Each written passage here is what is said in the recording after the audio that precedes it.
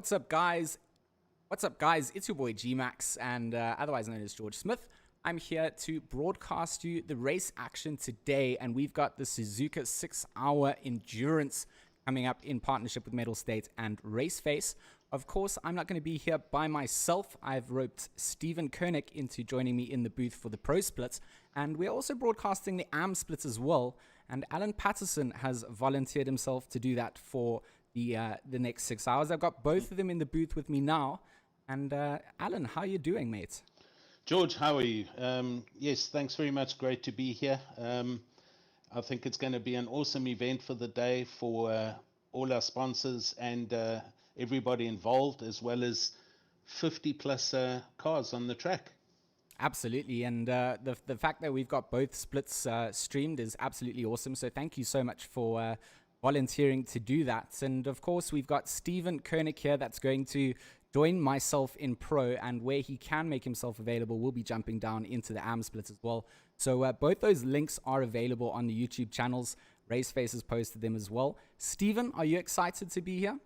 I am so super excited. This 6-hour event has been a massive thing in the whole of SA sim racing community, and to have our sponsors on Mettlestate, ASUS, Republic of Gamers, and being part of RaceFace, I can tell you I might not be in the seat, but it sure as heck I've got goosebumps on me that makes me feel like I'm there. I'm so excited for this. And we've also got a couple of special guests on the circuit as well, so we got to remember that. So this is just turning into such an awesome, massive event. Absolutely. So, Alan, we are going to leave you down to go and do your qualifying for your Pro or your AM splits. We've got Pro splits in quali at the moment, so we're going to jump over to that action. Best of luck to yourself and to all the AM guys. And thanks, everybody, for joining us, Alan. Absolutely legend. Cool. Thanks, George. See you later. Have a good stream, and yeah, enjoy the race. See you, Alan. Cheers, bud. All right, this is going to be a awesome event, and I've got to say, Sherrod already out the box for his team, getting into that top spot, doing a 158.9. Now, George, with a 6-hour event like this, what do you think is going to be the main thing to keep an eye out for these sim races? I mean, obviously, it's going to all come down to consistency throughout the duration of the race. These guys have to make sure that they're putting in those... sorry, Steven, I need to just sort out my voice comms for you. Second, we got McCall racing for his team, and Zar Essa in third place, fighting for his team, and very close times, especially for the qualifying session. So this is going to be a rather interesting race, I think. And, Steven, I just to cut you off there. Sorry, I was pushed to talk for you in Discord, and I've now just sorted that out, so you can hear me loud and clear. So yeah, obviously consistency for these guys is going to be key. We're looking at them all out on track at the moment. They've got 20 minutes to set a qualifying lap to then set themselves up on the grid for the next 6 hours. So these guys are obviously all trying to be. We don't quite have. Let me try and get the audio volume in on our stream. There we go. So we got the car audio coming through, hopefully, making sure that you guys can hear the cars on track. If you can't hear our casters, Steven, you're going to have to give me a little voice check as well. Testing 1 2 3 4 5, and big thank you to everyone that is joining us in the chat. Nice to see a couple of the teams joining up with us, and 20 minutes to go in the qualifying session. 6-hour race. I mean, in a normal scene where you're inside the car, it wears you down, but the sim racing, the amount of focus that's needed is going to be absolutely mental for these teams. What's your thoughts on it? I think, Steven, it's Suzuka is a tough track, and I think most of these guys have only ever done sort of sprint races here, and coming through into this sort of an endurance level where not only are you're like driving for yourself, but you're driving with other people, you're sharing a car.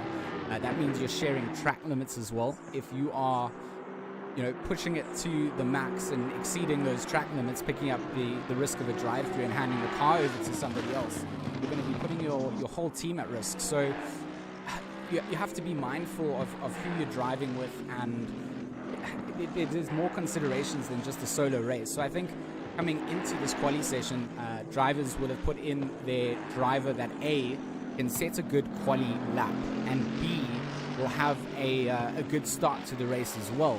Hopefully, that's the sort of racing that we're going to see here. We don't want to see something unclean and messy, you know what I mean? No, definitely. And I mean, such a massive event like this. I know the drivers were super excited. The teams have been super excited. Everyone that I've chatted to. And I mean, broadcasting out on not, you know, with the pros, which we're currently viewing now. We've also got the AMP, and we're also casting out to Mettlestate on Twitch.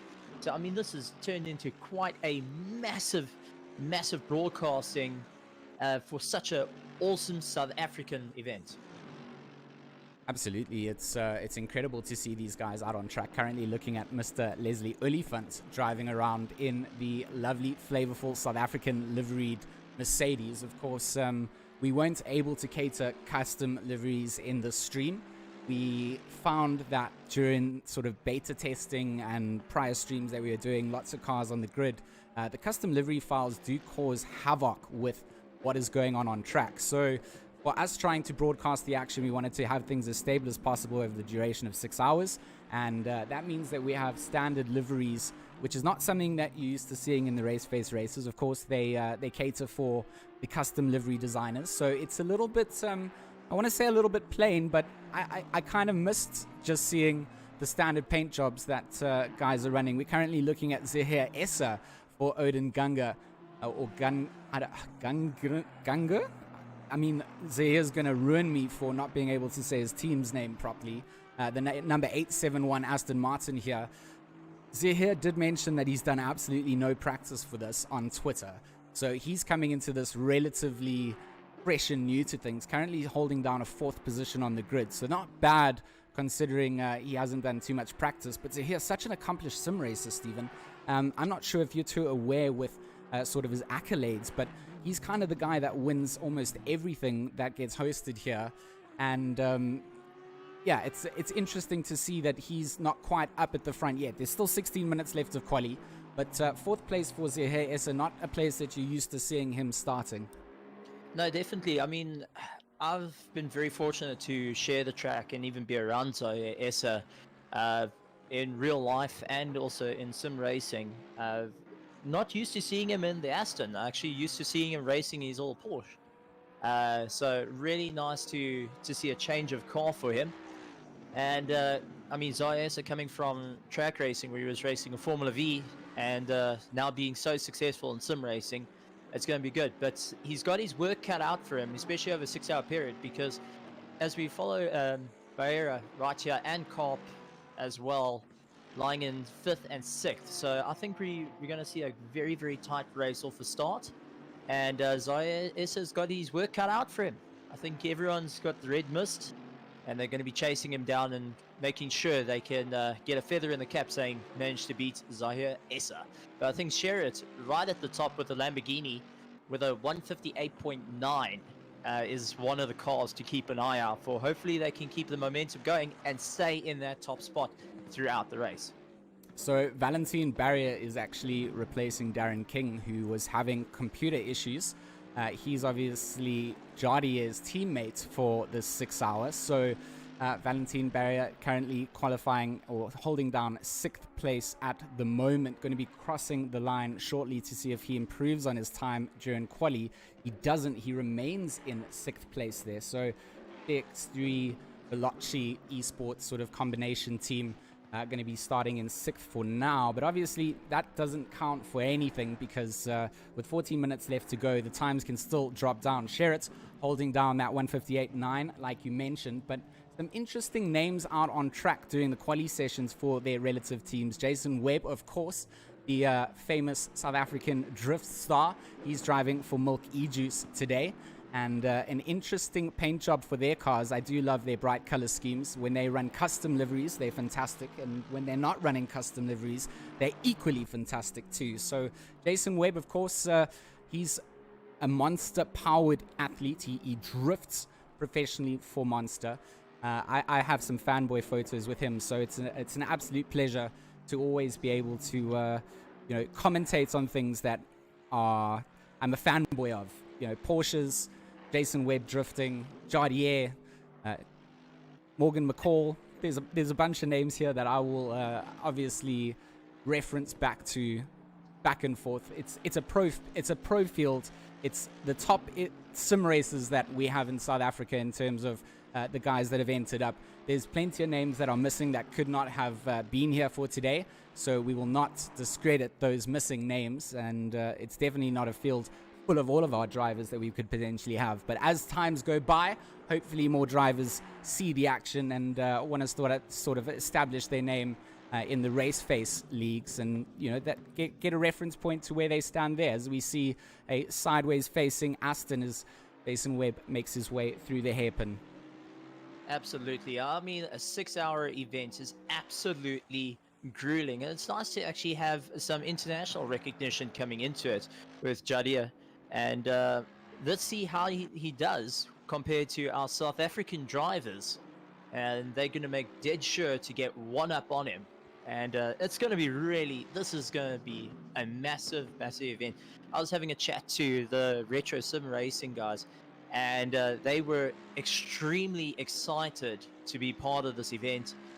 They've been doing endurance racing and iRacing, and now they're absolutely loving it that in ACC they've got such a massive race like this, and the amount of time and effort that's gone into it, and being the only car that is a Honda in the pro field is also made them have a little bit of feather in the cap and wanting to get one up on the rest of the grid. Absolutely. So 12 minutes of racing or qualifying remain. Let's have a little run through of our grid and the cars that we will see being piloted around. Of course, Jordan Sherritt holding down pole position at the moment for White Rabbit Gaming in the 666 Lamborghini. Morgan McCall for ATK Racing is driving in that AMG. He's currently in the pits at the moment. Zahir Essa for Odin Ganga. I've probably got some pop culture reference that I just have missed out on my childhood and just can't get. So the number 871 of Zahir Essa in the Aston Martin. Leslie Oliphant is qualifying around, obviously, in that South African flavored AMG. Jason Webb in the Milk E-Juice AMG. There's a lot of AMGs. You'll hear us say this a lot as we go through this field. Dian Cap is in what I believe to be the only BMW out in the field. So the MNR, Monday Night Racing, Kai K combination team coming out strong. I believe they refer to themselves as the Kraken. That's the stream safe word that I can actually say for you guys. But they're an upset team. I'm keen to see what these guys have to offer. A very casual team, but with two very quick drivers. Valentin Barrio, of course, Jardier's teammate for the X3 Veloci.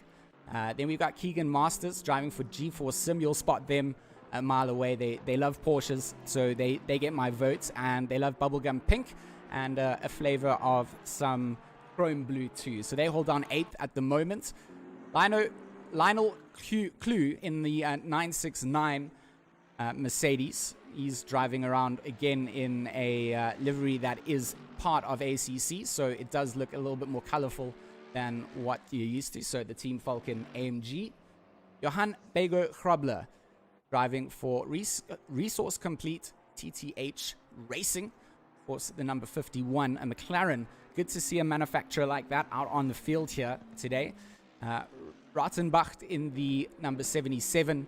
He is again driving in what I feel like is the flavor of the day, the Mercedes. Bernard Peters, the number 47, easygoing Aston Martin.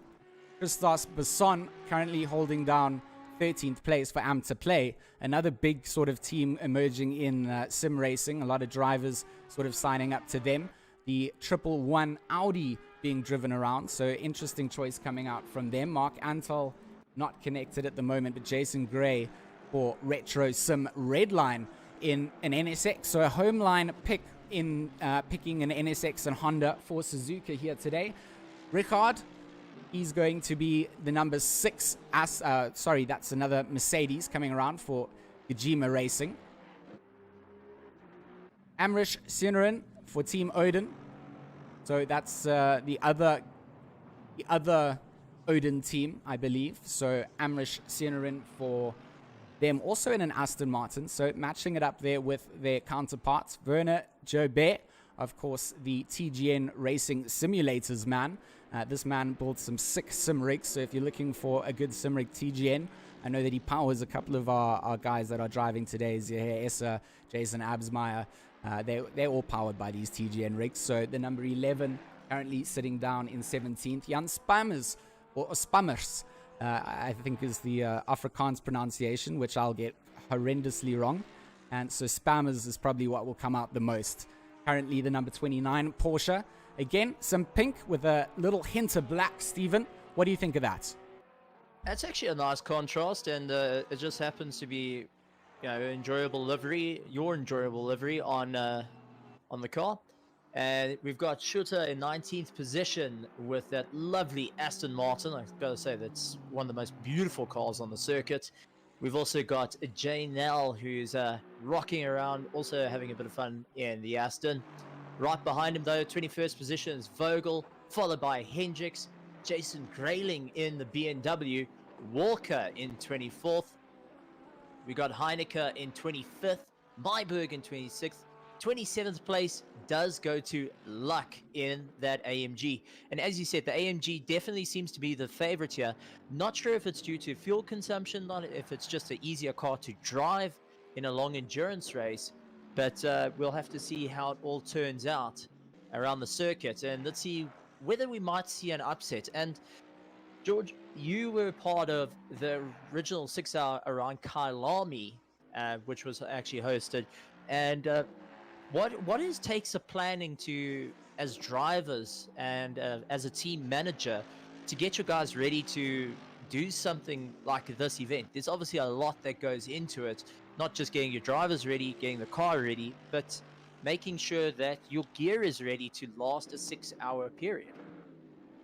I think a lot goes into it for sure. Most of the teams and drivers have been putting in laps and laps of effort, practicing their driver swaps, finding a setup that works for everybody, because that's one of the bigger things, is that your setup sides are shared and everybody has sort of a slightly different driving style generally, or they're driving on different equipment, so they're used to different settings on their own end. So there's a lot that I believe goes into the line for these guys that are trying to put something together like this. It takes a lot. You have to rely on stable internet connectivity and all kinds of things like that. So to survive and make it to the end of a 6-hour is something that is a feat in itself, and coming across the line as a winner, I think is a feeling that people can't really explain to anyone. I believe that winning in real life in a real car is probably something completely different, but in sim racing, that same sort of feeling is there, and there's prize money on the line here for the winning team. So it's a little bit bigger than just a regular race on a Wednesday night, for example. It's a little bit cooler because we are broadcasting it to obviously Twitch and to YouTube. We've got Mettlestate involved with RaceFace. The Republic of Gamers have come on board. Obviously ASUS reaching out and jumping in, of course, to sponsor the event and make sure that there is some prize money available for the teams. I think that's a massive change and step in the right direction for sim racing to go in, is to have something on the line for these guys to drive with. Absolutely. And I've got to say, all the drivers have come to the party, and I was spending a bit of time in drivers briefing and just listening to the guys. You can feel the tensions there of wanting to get to the top, wanting to be better than the rest. And you can see it with the battle between McCall and Sherrod's teams as they were battling to get that first place spot. But as we know, the race isn't won in the first corner, and you've got to survive the 6 hours. And I haven't been fortunate enough to win a sim race at all. But the feeling you must get is exactly the same as climbing out of a real car, because it's the feat of getting one up on the other drivers and having to really, really work for it. And that's what I think is going to be as something to keep an eye out for. But you can see Zar Essa is really doing everything he can, but I think that lack of seat time is showing. 1.020 seconds off the pace, lying in third place. So I'm sure he's starting to feel it a little bit there.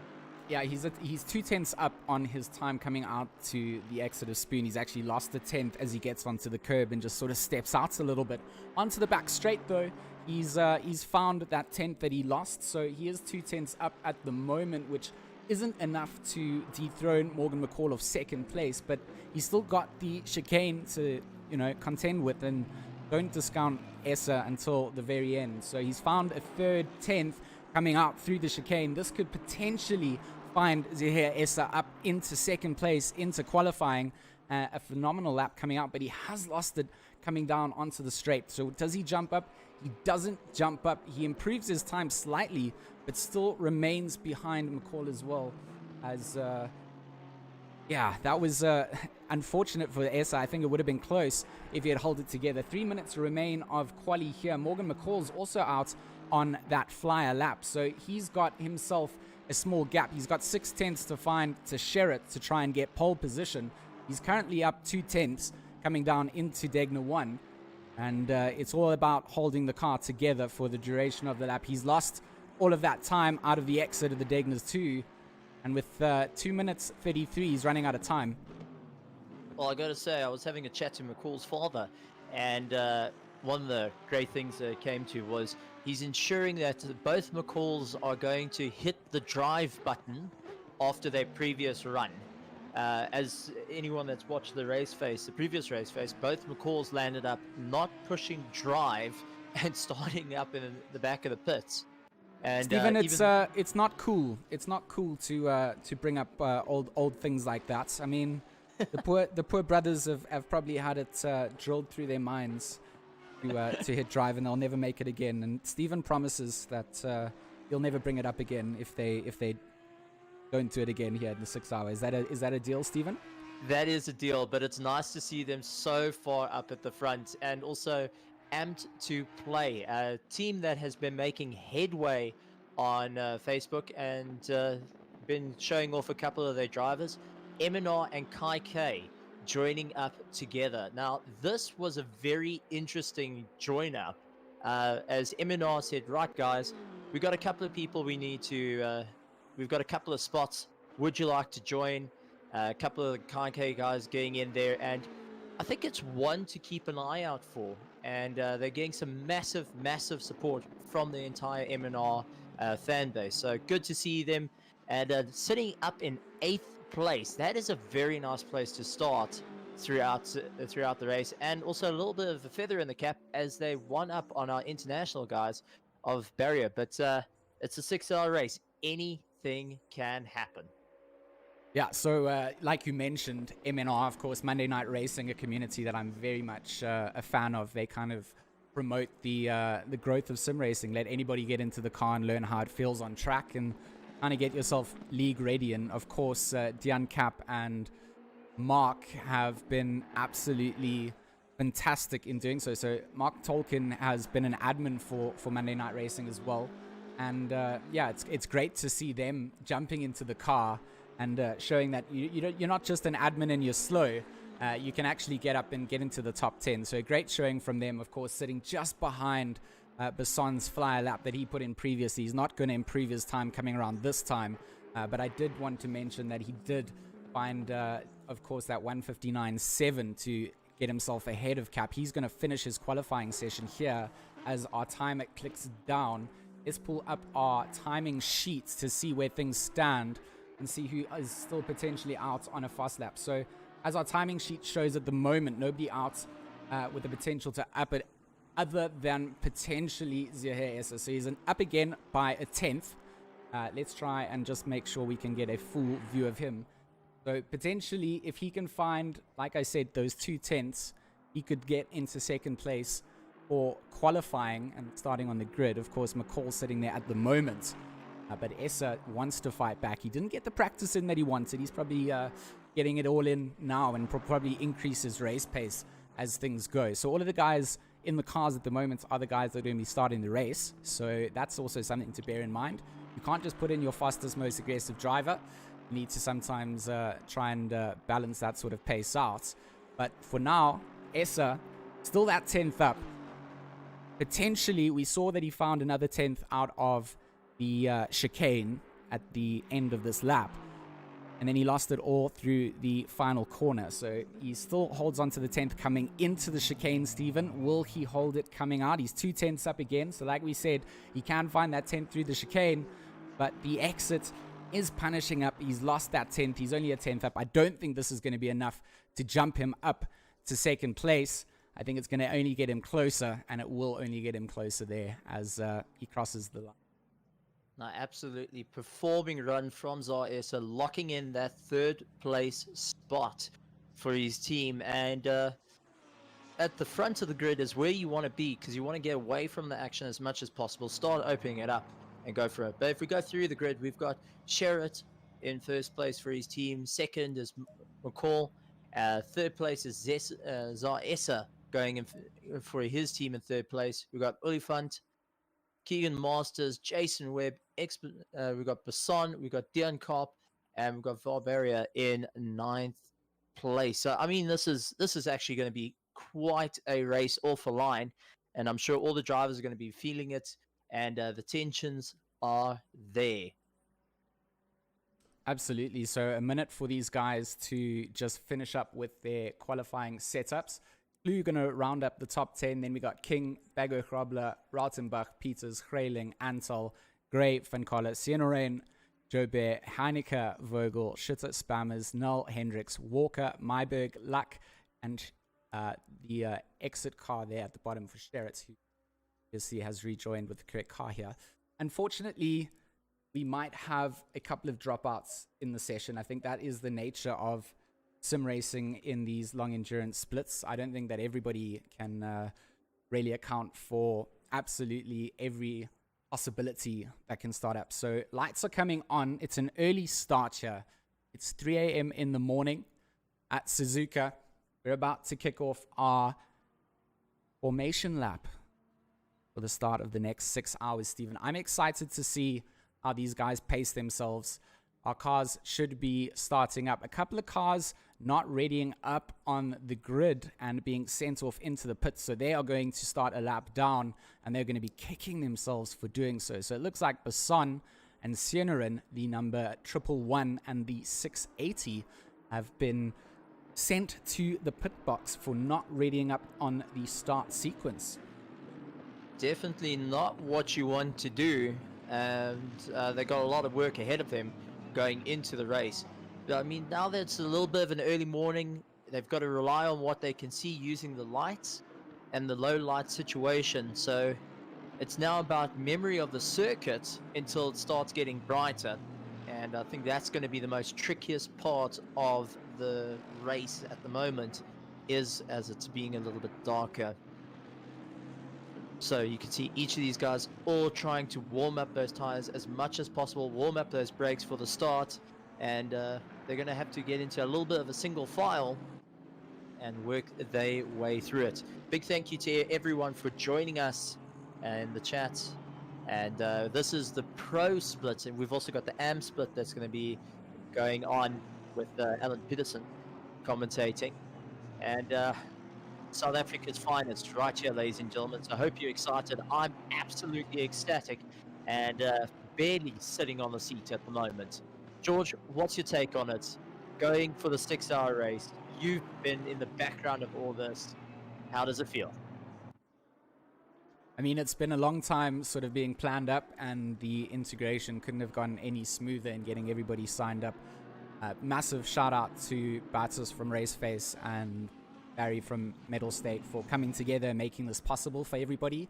I'm absolutely excited to see what we got here. I am honored to be in the box, obviously, for the Pro Splits. A massive shout out to Alan Patterson for casting our AM split. So if you guys want to go over and give the AM channel some love as well, please go and do so. Stephen will be jumping in with Alan where he can to help alleviate some of the stress of solo casting. and we've got some cool driver interviews and sort of things planned up. Drivers are sort of urged to jump in for some interviews after their stints and things. So hopefully we'll be able to hear from the drivers themselves what it's like as we come towards the back end of Spoon. Our drivers are lining up single file at the moment. Soon they will be going side by side to line up in double file to start our rolling GT3 start. Going to be absolutely insane. The Republico Gamers 6 hour Suzuka Endurance, brought to you by Mettlestate and RaceFace, is about to commence. We see tire warmth being scrubbed into the tires at any available opportunity by these guys. It is going to be cold. We see that the track is currently sitting at 13 degrees. We've got absolutely no wind out, so they don't have to worry about the wind factor during this race for now. But 13 degrees on track, that means the tires are going to be cold, and it's going to take a while for them to get up. And of course, let's not forget the brakes. The brakes also need to come up to temperature. So hopefully all the drivers here are going to take it easy on the opening lap and make sure they give themselves that good shot to get to the end of the line after 6 hours. Side by side, they begin to line up now. Just the chicane to go, and we are about to go racing here. For the next 6 hours, we're going to see what develops. Drivers are sharing cars. We've got teams of 2, teams of 3. They've all got limited stints that they need to drive with. So right now, Morgan McCall takes up second place alongside Jordan Sherritt at the front of the grid. Then we've got Zahir Essa and Leslie Oliphant on the second row. Keegan Masters and Jason Webb on the third row. Dion Cap and Clue on the fourth row. It is going to be a phenomenal start. The lights are waiting for us to go green. We're about to go racing for the first time here for a 6-hour event. 6 hours of Suzuka. The greens are go here today, and a good start looking like coming out from Sherritt. McCall immediately having to tuck behind. McCall looking to get himself a good opening start here. Zahir Essa, he's also not had a bad start to begin with, but it looks like side by side we'll have Oliphant and Masters going, as it looks like Webb actually going to go side by side as well. Going through the snake, Masters and Webb side by side. Essa going to enter into the mass of cars doing the same thing, but Webb and Essa giving each other some space to go side by side and keep it nice and tidy through the Dunlop curve too. They still remain side by side, Stephen, coming up to the Degners. Absolutely not giving an inch. Zahir Essa dropping back a little bit, and Cobb immediately straight onto the back of him, trying to also move up. But gotta say, absolutely phenomenal from the drivers, each pushing it. We're managing to pull ahead. Take a look at Sherritt and McCall still be giving a bit of a fight, and you could swear they are racing it like a sprint race currently, as they are battling to try and take that top spot. Sherritt managing to pull a bit of a gap. Oliphant falling a little bit back. Masters trying to get into the toe of Oliphant, and Webb just trying to keep it clean and get into that toe. Beautiful South African livery on Oliphant's car, and he's just hoping that the front two might make a mistake. Carp really battling it out, trying to go after Essa, and he tried capitalizing on it, but unfortunately wasn't able to. Clue right behind him though, in the toe, so Clue's looking to try and get into a slipstream and slingshot past. But one heck of a way to start the 6 hour of Suzuka, powered by RaceFace, Mettlestate, and ASUS Republic of Gamers. This is going to be a fantastic race.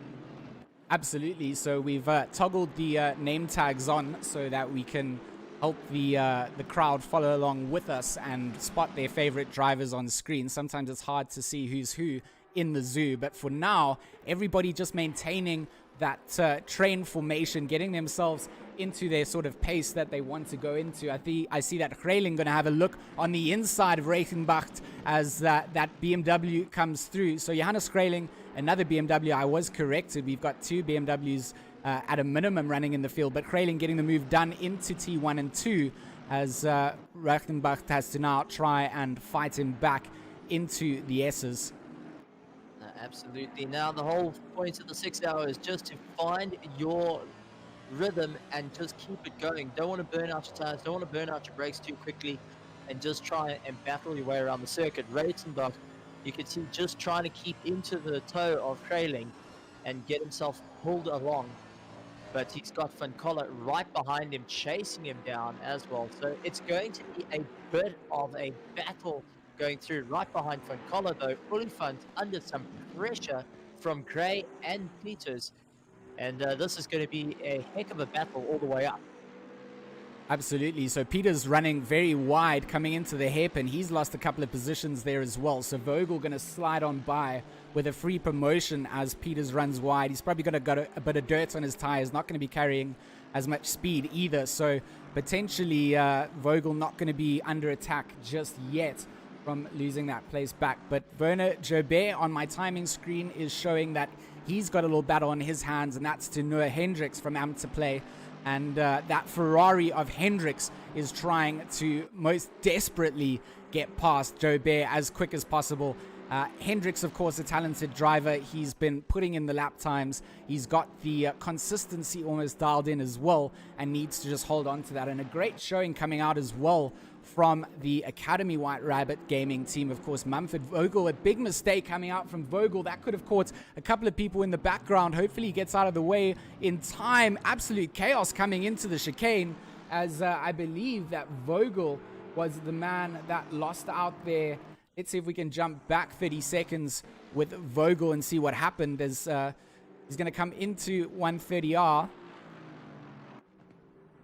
I'm not quite sure. Oh, he made contact with McCall. McCall's off the track. Gray's off the track. So somehow Vogel made contact. Schutter came in. Spammers got tagged in as well. So absolutely chaotic coming down. Vogel looks like he is out of the race. He's jumped back to the pit stop. Or back to the pit box. Gordon Sherritt then is allowed a little bit of freedom out on track. He does not have McCall on his backside, as I'm not quite sure what the incident occurred there. We don't have too much insight yet until maybe someone in one of our streams can let us know what happened. But Keegan Masters and Jason Webb are literally next in line to sort of decide who holds down second and who accepts that small little third place champagne bottle. No, that's definite. But it looks like McCall made a mistake because Gray was right at the back with the Honda, but definitely not what they wanted to have. Unfortunately, Vogel being collateral damage and became a pinball machine all the way through. Masters trying to run away from Webb, but you could see that he has got his work cut out for him. Webb in the slipstream, getting pulled along. Here comes the AMG, tries to take a big look on the inside. Unfortunately, not able to hold it, but these two are duking it out properly. Both machines are going to be something interesting. I'm sure the teams are like, okay, guys, take it easy. We need to get to the end. The guys just had an accident, and we don't want to be part of it. But Masters trying to defend that second place, but Sherritt is absolutely pulling away. Essa, just being mindful of the battle ahead of him, has given them a bit of space, which is a very, very smart move. Let the battle happen, try not get caught out. Olifants off the circuit, though, and just allowing the guys to get by. Yeah, so let's see if we can see what happened with Leslie Olifant there. He's coming out of the pits at the moment. So it looks like a lot of damage being picked up by that controversy that was caused. So drivers being out on track, being an incident, not holding brakes, rolling across lines, those are all things that you wouldn't expect to see in your pro split. So okay, Olifant was just exiting the pits. He didn't see Essa coming down and just sort of ducked off to make space. So he wasn't off the circuit for anything else. He has gone into the pits though, and that's going to be a big setback, because it doesn't look like that was an intentional switchover at this point in the race. Up at the front, Keegan Masters, he's still being pressured pretty heavily by Jason Webb. Bernard King is also showing on our split screens as having a slight battle, and that will be from Johan Bego Hrabler in that McLaren, of course.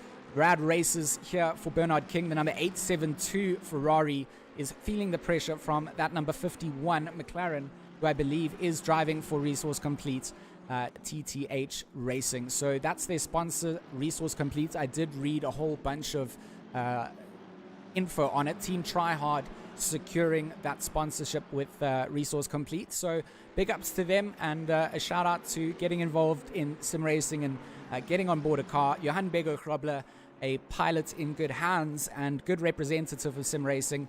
And right now, he's definitely got himself a battle on his hands. He has the pressure from Grayling in that BMW from behind. Coming down into the chicane, you can see the BMW later on the brakes. Grayling definitely trying to rope Grobler in.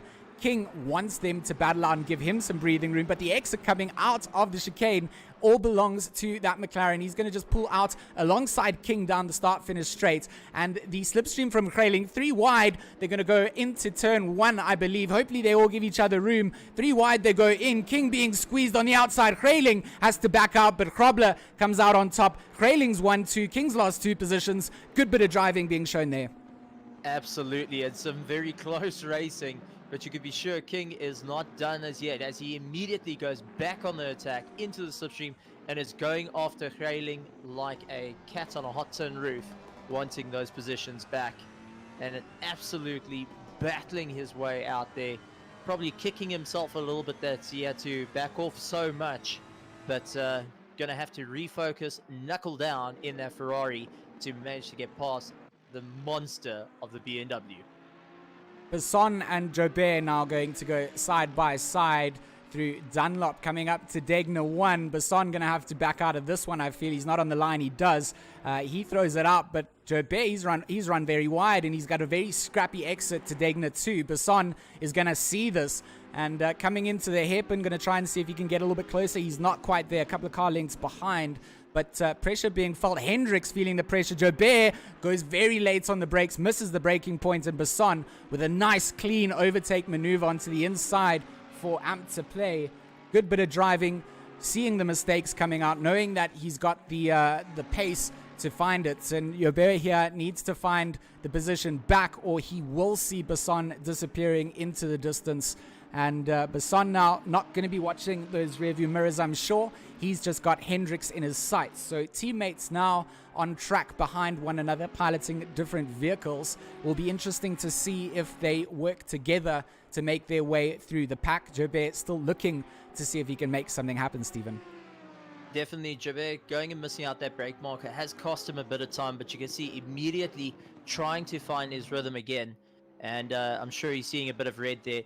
But if we go to Sean Mumford and Gray, Jason Gray duking it out there, that little Honda is chasing down the Mercedes, looking for any way to get past. But the White Rabbit Gaming Academy has been doing lots and lots of work your side, as unfortunately Mumford goes and loses the back end a little bit, manages to catch it. Jason Gray capitalizing on it, gets lining up side by side in the Honda, and really trying to battle his way right down to the final corner. Side by side, actually going into T1. Let's see if he'll be able to hold it. Mumford, unfortunately, losing a bit of time there. Gray moving up a position and now looking to go and charge back. Myberg moving out the way. Very, very nice driving there. And got to say, it's very nice to see drivers moving out the way, saying, I'm not involved in your battle. You guys go. I'll catch up. Lovely to see that. But White Rabbit Gaming Academy, I think it's something we need to actually just follow up on. What is it? We know of White Rabbit Gaming as a team, but the academy, how does that all work out? So, full disclosure, obviously, I am sort of the forefront of starting up the White Rabbit Gaming sim team. I kind of got on board as a driver initially, and then formed up a little team and got some drivers on board. And at the same time, we had a brilliant PlayerUnknown's team, PUBG. I'm sure you've heard of that. And these guys were equally interested in motorsports. They wanted to give it a go. They literally dived in and started throwing lap times together. Huge improvements. And so the White Rabbit Gaming Academy was born. So these guys don't main sim racing. They're professionals in other esports and highly talented in those, but coming out and trying something new and showing guys on track, they're the kind of guys that have been in AM for a long time, and to have them in the pro splits is just it's movers and shakers for what I was expecting out of the academy team. So good work from them. There will be positions that they drop out and mistakes that will be made. They are, of course, the academy team. And it's all about learning from that sort of step forward. So jumping onto some more action on track, Hendricks has got Basson and Spammers in his rearview mirror, and very rightly so. Basson is obviously caught all the way up to his teammates, and Spammers is not on track for position, I'll have you note. So he has been lapped by these two guys. Jobert has dropped off quite heavily. We saw him obviously on the back end of Basson almost 2 laps ago, but Basson here is pushing his teammate Hendricks to his limits, and in the next couple of laps I'm sure we'll see them getting even closer together. They've got to work together and try and slipstream each other if they want to pull away from the pack and climb up through the ranks. Sherrod going and having a ton of fun in his Lambo as he just keeps pulling away from Jason Webb, and that's exactly what he wants. But he's now going to have to work through some back markers as he's catching up to Van Coller, and that's going to be incredibly difficult. Sherrod in first place, Webb in second, followed by Masters, Essa, Clue, Karp, and 7th place going to Bajo Krobler, trailing in 8th place, King in 9th, and Peters in 10th place. So lovely to see the guys all going and having a huge amount of fun, and only in the first couple of minutes we've seen some exciting action and a massive turn at the front of the field.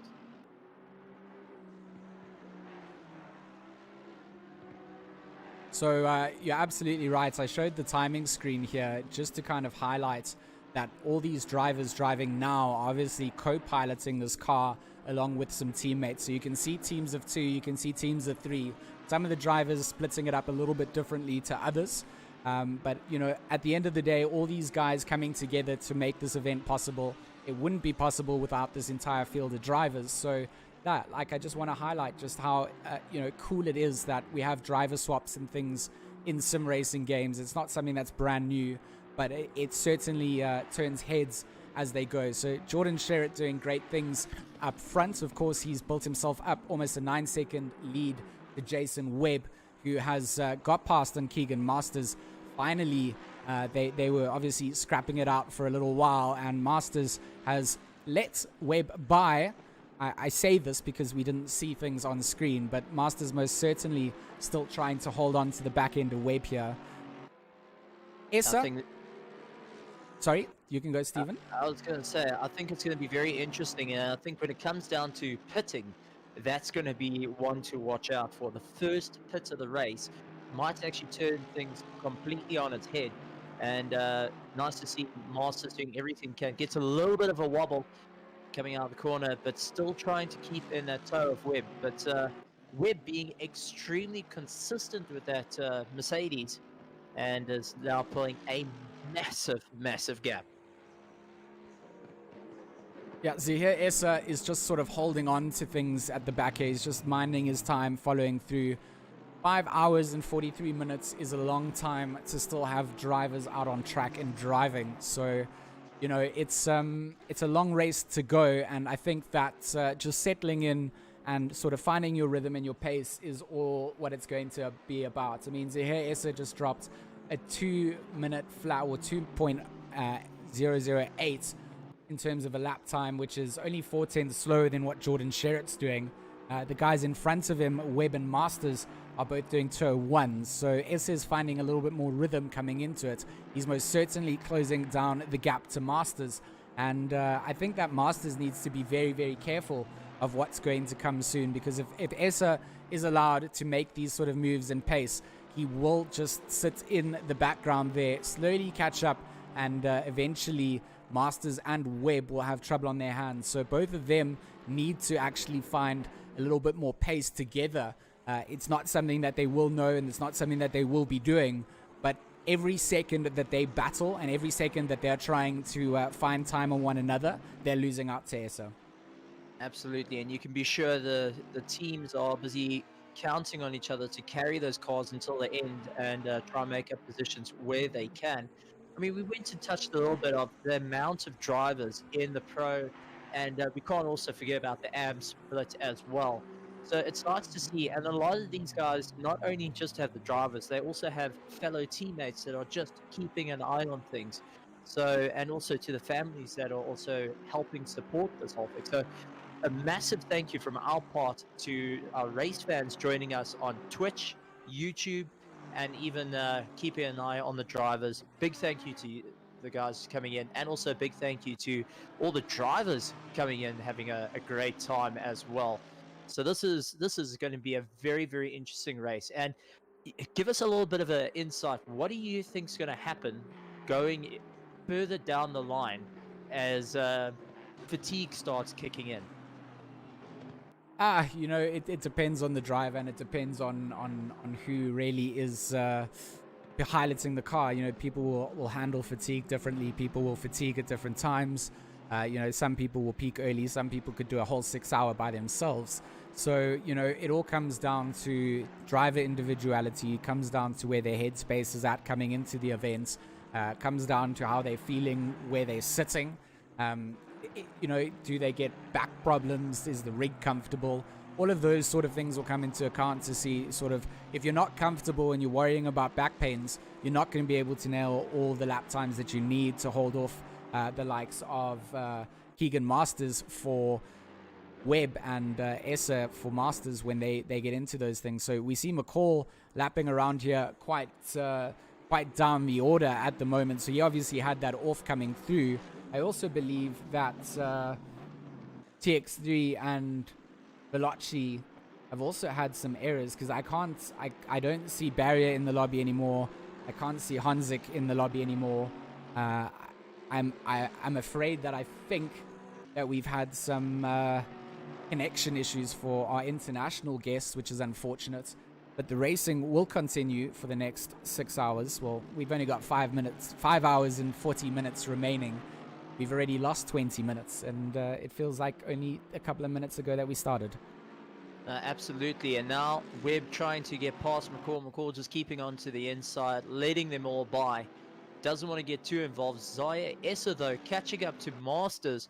You went and warned about Zaya Essa just waiting to pounce, and now he is putting some serious pressure on Masters, battling his way around the circuit. But you can see Masters every so often loses the tail end of the Porsche, managing to catch it, but every time he does it, loses some ground on Webb and has Zaya Essa breathing down the back of his neck the whole way around. Zaya just keeping in the toe, looking to maybe look on the inside, going into T1, decides rather to hold back, and will work his way around the corners. Yeah, he doesn't have to do anything too soon. He doesn't have to put a nose in where he doesn't have to. I think that putting the pressure onto Masters will be enough, and I think that is exactly what he is trying to do at all times. So at the moment, Essa just minding his time.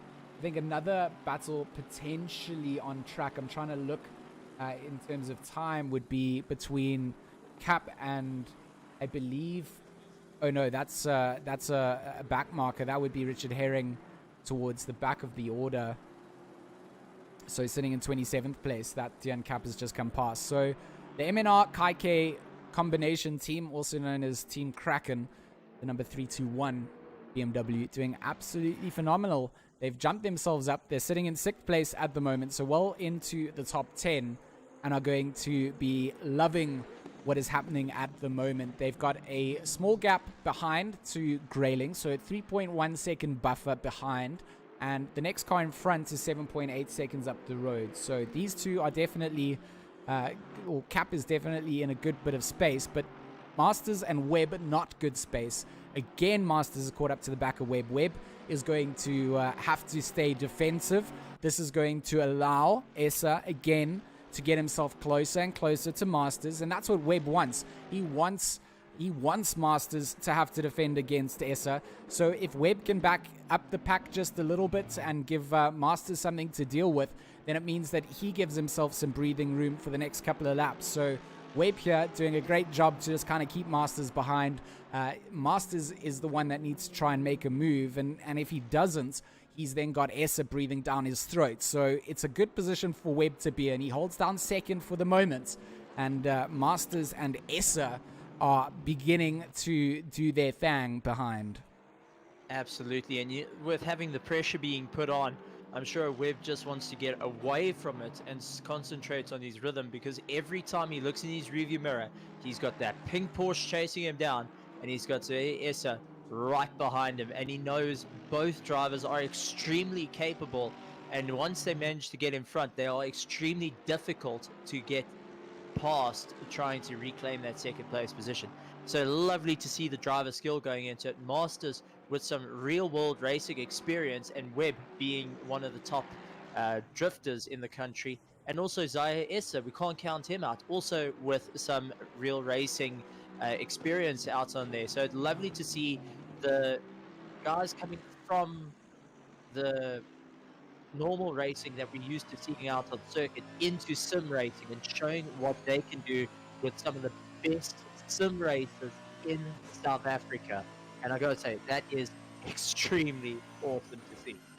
I mean, I think it goes a long way in saying that some of the guys that came into sim racing around the buzz kind of came into it because there was nothing else to do. And as soon as the opportunity to go and do something else was there, they would leave it and discard it. Some of the other people have really kind of found a love and a joy from it, and we see them signing up to event after event, and that just, it makes the heart smile, because, it just goes to show that there is the same level of enjoyment that other guys get out of it, having the experience inside a car.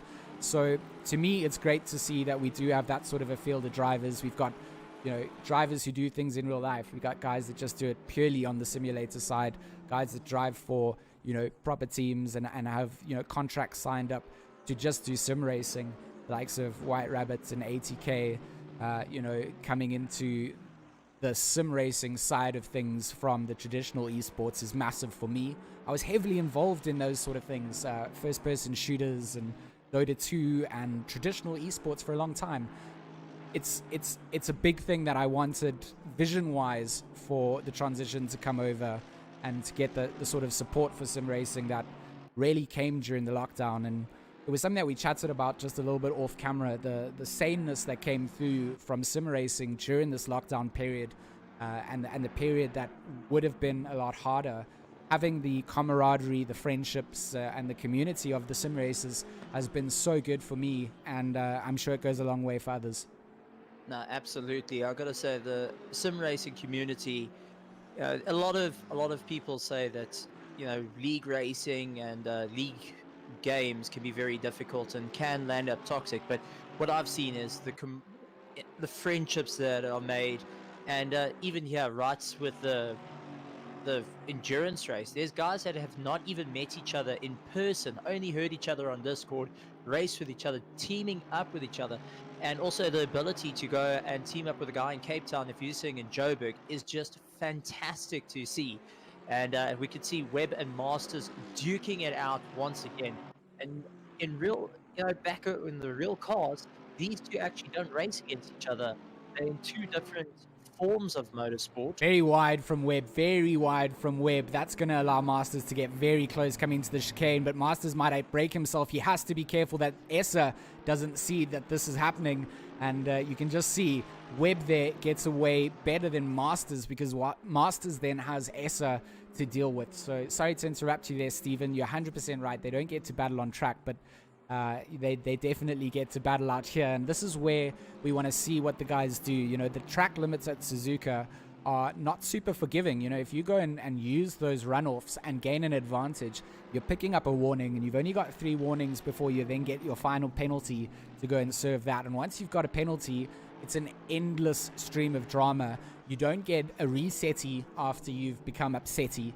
You literally have to go and do the drive through every time you exceed the track limits after that. So 6 hours sharing the car with other drivers, you have to keep it between the lines, and you have to keep those warnings to a minimum to really affect your race later on. That's all critical at this stage. Absolutely, and it's nice to see that Webb's still managing to keep Masters at bay, but he is keeping a big look on his rearview mirror.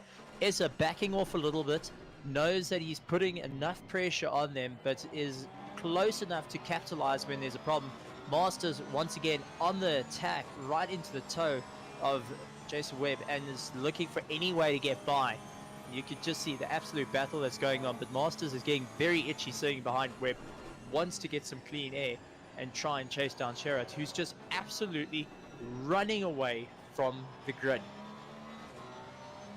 Yeah, Jordan Sherritt is an absolute bomb when it comes to sim racing times. He's really shown that he has the time and effort to put things into uh, the effort into getting a setup working and find real comfort in it. But yeah, the battle between Webb and Masters is most certainly helping him out. He doesn't have to worry about defending against these two, and it's only benefiting Essa really, as well as benefiting Sherritt, because he gets further away as these two can't really work together to work, down the line. So it's a good bit of fighting. I want to try and see if we've got anything close on track at the moment. Peters and Basson ultra close side by side through 130. Peters just gonna yeet the inside line. Basson gonna run quite wide afterwards, and Herring is trying to just unlap himself from the chaos in front, but Peters gonna outbrake himself. He goes through the chicane. He has to be careful not to pick up a penalty for driving on through. Basson though is going to carry on the chase down. Peters obviously not getting a instant drive through, so he might have got a track warning, or he really lifted up quite heavily, but definitely got himself an extra free couple of car lengths coming out onto the defense of Basson. Would have maybe seen another driver or someone else maybe give a position back there, but you're kind of governed by the game. So if you guys are wondering sort of why he just carried on driving through, he would have been given a track warning limit, which would have gone against his car. So that's sort of what he's done, and he's governed it against that. So Peters and Basson will continue to slay it out. So I think that we potentially have Senerin and Van Kalla also battling out in 23rd and 24th. So down the order, we still see some fights coming out, the 680 and the number 6. Van Kalla going to try and stick it down on the inside. We're going to go over to the helicam to try and see this action unfold. Senerin has a rear view mirror full of Mercedes. Side by side down the back stretch they will go, coming into 130 inside line for the Mercedes. Senerin has been passed almost a car length up, but going to try and just hold it a little bit tighter through and carry some more speed. He's done well to hold on, but the braking coming out from the Mercedes definitely superior, and a solid move coming out from Van Kalla to secure that 23rd place.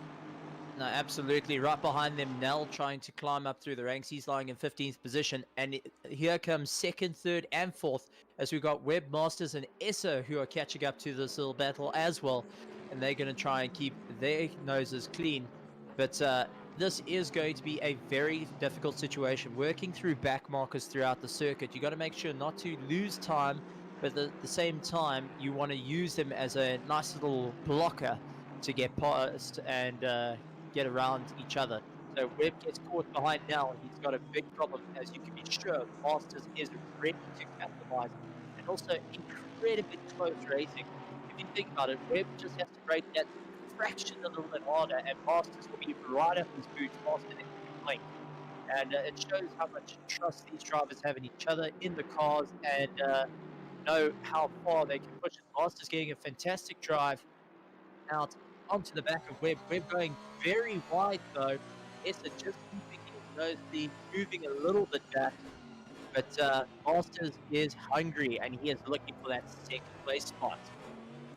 Absolutely phenomenal driving coming out from Webb and Masters. You touched on it before, but the amounts of trust and faith that you have to put into another driver to make this sort of racing possible is just so incomprehensible unless you're doing it. So you're pushing to the limits. You're literally expecting the guy to brake where he brakes every single time. You're expecting him to brake where your pro split is braking in terms of time-wise. So all of those kind of things go into play. And if you're following right behind and someone makes a massive mistake, it just becomes such a problem. Absolutely. And the one thing we got to touch on there, because if you go and take a look on the headcam and you take a look just through the corners, the amount of marbles that have been put down, and honestly, if you touch any of those, it's like driving on absolute ice, and you could be very sure that you'll land up in a wall faster than you can blink your eyes. So the drivers are going to be very mindful of that while they're racing around, and especially once they're going past back markers, because you don't want to be caught out on that. You'll lose time. There's a possibility of losing the car, and also pushing the back marker onto that as well. It can be quite detrimental to you, because if the back marker loses it, takes you out of the race, that's also quite a headache going through it. It's again that respect, and it comes in from wherever you are in the field. If you are getting blue flags waved, and it's all about head on your shoulders sort of racing, you need to make sure that you're well aware of where you are relative to other cars on the track. And even though you're having a battle down in sort of 13th, 14th, if the cars behind you are first and second having a battle, you need to be aware and be mindful that they need to get past you. And if you're slowing them down, you need to move out of the way. If you're having a battle and you're not impacting them, then that's okay. But if they're catching up to you, then they're generally faster. And, under the blue flags, you need to make some space where you can for them to get by. So Webb here is going to be catching up to the back of Senarin, of course, one of the back markers here. And Senarin will be wanting to get out of the way as soon as he can, but also not impact his drive. So he's going to stay to the right-hand line. He's going to allow everybody to move past on the inside. So you can see he didn't want to capture or lose out on his time. So he's going to let his co-teammate through, which is Essa. They're driving different cars, but from the same sort of organization, just different split teams. Webb does get a little bit of a benefit from that back marker situation as well, because Masters has dropped off a couple of car lengths, and Essa is still just hanging on to the back here. He's going to actually pull out alongside. This could be where the move is made, but Essa not quite there. He's going to have a great braking point coming into the chicane. He's carrying a lot of speed coming out, but he's also mindful that he is the car behind, and Masters coming out slower means that he has to lift up a little bit and make some space for him to get by. So good old move from Essa. Masters going to go super defensive coming down into T1. He's going to open it up for Essa to go on the outside, but the cutback potentially could be there for Essa. He's going to keep a nice tight line, but defense coming out from Masters just absolutely wonderful to see. He set up for the inside. He forced Essa to go out wide, and he managed to just hold him off in a place where it looked like that Aston just had a much better slip coming down the start-finish straight, Stephen. Absolutely, and you could see Essa going into the hairpin, also very late on the brakes, but can carry the drive out through the hairpin compared to Masters. So Masters is definitely feeling it. Essa getting a little bit tired of just seeing the pink Porsche and wants to have a crack at Webb as well. So he's really now on the attack. Senarin just keeping mindful of it, watching his teammate as he tries to keep it going. But Oliphant also trying to climb through. Clue lying in 5th place. Now starting to see Essa, Webb and Masters all together, and wants to try and see if he can catch on to the back of that train as fast as possible.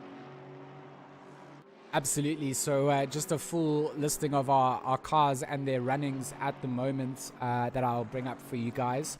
Bring up the timetables as well so you can see up to 24th place. At the moment, I do believe we have 25 or 26 cars still running.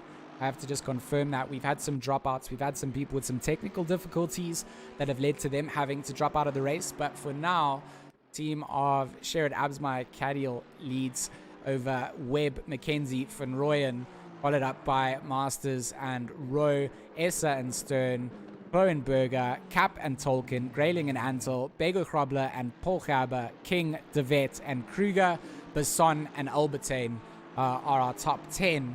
And I expect many more changes to come up through the duration of this race. We have only felt like we've only just begun, because we haven't even hit our first hour of racing, and we've already had some great on-track battles, and our top 3 drivers are still obviously racing right, or sorry, our 2nd, 3rd and 4th drivers are racing right up behind one another.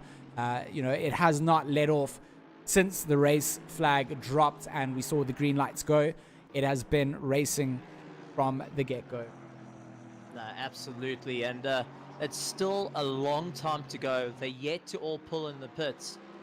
We've had a couple of drivers pulling into the pits just to do some car repairs, but we're going to have to see what happens. Bernard King also having a lot of fun chasing after Besson, and he's trying to make up as much ground as possible. Peter's right behind him though, putting some pressure on, using that Aston to try and carry as much momentum through the corners. Spummer's just keeping an eye on them. He's lying in 17th position, but hoping to use the tow from the faster guys to get pulled along up through the grid. But you can see King trying to carry the momentum through. He knows Peters is right there. Peters Now putting the pressure on, gets into the slipstream, trying to find where there's a little bit of a chink in the armor, and try to get past King as fast as possible as they go underneath the bridge, heading towards the hairpin. Yeah, so that bubblegum blue Porsche, that bubblegum blue Ferrari feeling the pressure of the darker sky blue Aston Martin. But of course, the hairpin is a place where if you have a great exit and someone else is compromised coming in, they will struggle. So Spammers is there trying to unlap himself from Peters, the pink Porsche that we see on the background or on the back end of Peters's Aston Martin is there trying to unlap himself. King is there for position, and Peters is trying to take that off him. This is the battle for 10th place, essentially. So King gatekeeping that. He wants to hold it down. Peters, from easygoing, the number 47, does not want to let it happen. No, absolutely. And Basson is just loving the battle behind him, as he could just put his eyes forward, concentrate on just keep on making a bit of a gap away from these two, because he knows that both Peters and King are very, very experienced sim racers, and they really know how to push each other and push other drivers. So nice to see M2Play really working out to try and get through. But take a look at Peters in the slipstream right there in the toe, doing a 202.9, which is incredibly quick around this circuit. And part of the pro guys, and whoa, King going and losing the back end there, managing to catch it, unfortunately going off the circuit and losing a lot of time. Peters moving up into 10th position and now has his eyes set on Basson. Spammers also just keeping his nose clean there and gets pulled through as well, unlapping himself around King. Which you can sure King and the team are kicking themselves a little bit and monitoring how much tire wear was that after having the back end step out on it. As we know, the Ferraris are incredibly twitchy on this game and require a lot of hard work. But if you could get them set up right and if you can keep it smooth, they are very, very dangerous cars around the circuit and in this sim. So for now, we obviously haven't really seen too many driver swaps. Don't really have too much to indicate when our drivers do swap. We'll obviously try our best to catch it when it does happen, and we'll see some guys going into the pits to do so, and they'll take over their shared car together. But for now, of course, it's all about just trying to keep your strategy at play. So if King and Peters were to fight it out for 10 laps going on, it might not benefit either of them. So in the long run, King having a little bit of a oversteering moment, catching it out of the second curve, coming back in, he might have lost the position to Peters, but it also means that he's got a lot of fresh air behind that he can kind of just settle himself into and just make sure that he can just follow through with his team's pit strategy that they want him to do. Make sure he looks after the tires, make sure they get the running life out that they need. Otherwise, you're going in, throwing fuel in, and having tires that you haven't quite utilized, or you've overutilized it. So it's all a balancing point in these endurance races. They've only been racing for the good part of sort of 42 minutes, and we still have 5 hours and 18 minutes to go. So plenty of driver swaps still to come through. Peters is currently got himself some fresh air. He's got Basson in front by almost 1.4 seconds. So it's a gap that potentially he could close down on. If you look at their lap times in their prior laps, Basson doing a 202.157 with Peters doing a 201.8. So in terms of pace, Peters keeps that up. He will catch up to the back of Basson. Let's go see our action in the front for second, third, and fourth. I mean, this is absolutely incredible to see that these guys are still holding down the pace. They've just passed the back marker of Van Kala. Webb here in view still holds on to second for Milk E-Juice. They will be absolutely thrilled with where they're sitting at the moment. And Webb, of course, doing a great job to start the stint here and get them a great run off the line. And definitely so, but Masters is keeping into the toe, and that's what makes it very, very difficult. Essa as well, just keeping an eye on them. So it's going to really come down at this rate of who can keep their cool. Masters looks for a way to get past Webb after Webb going a bit wide. But you can see Masters is very unsteady on the car. He's really trying to utilize and try find a gap to get by. And that unfortunately loses time, as Essa always gets onto the back of him and puts that little bit of pressure on. But I think it's going to be interesting if they keep up this pace. The pit stop is going to be one of the most tense ones they have. And you can be sure the drivers and the teams are busy working out the pit stop strategy literally on the fly.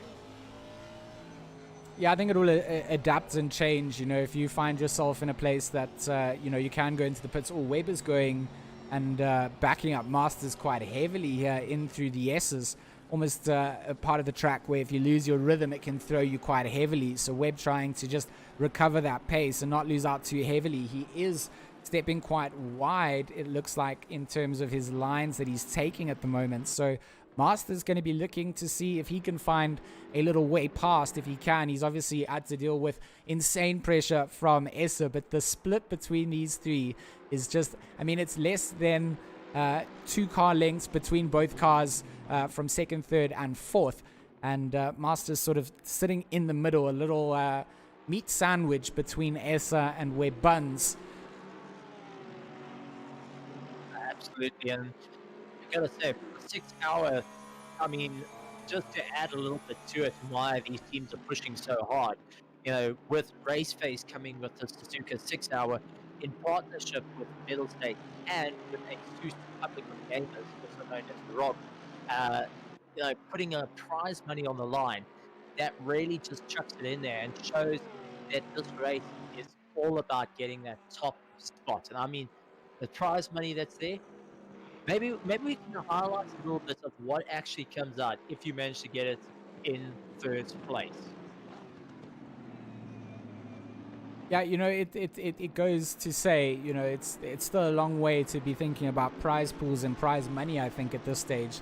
I think that, you know, the drive and the potential for things to go wrong is still there. Essa is going to be making way. Look at Clues got into the battle here. I mean, we didn't see this coming down, but it looks like Lionel Clue has definitely started to catch up to these guys. He's just been putting in lap times that are phenomenal as well. He did a 2:0.9, and Essa did a 2:02, being caught up with Jason Webb. Masters kind of just setting that benchmark at the 2:02s while they fight it out. So that's allowed 5th place Clue to get himself right into this, and that makes for even better things for us to watch. I mean, with this sort of time on the clock, it's not what you would expect up at the front. You'd sort of expect a little bit more spacing out between, but I mean, this is a battle on our hands for sure. Definitely, and Van Coller and Oliphant are just trying to keep their noses clean, but Clue just putting his nose in there and muscling his way through Essa, and now Essa is going to be sweating a little bit. He was just watching the battle between Webb and Masters. Now he has to keep an eye on his rearview mirror, as Clue is more than happy to put that Berg's nose right in there and try and push Essa as far wide as possible. So a nice battle, 2nd, 3rd, 4th, and 5th, all going for position, and it's an open cards game at this rate. And Clue really enjoying putting the time in there. You can see Masters still struggling with the back end of that Porsche to hold on to Webb. It seems like the Mercedes are quite firm around the circuit. They have no problem. The guys are really just battling out there. Yeah, Clue is really getting himself onto the back end. Look at this train of cars. Webb, Masters, Essa, Clue, all in the same lap and on the same fight for improving their positions. And it is a sight to see we see 2 identical manufacturers in Webb and Clue. Not teammates, though, but 2 AMGs up at the front in this battle. We've then got Masters and Essa trying to find their way past. It feels like Essa and Clue just have the raw lap pace to get sort of past these guys in front. I mean, looking at what they've been doing, I do believe that Webb and Masters are on their sort of lap times because of their battle going down on track. But I do believe that Clue has just got the pace. Absolutely, and it's one thing to keep an eye out for and really give it everything they can. And, you know, just taking a look at some of our chats, a couple of guys saying, gee, bet you wish you could be racing right now. And I bet you are wanting to join in this battle. I mean, who doesn't want to be in a battle for first, second, third, and fourth and fifth as they work their way around the corners? Yeah, you're not wrong with that, Camo. Cameron, it's 100% right. I would love to be driving, but at the same time, I love to broadcast and I love to bring the action to our viewers. It would be absolutely nothing without being able to see what these guys are doing. So I'm happy to sit back and observe some of the masters doing what they need to do in their racecraft. I mean, Webmasters, Essa, and Clue now are really starting to push each other, and this is great to see. There's respect being given on track. You can see these guys are getting into the zones where they can potentially put a nose in, but they're backing out safely and looking for a place to make the move. And Masters around the outside, Clue around the outside. It's going to be two potential moves coming through. Essa going to hold off Clue and Webb going to hold off Masters. And let's just get a little dive back replay of what happened here. So we'll follow on board with the top view of Jason Webb leading things out at the front. Masters obviously there just behind in the pink Porsche, and then we've got Zahir S's Aston Martin, and we've got Clue in his Mercedes. Look at this, coming down into the chicane on the brakes. They both try and go around the outside. Look at the defense coming in. So Webb defends, Essa defends, and giving each other respect as well to make sure that they can all get through. That's great bits of racing to capture and awesome to view as a spectator and broadcaster.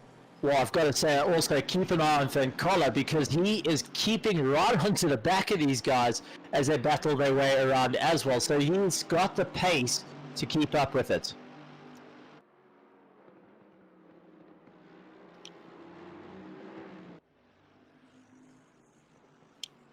So Webb is going to still hold on. I'm not sure how this man holds on with so much pressure. I guess throwing a drift car with Monster Energy stickers on the outside around the track is good practice for him to know what it's like to be right on the edge of the pressure zone. Masters is most certainly trying to squeeze as much as he can out, but Clue and Essa are giving each other their own little fight, so you can see how that's allowed Masters to kind of also get a little bit of breathing room. He doesn't have Essa breathing down his throat all the time, but coming into the braking zones, it all changes up again. So Masters needs to find a place past Webb. It feels like Webb has been holding him up, but it's not holding up. It's just great defensive driving. Masters just can't get past. You can't fairly say that at any one time it's looked like Masters is going to get on through. Yes, coming into the final chicane, he's had a look around the outside, but now he's been sent off very, very wide. He's missed his braking point. He's going to have to rejoin. He does rejoin. I think he's kind of gained a little bit of a position there on Zahir Essa. Essa now going to go on the outside. He's going to have more space and more speed and momentum coming through. He's going to hold down the inside line. He's going to force Clue to try and dance and go on the inside. They're going to go almost 3 wide coming into T1. Masters and Essa going to go very wide. Clue might win big here. Clue going to hold down the inside line. I think he has moved on past Masters. So Masters going to lose out to Essa and to Clue in just one little smooth move. And now Essa needs to hunt down onto the back of Jason Webb, because Clue is the man pushing Essa at the moment. In terms of lap times, he's been matching him and improving on them. So Essa needs to find that rhythm and that pace and try and not feel the Clue pressure too much. No, absolutely. And it's something to keep an eye out for, as these guys really battle their way around the circuit. Clue capitalizing on Master's mistake. But take a look at the battle of Van Coller and Oliphant. Even though they're not fighting for position, they're right onto the back of this train. They're even fighting between each other. So the racing has gone extremely difficult on it. Peterson and Spammers duking out between each other. Spammers just trying to get ahead. He's in 10th place. Spammers is lying in 17th place. So not fighting for position, but these guys are just trying to keep on going. Gray and Luck going very close to one another. That Retro Sim Redline Honda trying to keep Luck at bay in that massive AMG Mercedes. And it's great to see this racing right the way through. And especially, it's 5 hours and 7 minutes to go, and you could swear these guys are in a sprint race. Absolutely, you know, we like you said, so many hours left of racing on track, so many drivers still to see. Lorenzo in chat getting very upset that we're not showing all the drivers on track, But unfortunately, when there are close battles up for first, second, third, or fourth, those are going to take priority over smaller battles behind, where we do find drivers on the same track at the same time in a battle, like, for example, Luck and Gray. We will be able to switch over to them when they pop up. But unfortunately, on the way that these endurance splits goes, not all the cars are on the same part of the track at the same time. And not all the battles are as intense as they are up at the front. So just to cater to everyone, we will be able to pick up where drivers are having battles. If they're driving around lonely on track, they'll also get highlighted when we run through the full grid order when we get to them. But for now, the closest battles on track are between Gray and Luck. And of course, up at the front between Webb, Essa, Clue, and Masters, which has kind of cooled itself off. And will give us some time to run through where things stand at the moment. So I'll bring up the timetable split screen for you guys as well, and just let you have a little look-see at where things stand. So up at the front of the order, we got Jordan Sherritt representing White Rabbit there. Jason Webb holding down second place for Milk. So here, Essa for Odin. Gunga is got that third place locked down. Lionel Clue, who I'm not quite sure of his team at the moment. I'll double check it, but at the moment he's driving around in a standard livery with no team name, so I can't grab that at the minute. Then Keegan Masters for G4 Sim in fifth. Dan Cap for MNR / Kaike Racing in sixth. Johannes Krailing for Retro Sim Slipstream is sitting in seventh. Johan Bego Hrobler in eighth place for Team Tryhard, obviously sponsored by Resource Complete. Christos Basson for Am2Play Rensport in 9th. Bernard Peters in 10th. And then down in 11th, we've got King, 12th Hendricks, 13th Gray, 14th Luck, 15th Olifant, 16th Null, Spammers in 17th, 18th for Joe Bear, 19th for Nordia, 20th for Heineke, 21st for Myberg, 22nd for Walker, 23rd for Van Colla, and 24th for Vogel. Absolutely. And gotta say, awesome to be part of it. And the 6 hour right here at Suzuka with powered by RaceFace, working with Mettlestate and ASUS. Some really big names to jump onto the sim racing scene. Peterson trying to just keep on going. Spammers is right on his tail, trying to get pulled along. And there we go, jump back up, and we can see Zayas putting pressure on Webb, which is exactly what he wanted. Clue right on his tail as well. So I think we're about to see a change here, but it's in a bit of a sandwich between the Mercedes and not where he wants to be.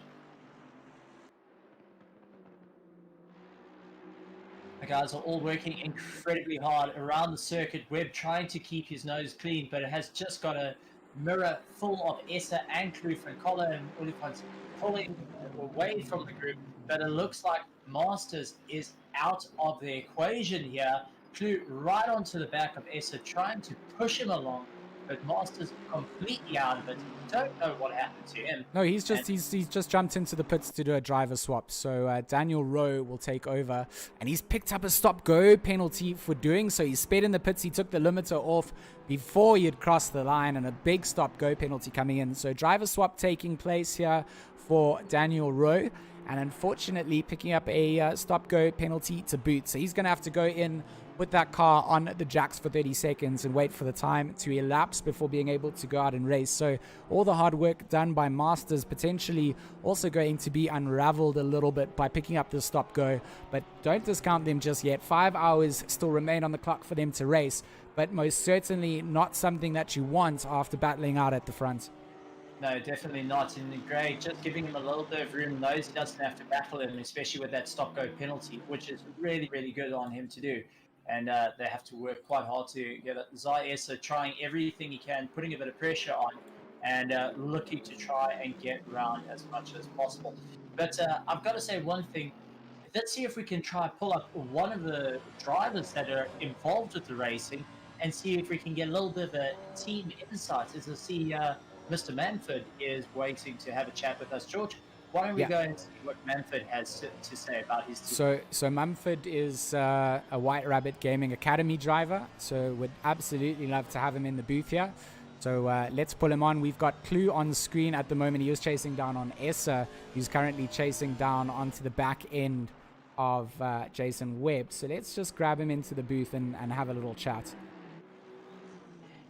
Hello, Sean. Welcome to the stream. Sean Mumford, obviously driving for White Rabbit Gaming Academy. Sean, can you hear me loud and clear? Yes, I can. Yes, I can. Awesome, man. Thanks so much for jumping in. Of course, we've got you here because we want to hear what it's like, some insights, and how the race is going for you guys so far. Well, the opening stint started off quite well for us. I think we started in 25th. We got up to 15th at one stage, so things were looking good. Tire pressures were good, and yeah, quite some good battles on track at the moment. Walker actually is in the car at the moment. He's just overtaken Myberg for a position, so that's always good, making his way up. Unfortunately, I lost it in 130R, had some damage, so I had to pit and make the driver swap. You know, it's sometimes like that, and you know, we're currently tracking around with Byron at the moment. You can see what I'm casting to the event if you just click on my Discord stream as well, if you want to just get a little insight as to what we're looking at. So, of course, you've got Walker in the car at the moment. Byron's been showing some tremendous pace in ACC. And it makes me chuffed to see that you and Clinton have brought him on board as your third driver. Yeah, I know. He's been making some good strides even in all the leagues that he's been doing. So yeah, he's quite consistent in his race pace. So yeah, he's now trying to make up some time for us. You know, get that mistake that I made earlier on a little bit, get that time difference a little bit down. But yeah, he's a fantastic driver, great oak. So yeah, it's been good. Yeah, no, it's always good to hear that, you know, gents are great on track as well as off track, and Walker's definitely been putting the time, as have yourself and Clinton. I mean, you guys are predominantly PUBG first-person shooter players. It's a whole new realm having you come over into the sim racing environment. Yeah, different atmosphere completely. Not pointy and clicky, shooty type of games. But yeah, learning a lot, going through the races, going week by week, just grinding it out, getting faster and faster, which is good to see for myself at least. But yeah, it's good. It's a lot of fun, and yeah, the community is quite awesome as well. Yeah, it's something quite special, and it's great to have you guys with us. So.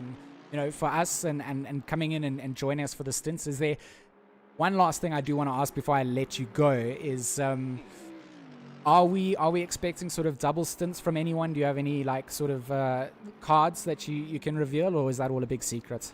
Not too much. We're busy calculating our next pit strategies right now. We may run Riddell a little bit long in a double stint, just because he's a bit harder on the tires than myself and Byron. But we're busy working that out now. We just need to see how Byron goes with his stint, and then we will take it from there. Absolutely. So I see that Webb's also going into the pits now to go and do a driver swap for Milk. So a couple of driver swaps going to be coming out. We saw Rowe doing his swap as well. He swapped over from Masters. He picked up a stop go. He's just gone into Servant as well. So just remember, when you guys are out on track, make sure that your pit limiters are on before you leave the pits. Otherwise, 30 seconds on the clock. Sean Mumford from White Rabbit Gaming Academy. Currently, they are running around trying to make up a little bit more time and space on track. They currently hold on 21st. We'll be bringing you guys some more driver interviews. So if you guys are keen to jump out of your car and jump into the booth and let us know what's going on, please do so. Sean, thanks again for joining us, and best of luck for the rest of the race. Yeah, and good luck to you guys as well. Thanks, brother. Cheers. I gotta say, some very interesting insight there of what the strategies are going into the race, and wanting to put Riddell on a double stint because he's a little bit harder on the tires is it can be a very good move and can be a very risky move, but they're calculating it, working together with each other, and it shows a little bit of insight of how the pit stop strategy evolved from what their plans were to now during the race. Yeah, it will change itself up, and it will sort of evolve as time goes on. The gaps between some of the cars on track are starting to increase themselves, as we sort of expected to happen maybe a little bit earlier on. But for now, the racing continues. I've pulled up a full split timing, or a full tree of the cars that we can see up to 23rd place at the moment. So Jordan Sherritt still leads things away. He's gone into the pits to switch over drivers to make the change. So it will be interesting to see whether it will be Jason Asmar, Bruno Kadili coming into the car. Jordan had a phenomenal start to the race and has obviously just sort of led uncontested up until this point. So here Essa will take over the temporary lead until he needs to make his driver swap as well. So it will be interesting to see how everybody runs things. Of course, if you're running with 2 drivers, you will have a different strategy to if you're running with 3 drivers. So I do know that the Odin Ganga team, the number 871 Aston that we're looking at the moment, will be only having 2 drivers in it. So already first and second have 2 different strategies coming out the board. Actually, the 3rd, 4th, 5th, 6th, the next 3-man team is down in 7th place for Milk. So an interesting dynamic coming out. No, absolutely, and I got to say, Zayeta now taking that first place spot. He's got Sherritt that is chasing him down, and has to be working incredibly hard now to just try and keep it going, and open up a bit of a gap to try and maintain that position. But as we know, Sherritt is an extremely fast driver, and will keep going. Karp in 3rd place, Peterson 4th place. We've got Kraling in 5th place. So a great mix of drivers up at the top, but we do know that having these pit stops is going to change it over, and you're going to maybe see like Cesar Essa falling down to 20th position if the cars are close enough to one another, and it's something to consider going into it. And well, we'll have to see how it all battles, but Sherritt keeping it smooth, keeping it going, and looking to just try and carry that car right until the end. He knows that Essa still has to pit and just has to keep close enough to capitalize when that team does. Yeah, so potentially a double stint coming out from Sherritt. We still have to just wait for the leaderboard times to always update. Sometimes they don't quite send it through at the right time, but I'd assume that Sherritt's doing a double stint coming out there. Cap and Mark Tolkien are still yet to do their driver swap. Of course, they are on their first stint out there and doing a phenomenal job at the moment, just kind of keeping his nose out of trouble. A couple of cars going in to do their driver swaps ahead of him or going to pit for damage, so he holds down a temporary 3rd place for the Monday Night Racing Kai K combination team, also known as Team Kraken.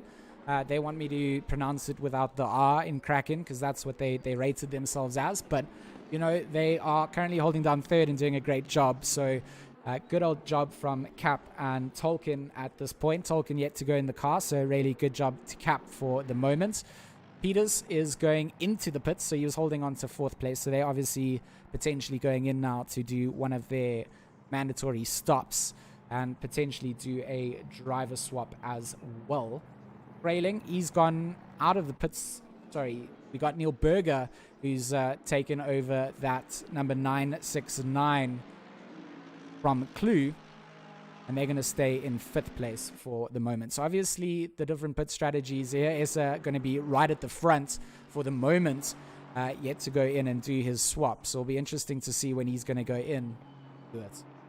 I think another thing to keep an eye out for, which is very, very impressive, is the conditions on circuit have now changed. We've gone from a little bit of a dark into the early mornings, and you can see that sunrise is now going to play into effect, and it can catch you on parts of the circuit that you really don't want to be. As we jump on board with this, and you can see that sun is directly in his eyes when he makes his way around, and on 2 of the most difficult corners around the circuit. It's definitely a part of the track that you have to prepare yourself for if you haven't driven a sunrise or a sunset in a racing stint. So starting in those early morning hours, like you mentioned, 3 a.m., things were ultra cold. The temperature hasn't quite got up there. We see the sun starting to peak, and we can expect those temperatures now to rise for the next 4 hours. So track temperature up to 15 degrees with an ambient temperature of much the same at 15.2. Still no wind on the horizon, riding on board with Zahir Essa just for a little bit, just to get a little bit of a sense of the lighting conditions and what they're seeing at the moment. On track, I believe that Goba and Albertine have just had themselves a swapping of positions. So Team Tryhard making some moves on the amped to play driver there. Albertine, the leader in chief, commander, and driver for the team at the moment, currently piloting the car after taking over from his teammate Basson. So Gabe here doing a good job to just hold off the likes of Albertine after making the move, coming in before the Degners. Absolutely, and gotta say a big thank you to our associate sponsors, RaceFace, for putting this whole thing together, Mettlestate for jumping on board, and ASUS going and putting this all together. Also to the drivers, teams, and also we cannot forget our chat keeping us company on both our AM and our Pro splits.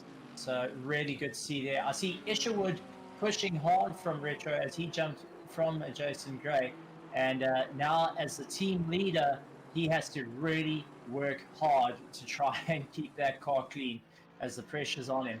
But Nell keeping it nice and smooth through the corners. Strauss putting a bit of pressure on, but it does look like Strauss has a slight bit of damage to the front of his car, actually, if you look at it.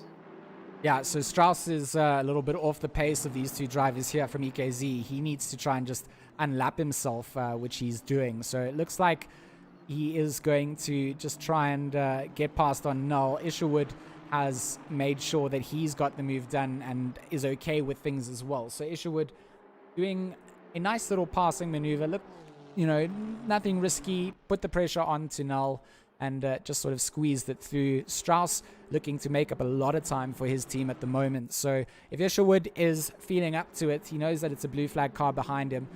He might not want to deal with too much immense pressure, or if someone trying to push to unlap themselves, he might just let Strauss go and buy and get about his things and worry about having to just battle his own track. So it will be interesting to see what Strauss and Isherwood decide to do, of course, not for position, but in terms of pace, Strauss will want to be trying to improve himself.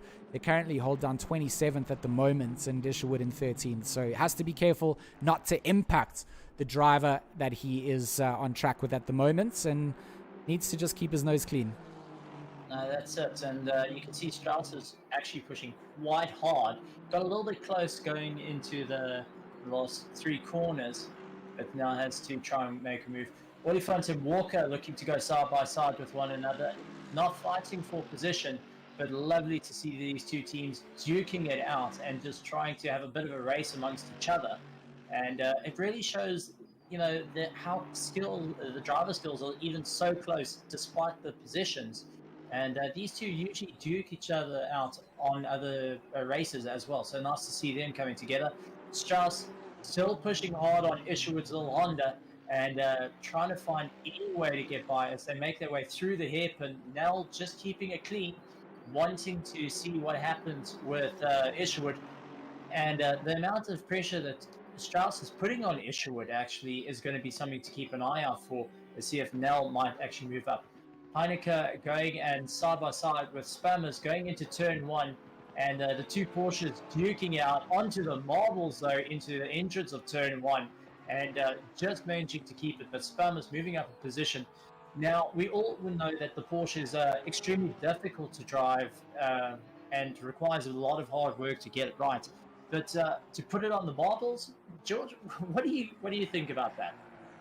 I mean, it's not catastrophic. There's a lot of strategy in sort of if your tires are getting too hot later on, using those to sort of slow yourself down. But yeah, you do have to be careful of where you're braking and where you're accelerating on these racing lines. Obviously, all of those marbles getting kicked off onto the outskirts of that racing line. So it's something to consider. And if you do put a foot wrong, you might find your way out. So just to highlight Chris Heineke here, of course, he's driving with Mark Hennebury.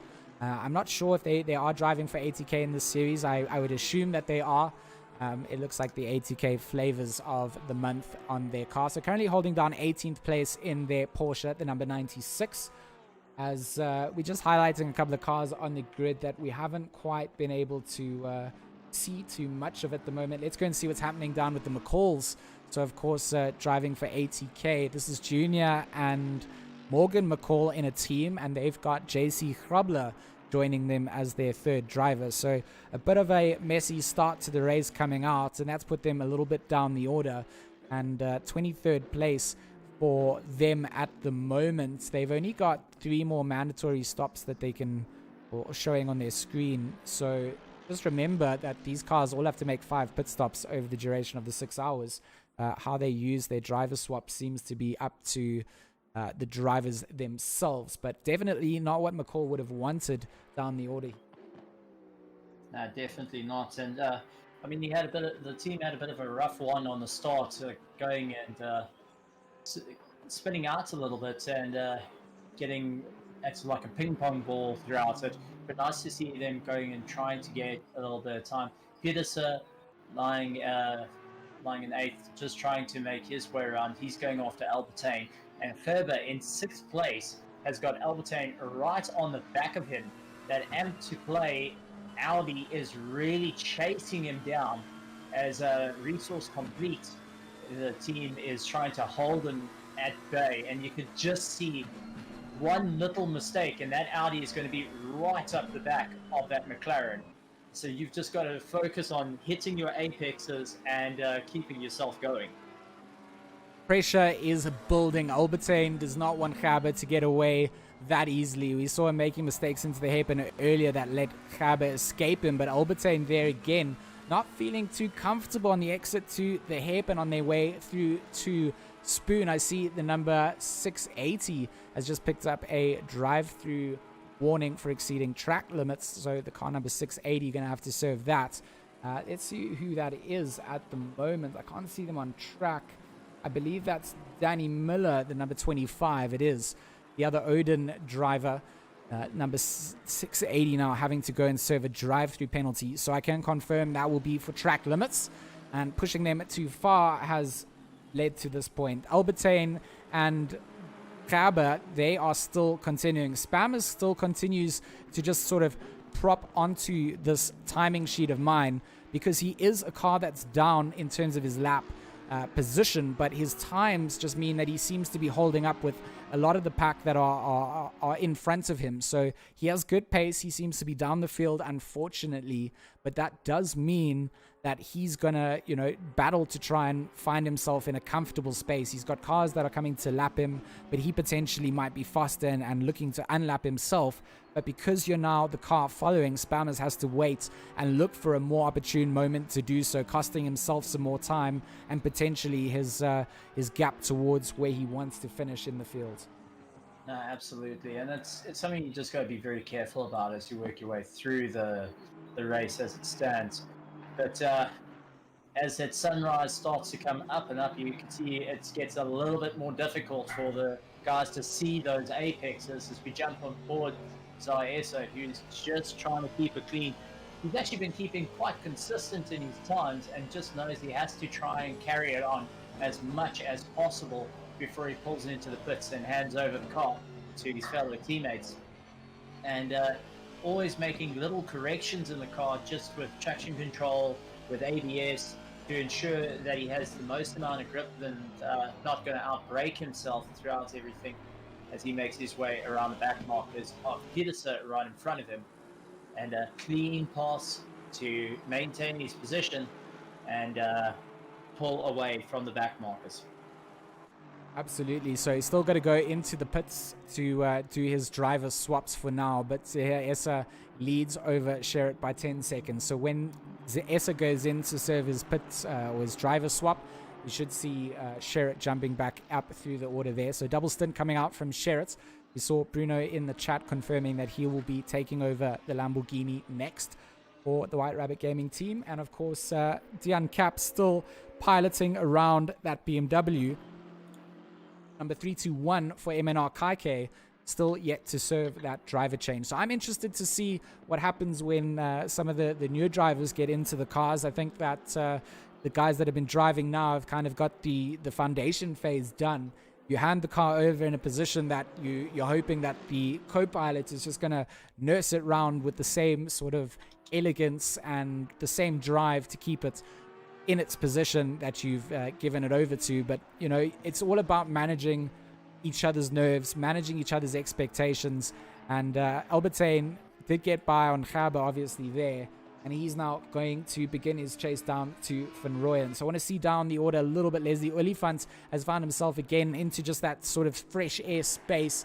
He's got 3.7 seconds to catch up to Peters. And he's got about a 15-second gap over De Vet in 10th place. So a good little space for him to be in. Stark Buerta for the AMP2 Play Rensport 2 team, the number 81.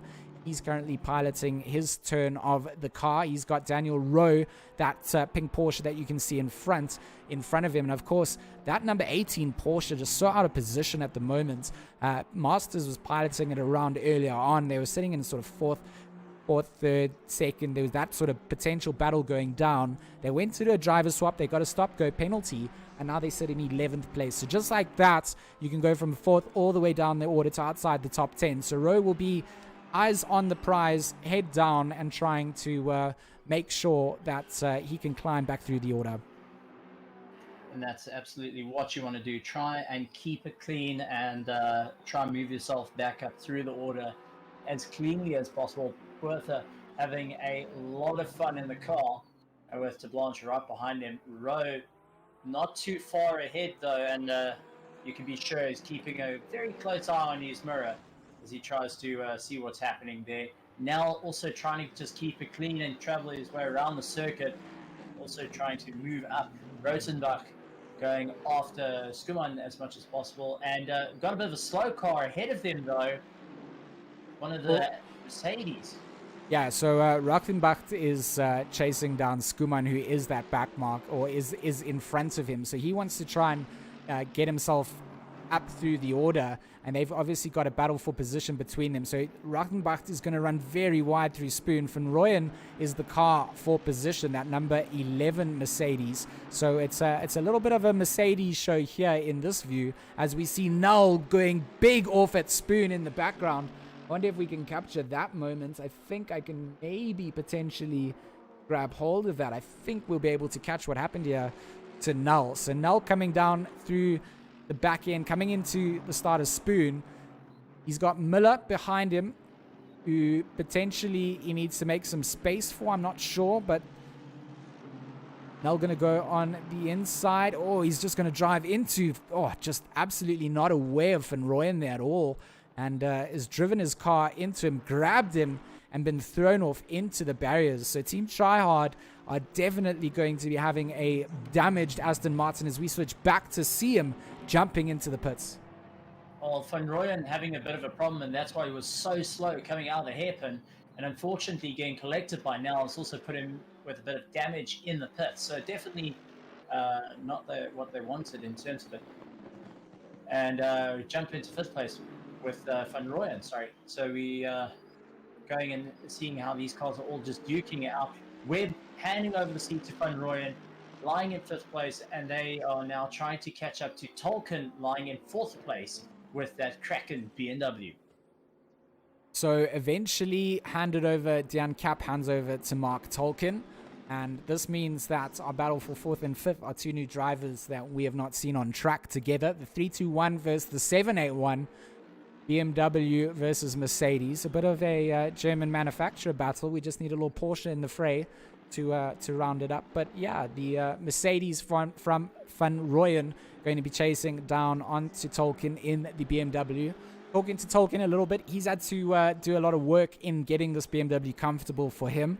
And it will be interesting to see if he's got the same sort of legs that his teammate Cap had in it, because Cap did a great job during quali, had a great start to the race to get them up through the order.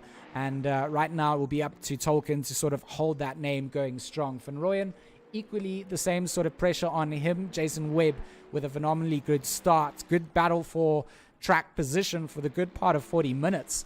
To sort of give themselves this breathing room to hold down 5th place for the moment. So it will be interesting to see where things change there. Stark Buerta is showing that he's battling with Isherwood from the Retro Sim Boys. Isherwood going to try and get hold of the inside line early, coming down the start-finish straight. Helicam will show us that he's a car length ahead in that NSX over the Ferrari, and he's going to kind of move himself over a little bit to try and apex the double right-hander, as it looks like Buerta struggling a little bit with that backmarker Rackenbach, who wants to overtake him, try and unlap himself for position.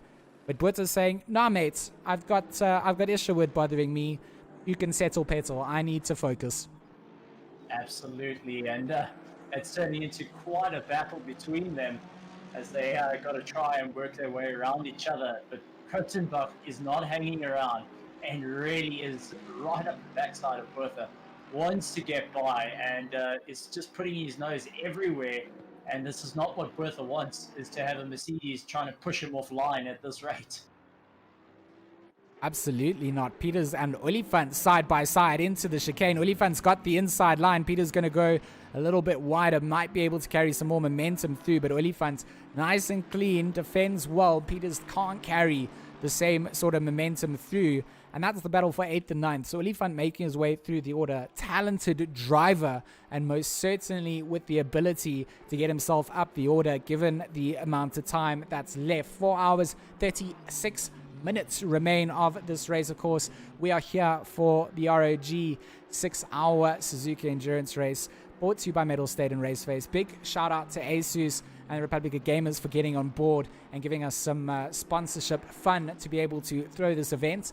Of course, there's some prize money to the winning team, and you know, it all goes a long way. Big integration between RaceFace and Mettlestate to get things going. Traditionally, Mettlestate not very involved with sim racing, although doing some bits and pieces with Sarko, which you know, sort of opened the door to doing other bits and pieces. So it's all love in the racing community. I'm all about growing it and hoping that it succeeds beyond just the hype that it got during the lockdown period. So a massive shout out to all our viewers across all the platforms. Of course, if you guys are interested, you can go and check out our AM split, also being casted over onto the YouTube channel.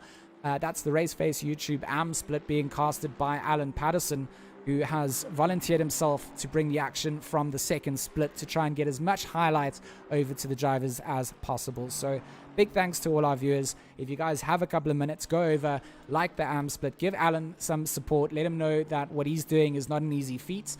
Leave some likes on the stream and some words of encouragement too. Absolutely, and got to say, on the broadcasting side of things, big thanks to you, George. Lots of hard work gone into getting it. You and Bertus have been trying to get this all up and going, and pulling Alan on as well to be part of it. It's gone into a really great thing. And as mentioned, there's 2 streams running simultaneously. There's 2 races running simultaneously. So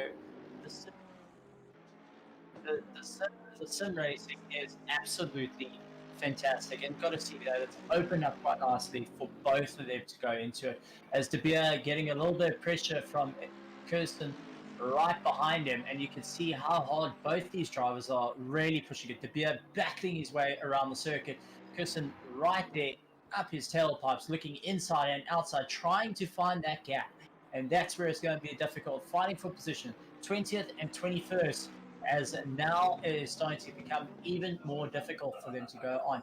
But you can see De Beer really going defensive, trying to hold Kirsten at bay. Kirsten not letting go just as yet. Tolkien in the background there for the Team Kraken is doing everything he can, but this battle is raging on. Kirsten looking to try and go maybe on the inside, gets back into the toe of De Beer. De Beer managing to get a little bit more movement out of the corners as he can. It's got a little bit of damage extending to the front of the car, though, not losing too much time, but definitely that damage to the aero is not going to be helpful for him at all as they battle their way around Suzuka. That sun is starting to rise high into the sky, and this is exactly what the drivers want. Sun not to be in the eyes and battle their way around. Kirsten losing a lot of time to De Beer.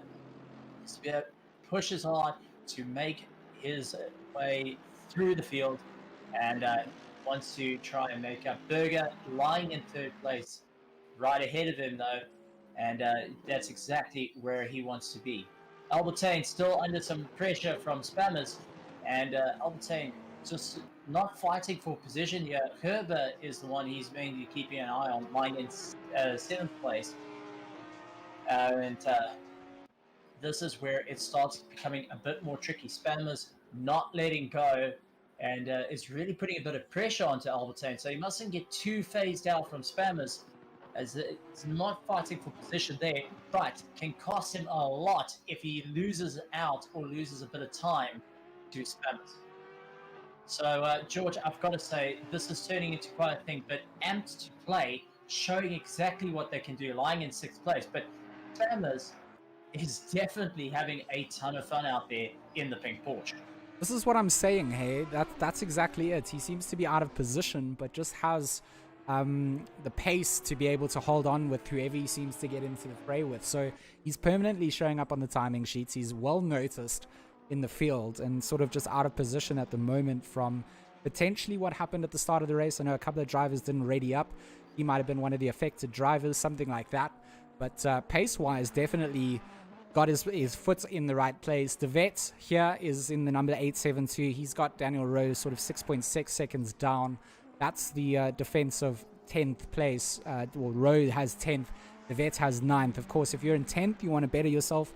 But being in the top 10, sort of 4 hours, 30 minutes into the race is a massive feat in itself. So big props goes out to them. Let's just give everybody a overview of where the standings stand for now so that you guys can see. Do you want to run through our top 10 for us at the moment? All right, so top 10, battling their way around the circuit. We got Sherrod, followed by Stern, Berger in 3rd place, Tolkien in 4th for Team Kraken. We got Van Rooyen lying in 5th place, Albertine in 6th place, Kerber battling it out in 7th place, Gillis in 8th, 9th is De Vet, Rowe in 10th place, and he's trying to make up a bit of time after Keegan Masters had to pit. Skuman in 11th place, Isherwood in 12th place, and you can be sure that Jason Gray is egging him on there, having a ton of fun. We got Bertha in 13th place and Patterson chasing it down as well. Yeah, so Patterson kind of down the order just a smidge, right? He's out of place. Leslie Oliphant was the driver that was piloting the car before his teammates for Patterson Works, and they're a little bit down the order indeed. They qualified quite high up the seeding, and unfortunately for them, was kind of plagued with a little bit of issues. But, you know, Patterson, a man that most certainly can and will improve on his racing position. An incredibly fast sim driver, incredibly dedicated, and of course, Alan Patterson, his dad, being such an honorable gent and casting the AM split for us so that we could highlight as many drivers as we could. So Kieran here doing his best that he can in the number 10, trying to find some more positions, holding down 14th for the moment, as on my timing split, Albertine and Gerber still show themselves as close together, but it won't be. It will be spammers again, just messing with our timing sheets. He will not yield, and he will not back off on trying to unlap himself from the drivers ahead. So spammers holding down 15th, but looking to constantly improve. And if he can get by some of these guys and get some clean air, I do believe that he does have some of the pace. So he's taking it very easy. You can see he's not trying to push. He's kind of just following the line of Albertine, maybe a little bit too deep there through Spoon and coming onto the dirt, but making sure that he does that safe sort of bit of driving and making sure that he stays clean to boot. So Sean Buck, he's taken over the one logistical nightmare Aston Martin here, the number 22. They hold down 17th place for the minute. Currently not too much around him either in terms of cars for position. The next car behind him, sort of pressure-wise, would be 20 seconds down the road, and he's got 12 seconds ahead to Walker. So both of them will be trying to close down. In terms of race pace, Sean Buck is almost a full second faster than Byron Walker was on his last lap. Best lap-wise, also sort of 2/10 quicker. So Buck here does have the potential to catch Walker, does have 13 seconds to make up. So that will be a battle to kind of look on a little bit later. For now, it's going to be put on a big case of ice. Definitely so. But Albertine getting kept very honest throughout the race. Blanche also having a lot of fun as he's got Strauss chasing him down. And he's going after Kraling up at the front. Not fighting for position as yet, but just trying to keep it clean and keep it neat. But each of these drivers all making sure they staying honest, staying between the lines, and putting pressure on one another is definitely a main thing here. Absolutely. Following things down as well, I'll just highlight Danny Miller in the number 680 for the other Odin car. Of course, he's got McCall behind him. That will be McCall passing him for just lapping him in terms of position. So Miller just moving out of the way. But, it has to be said that there have been a couple of dropouts from the start of the race. Unfortunately, it's out of our control in terms of how many were there. So 30 cars really started. 26 still remain in the order, I believe. As, Danny Miller currently rounds up the last of our running cars. So not bad considering this is a 6-hour endurance race. These drivers are going to be here still for the next 4 hours and 20 minutes. And the racing is just going to continue to evolve. If you guys are in chat and you are from a team and you feel like you would like to jump into the booth and have a little bit of an interview, please jump into the interview room on Discord. We'll pull you in. We'd love to hear how the race is going. We'd love the viewers to be able to get a little bit of insight to your team and your drivers. If you feel like you want to come in for an interview, the door is open, and that goes to all community leaders, guys that are doing sim racing events. If you're in here and you've got a little league that you want to chat about, please feel welcome to join the interview room and let us have some words with you. Absolutely, and it's rather interesting to have these guys all battling out with one another and try and work their way around the circuit. We're talking about trying to get the gear to survive. We know that Jadir unfortunately wasn't able to make it due to him and his teammate running into a bit of issues. Apparently, Jadir's teammate's having a little bit of PC issues, and Jadir having issues with his pedals, but is sending his love to everyone that is racing and even to the people that are in the chat. So nice to see. He might not even be racing, but is still showing the love and sharing the love with everyone and help supporting this whole 6-hour race in partnership with Mettlestate and with ASUS Republic of Games. Yeah, nothing would be possible without the integration from Mettlestate and RaceFace coming together. So again, it will be mentioned.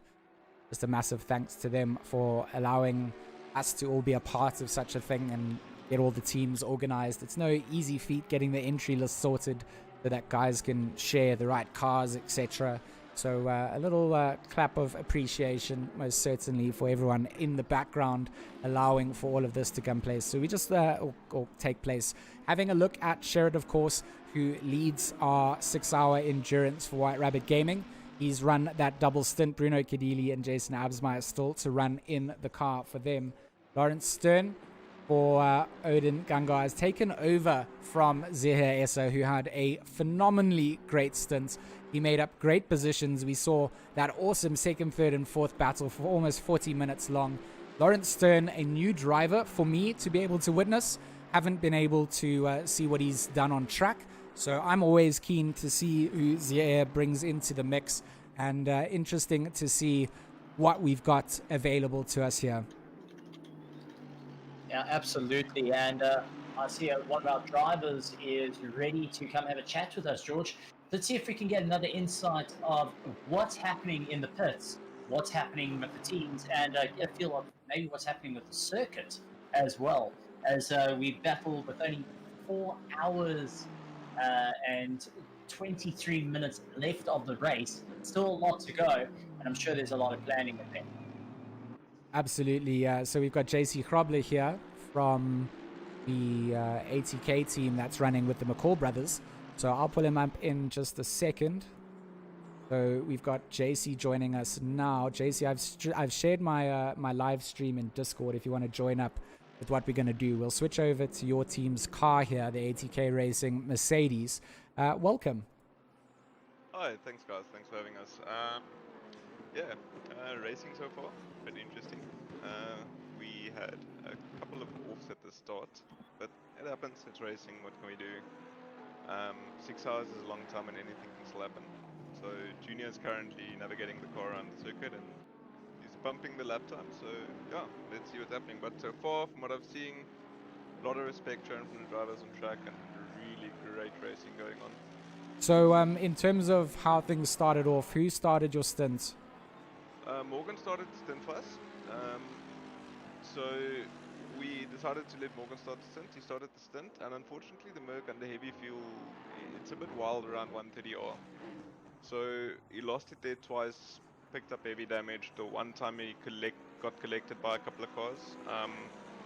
So that was a 2-minute pit. Lost some time there. Next lap around, he lost it again. Think just a bit over eager to push so early, but it happens. We're fighting back now. Junior's in the car. He's dropping monster stints. He's consistent, so it's looking good. We're on the fight back. Okay, cool. I've just muted our car audio because apparently you're a little bit low. I've boosted you to what I could in here, so don't try and turn it up anymore. But yeah, interesting to see that it didn't quite go to plan, but everybody's still sort of sticking to the plan to stay here and continue. When do you take over the car, JC? Yeah, I'm taking over next stint. I'm not quite sure who's going to take over from me after that. We will still discuss that. But I will be taking over next stint, and we'll be seeing if we can just push to get the times down. And we are catching the car in front of us by a significant amount, actually. So it's just now getting back into the fight. So realistically, with where things have gone, where are you guys kind of aiming to finish at this stage? Look, it's a long race. Anything can happen. And I think optimistically, a top 10 would be great. Realistically, top 15 would probably be the goal. Okay, so I mean, currently in 23rd place at the minute. Top 15, possibly on the cards. Top 10 would be ideal. Anything else that you want to add whilst you are here? Just great racing from the guys so far. Sherrod showing amazing pace. Zahir pushing like insane laps. The fights I had the stream open on the side. The fights for second, third, fourth, and fifth. Hats off to those guys for keeping it clean. Great racing. Well, thanks so much, JC, for joining us. Of course, JC joining us from the ATK Racing Mercedes team. He's joining both brothers, Junior and Morgan McCall. And a bit of controversy during the race to start, but still out on track and looking to improve. So Junior in the car at the moment. JC, thanks so much for joining us. And feel free to get one of the other brothers in, or you can join us again after your stint. We can have Robert in here if he wants to have a chat. You guys are more than welcome to come through for some interviews. Not a problem, guys. Just in advance, thank you for the organizers. Thank you for you guys putting in the time. Amazing event so far. Hope to see you again in the future. Thanks very much, brother. We'll see you soon. Cheers. Does a lovely bit of insight there, especially into the McCall's pit and to ATK's pit, and find out what their plans are going ahead, and also showing how close the drivers are to one another, just outside of actually racing. Absolutely. A bit of insight goes a long way. It's always nice to sort of see where things stand and how the teams are managing with their, the unique nuances of racing. It wouldn't be a 6-hour endurance race if there weren't things that went wrong for certain teams. Obviously, you don't want it to happen and you don't want to plague anyone with anything, but it can go wrong at any point in the race, and it's just how you sort of pick yourself up that counts for where you finish. So a good bit of driving coming out and from the McCalls with JC Krobler there as well. It's a power team. I'm keen to see how they manage to do. We're currently following along with Lawrence Stern, our second place driver. He's found himself in a lot of traffic just trying to get on by. So our drivers moving themselves out of the way, making sure that they don't impact the fight. But Van Rooyen, he's just got to be careful that he doesn't lose out. Van Rooyen and Skuman, they've come into contact in the background there as well. So let's see if we can get that 30 seconds back. With it was a different Van Rooyen. I've gone to the wrong Van Rooyen here. There's Michael Van Rooyen here and Stern. So they are Stern was getting through on the inside and Van Rooyen was just sort of staying wide. Skuman comes from quite far back here. So Blanche is going to kind of get on through. I think Skuman tries to almost come in. Oh yeah, they did going to come to a contact before the Degners, and that's a bit of an unfortunate contact. Van Rooyen going to be knocked down with a bit of damage as well there. So unfortunate bit of circumstances coming out. Jason Van Rooyen, of course, he's being bummed by spammers here, of course, again putting pressure on as a car quite far down the order and trying to just unlap himself once again from some of the leaders here. But Spammers just has so much pace. He gets a little bit loose. We see a rejoin coming in from Rydell in the background. A lot of avoidance techniques coming down through the background, but Rydell for the White Rabbit Gaming Academy in the background, sending it off through the Degners. Definitely not what they wanted, but you could see Albertine going and just trying to keep it, but Spammer's losing a lot of time there, and in the background we could also see Rydell pulling off the circuit at the hairpin. So something's definitely gone wrong there for the car, and not what they wanted to have, and a lot of hard work seems to be not in their favor, lying in 3-1 position. But Van Rooyen in that bright purple pinkish Mercedes, he just had the seat handed to him from Jason Webb, and now he is just all about keeping it consistent, keeping it going. But Albertine is nipping at his heels there, wanting to take that position, and that's where the pressure comes in, trying not to lose the back end of that Mercedes, but is really working hard with that car to just keep it in check. Absolutely. Albertine going to be just increasing the pressure button in that Audi in the position, or in 6th position. He wants to improve himself. Van Rooyen for Milk is just holding down consistency that he needs to do. You can see that their lap times are starting to increase with the battles that they're having on track. Obviously a little bit of a confusing situation out of Degner 2, had a lot of drivers sort of slowing down and yielding, so that's dropped down all of their pace, but that only benefits the drivers behind them. So Van Rooyen doing a great job to hold Albertine at bay, but Albertine is a man that does honestly push to the limits, and if you give him an available little look, he will take it. There's no doubt that he will capitalize on mistakes like that. So Van Rooyen has to make sure that he puts this car in the right position every single time. Let's see if we can get a little bit of an onboard view with Albertine coming through the Degners, and you can just see he just likes to hold on to the back end. He's waiting for that mistake to come out potentially, and if he can, he's going to be the pressure that will try and force it as well. So that's exactly what Albertine is trying to do right now, and again through the hairpin finding a nice bit of speed, and running wide from the Mercedes means that Albertine again can kind of get closer, but the acceleration difference is quite vast, and the way that these guys really use their traction on the exit means everything. If you're losing time with a little bit too much oversteer, you are definitely going to lose out heavily at a track like Suzuka. Definitely, and I see on our screen drive through for track limits to 253 has just come through, and let's see, wonder who is 253. It's Jason Isherwood from Retro Sim Redline. So Isherwood, the captain, the chief, the commander, picking up a drive-through penalty for track limits, and this is a bummer because 4 hours in the race, that means that this the warnings have been exceeded forever. Every time that you now gain advantage off track, you'll get drive-through penalties issued to your car. So that doesn't reset with your driver swaps. There's still 4 driver swaps to be made for this car, and the 4 of them now have to manage the fact that these drive-throughs are going to become an issue. So Isherwood's going to have to go and serve that, and hope not to get anything more. I'm sure he's getting a lot of lip from his team there. He was going after Bertha, was only 4.1 seconds ahead of him, but that drive-through penalty is now going to sit there. Bertha and Skuman duking it out with one another for 13th and 12th position, looking to go side by side.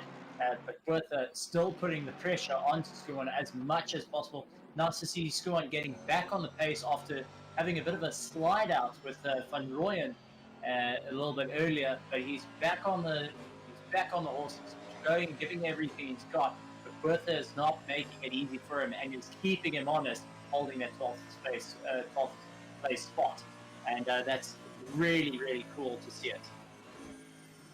So Jan Spammers, who in 15th continues to push around, is potentially going to benefit off of the drive-through that Jason Isherwood has been issued. He is quite far down the order. I'm trying to see an updated split time, but there are just a lot of cars that are in this. So let's see Jason Isherwood is going to go into the pit lane now to start his drive-through penalty.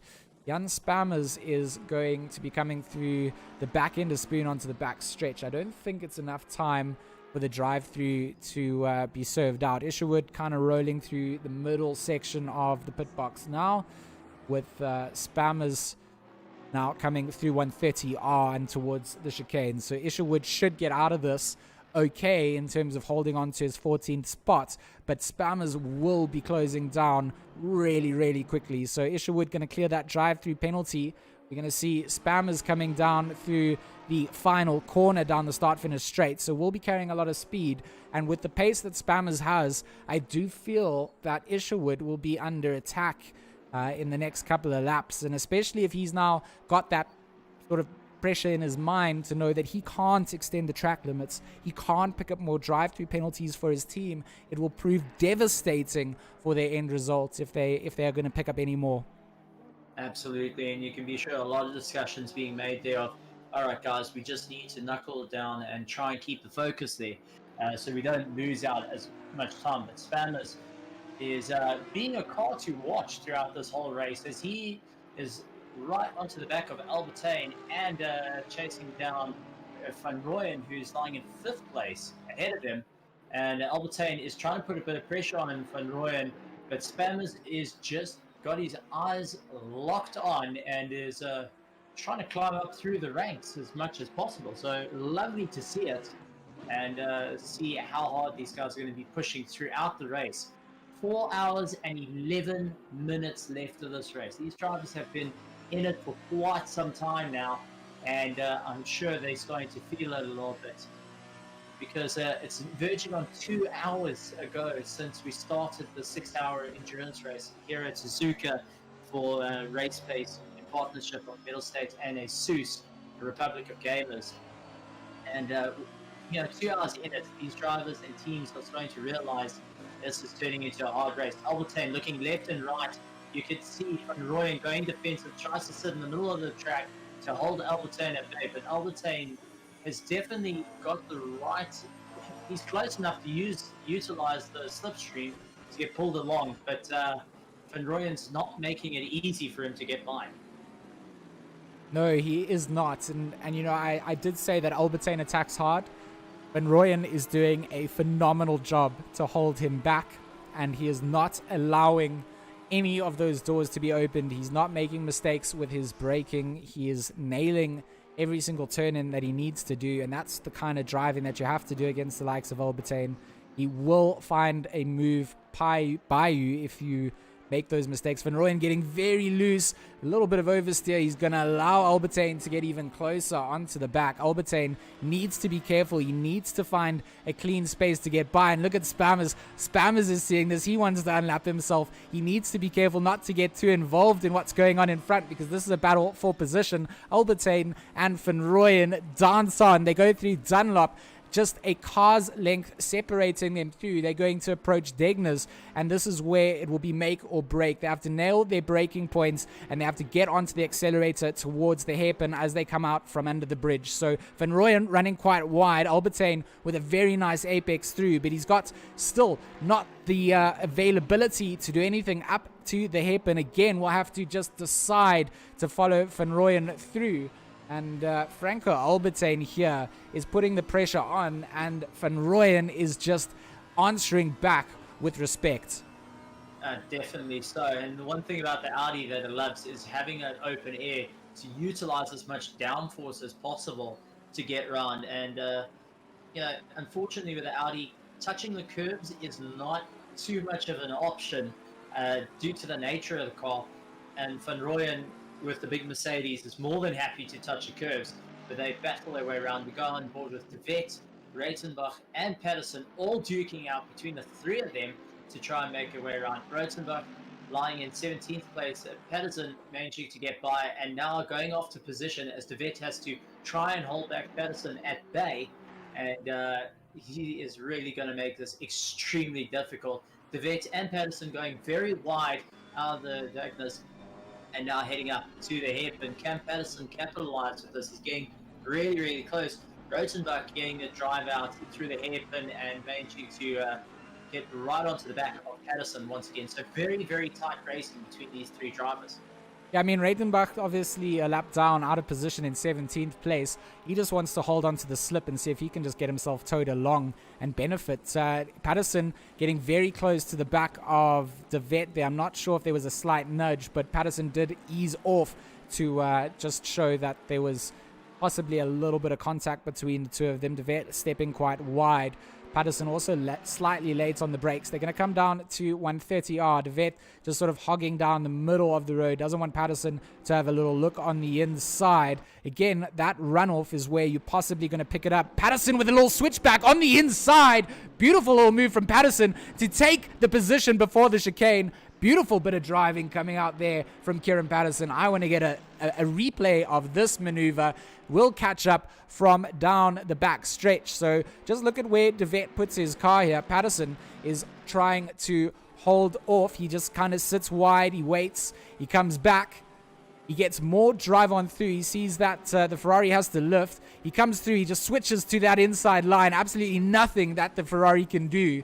And right before the chicane, manages to get the move done. Beautiful bit of driving coming out from the Patterson Works team. Absolutely, and definitely exactly what they wanted. De Wet getting a little bit unsteady, though, trying to correct the car. Patterson has got a little bit of damage to the front of that Mercedes, but that is not slowing him down at all. And really showing the driver's skill there to know where to brake, where to put his nose in, that De Wet was unable to fight his way around it.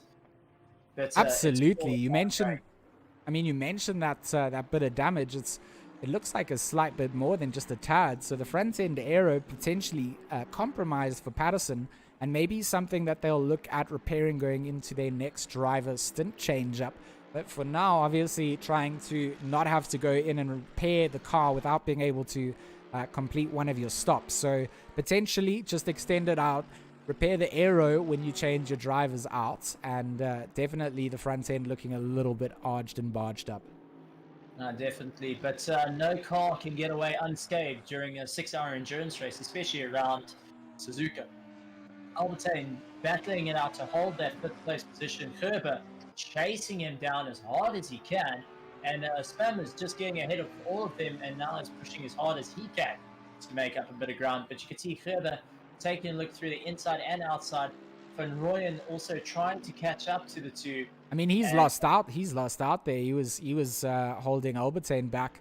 So in our switching to find some of the other battles, we obviously missed whatever happened, and Albertine got on by from Van Rooyen, who also lost out to Gerber in the same sort of instance. So that's the nature of racing. You look away for a second, and things can just change up. De Wet has got McCall on his rear end, trying to ensure that he can get himself past to try and unlap himself and progress through the order. Of course, De Wet holding down 11th with McCall in 22nd. So McCall going to be ever so cautious in making sure that whatever he does it cleanly.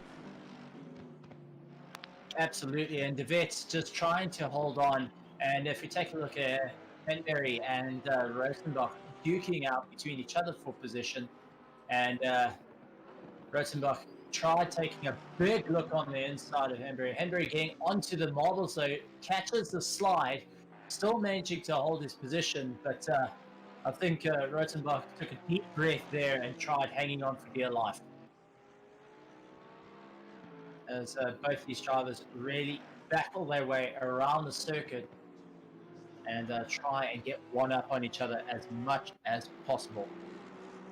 So potentially, going to reach out to the chat to find out if they had any insights as to what happened between Albertine.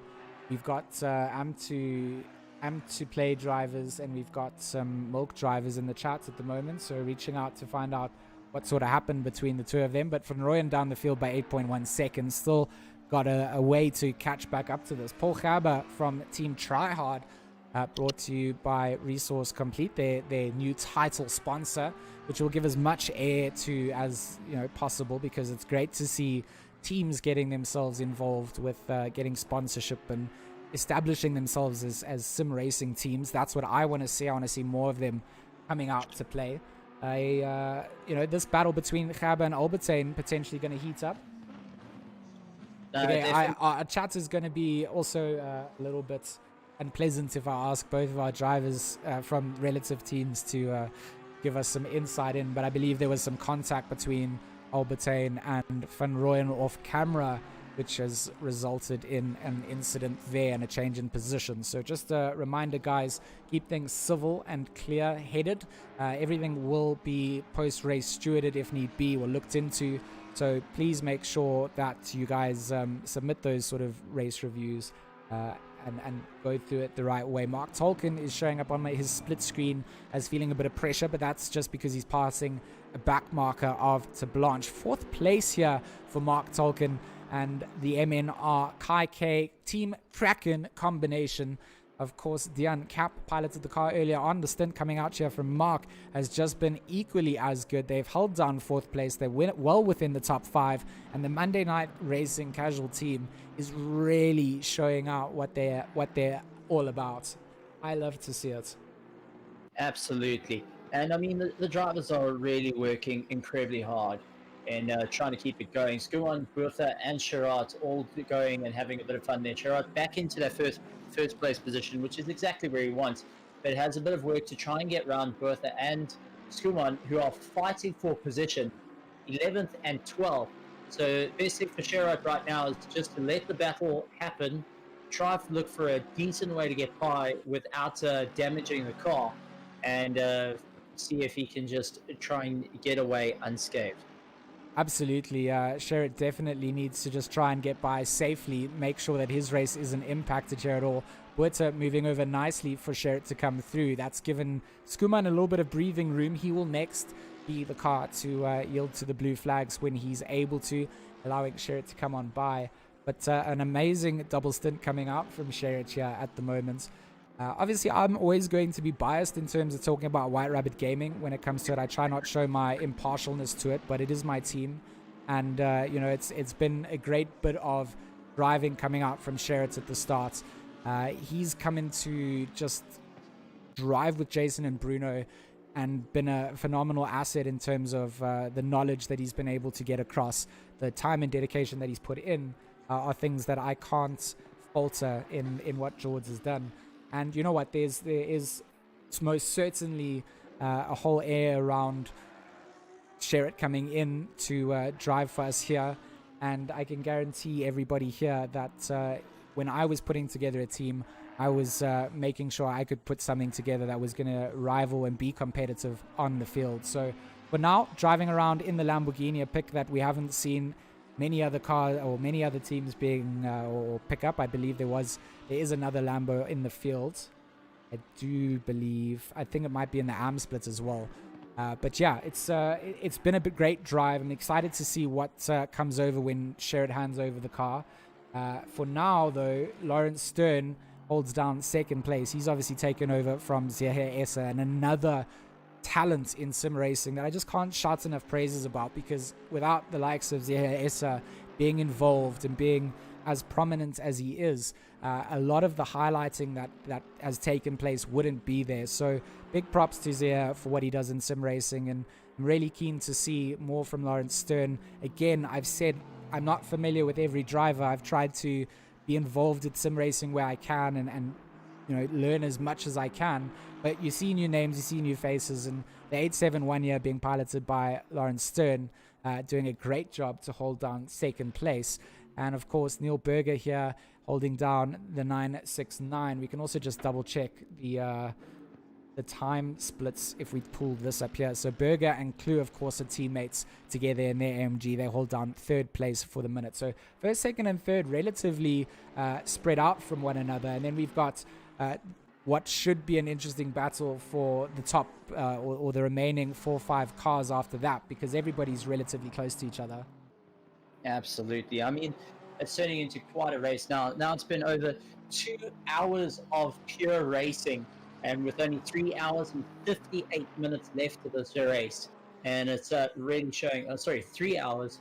You know, it's turning into a very difficult race, and the guys are really going to put some work into it and try and get all the way up to the top. We can't also forget that our AM split is still going on as hard as they can, with Alan Pearson busy commentating there. So guys, go take a look at the AM guys. They've been having some close racing as well. So glad to see it, and glad to see teams and spectators getting in the chat and going and showing for it. So that is really, really good to see it. So thanks, guys. But as you can see, Masters back in the car to make up a bit of ground, and you can be sure that he is a man on a mission in that big Porsche. Absolutely. He's got Kruger just 1.1 seconds up the field from him. It looks like Kruger also has just switched up into that car, of course, taking over and switching things up as well. So Kruger has taken over from, I believe it was King that was in the car at the time. So Kruger now going to be a fresh driver. He's just got the car's brakes and tires back up to their temperature. He's been out on his flyer. There's still some more margin for those tires to find some PSI. So with Masters behind him equally putting the pressure on, it's going to be all about Kruger just keeping his head on track and not losing focus of what the goal is. And of course that's chasing down 10th place. Masters needs to sort of be put into a segment of his own in the mind space, and if he does catch him and get by, it's okay, you know, just follow him on and rather let him through if he's got more pace on you, you know, in that you've got still 4 hours of the race remaining. Don't push too hard, don't wreck your tires, don't wreck the car, don't battle with people that you are going to waste time with doing so. So if Kruger does lose out here to Masters, I don't think it's a big deal for Kruger at all. I think that Masters is an incredibly quick driver. Being 12th place and lapping around in this sort of position has put him down. Obviously they had their stop-go penalty that impacted where they were running. They were in that battle for 2nd, 3rd and 4th earlier on. So it's all about, like I said, that mindset. You can't let that sort of thing get to you. If the car behind you is doing quicker laps, that's okay. You know, it's okay. There's 4 hours of racing remaining. I've just seen in chat something that is a big turn of events. Big thank you to Shauna Tolkien, who has just put ESCOM issues for Tolkien and Carp. So we were talking about external factors coming into play, and it seems like that car is currently running on a UPS at this present moment, if I'm getting some of the information from Shauna. Well, potentially, I mean, Mark was driving the car. Potentially his power went out or something like that as well, and they had to make a switch over. They are down to 58 laps in terms of the laps completed, so I think potentially it has been something like a bit of a reset, because you will get jumped back to the pits if your car disconnects, and then you have to hand over control again. So bit of frustration coming out from Team Kraken, but Cap will continue on as on my timing screen, Kruger and Masters continue side by side. They go through Dunlop, coming up to Degner 1. They are going to remain, but of course the contact that was going to come from that was going to come if they didn't give each other the space, and it did. And Kruger just rejoins the track really unsafely. He's now doing donuts in the middle of the circuit. I want to jump back to see if we can kind of capture the moment just a little bit. So we got Masters in that pink Porsche, Kruger in the Ferrari. He's kind of lost a lot of his speed coming through, and now they're going alongside, and just a slight touch, front arch to rear arch, and brakes not being held on by the Ferrari. He's kind of slammed back into the Porsche. But yeah, this rejoin here, good job from everybody kind of avoiding the circus going on the circuit at that point. But it's contact comes through. Kruger drives on. Masters continues as well, and it looks like Kruger is he got off a little bit better after the incident, because there's a good couple of car lengths down to Masters and no positions being handed back. No, definitely. And got to say that I think every one of those drivers just took a deep breath when they suddenly saw this Ferrari in the middle of the circuit. And it was just basically dive for wherever there's a clear circuit and hope you come out of it just fine. Luck being one of that, and Kleb as well being part of the drivers that had to take some serious evasive maneuvers. And as they battle for position 11th and 12th position, And this is really turning into a massive race between the two of them as they try and truck on forward. Absolutely. We got a Mercedes versus Ferrari battle coming into the S's. Snake looking ever so snaky, and Jason Luck here trying to hold off Etienne Kleb, who again is a highly skilled driver in terms of his ability. I've for many leagues had to try and overtake Kleb, and there's no one that can make a car wider than Etienne Kleb. Let's hope that in terms of the passing there's some cleanliness to it. He's going to try stay around the outside of Degner, going to run a little bit wide with the back end, going to catch the slide and tuck back in, but has compromised his run out through Degner 2 under the Bridgestone bridge and making their way towards the hairpin. Luck will hold off. Kleb still with some work to do and trying to hold the inside line. Nice exit coming out from Kleb. He's going to make that time that he lost out of Degner 2 back up and make their way towards Spoon. But the Mercedes definitely got some boots as he pulls a little bit of a gap to the Ferrari. Spoon will be make or break for these two right now, because this is potentially where Kleb can make up for mistakes that Luck makes now. But exit looking great from the Mercedes, and I don't think this is where Kleb is going to be able to get it done. Absolutely, it does make things rather difficult, but Kleb is hot on the heels of Luck and is doing everything he can, trying to keep in that toe, trying to get pulled along and look for just the slightest gap to get by. There it comes. Absolutely clinical from Kleb there. He's kind of just let Luck choose his breaking point. We can get a little replay of this action again. This is seeing some nice moves coming out of 130R, coming towards the to the chicane. Of course, that is where you can really get brave on the brakes, and it looked like that's exactly what Kleb did. So Luck stays. He wants to hold that inside line, but then he moves over to try and set himself up. Yeah, he moved over and braked way too early. A nice, easy overtake from Kleb, and good pressure being put on to force Luck into that position. Yeah, no, that's definitely a thing, and now Luck has a bit of his work cut out for him as Kleb starts opening up a bit of a gap and is trying to pull away from it. But it's amazing to see doing a 2:04 as his last lap in that AMG. But if we jump back and we've got Kruger and Masters duking it out, two names very familiar with each other in the sim racing league, and now looking to try and take it in the 6-hour race as they catching up to Peters in that Aston Martin. Now let's see if Peters will just give them a little bit of space just to let these two go past, or will Masters be able to box in or get caught up behind the back marker? We'll have to take a look. Kruger getting slowed up by Peters just a little bit. Masters getting right onto the heels of him and is battling his way around the circuit. And, I mean, it's... Sorry, Stephen. Yeah, go ahead. No, go ahead. It's I'm stunned by how hard these guys are actually racing.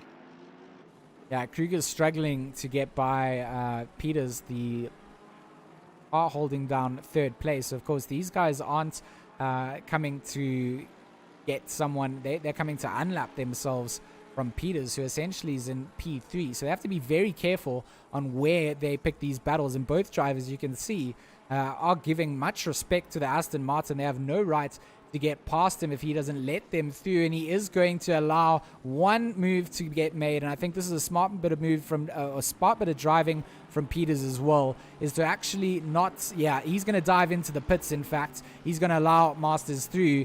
Kruger did so earlier, and he's going to be smiling because he's given himself again those 4 car lengths that he needs to hold Masters back. It's not a question now, will Masters catch Kruger? It's when Masters will catch Kruger, and when will the potential overtake come through. Degner 1 and 2 didn't work out for either of them the last time. They lost some positions themselves as well as track time. So both of them will be aware of the potential risks of what's there.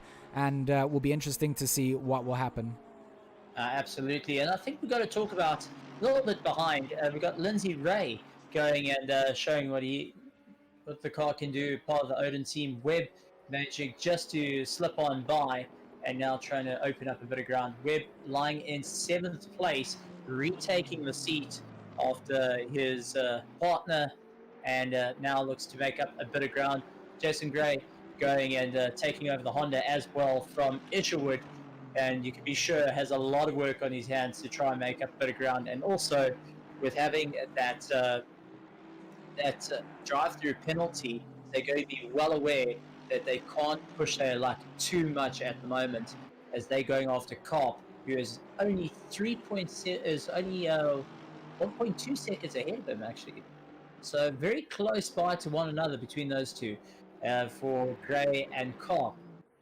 Yes. So, I mean, it's again, you are right. It's all about that track position and trying to hold it off. Of course, Cap is trying to get himself through the order. They had those power issues earlier on where Tolkien was in the car and now Cap's had to take over. Luckily, their laps are still counting. There used to be issues with the ACC service side where sometimes you had a disconnect. You lost all of your track laps for your car and you had to start essentially from zero and your race is over. So luckily that sort of stuff's all been patched up and Cap can still take control of his car while his teammate gets himself online. But yeah, losing time in that sort of thing. He's now got Gray putting on an immense load of pressure for RetroSim Redline.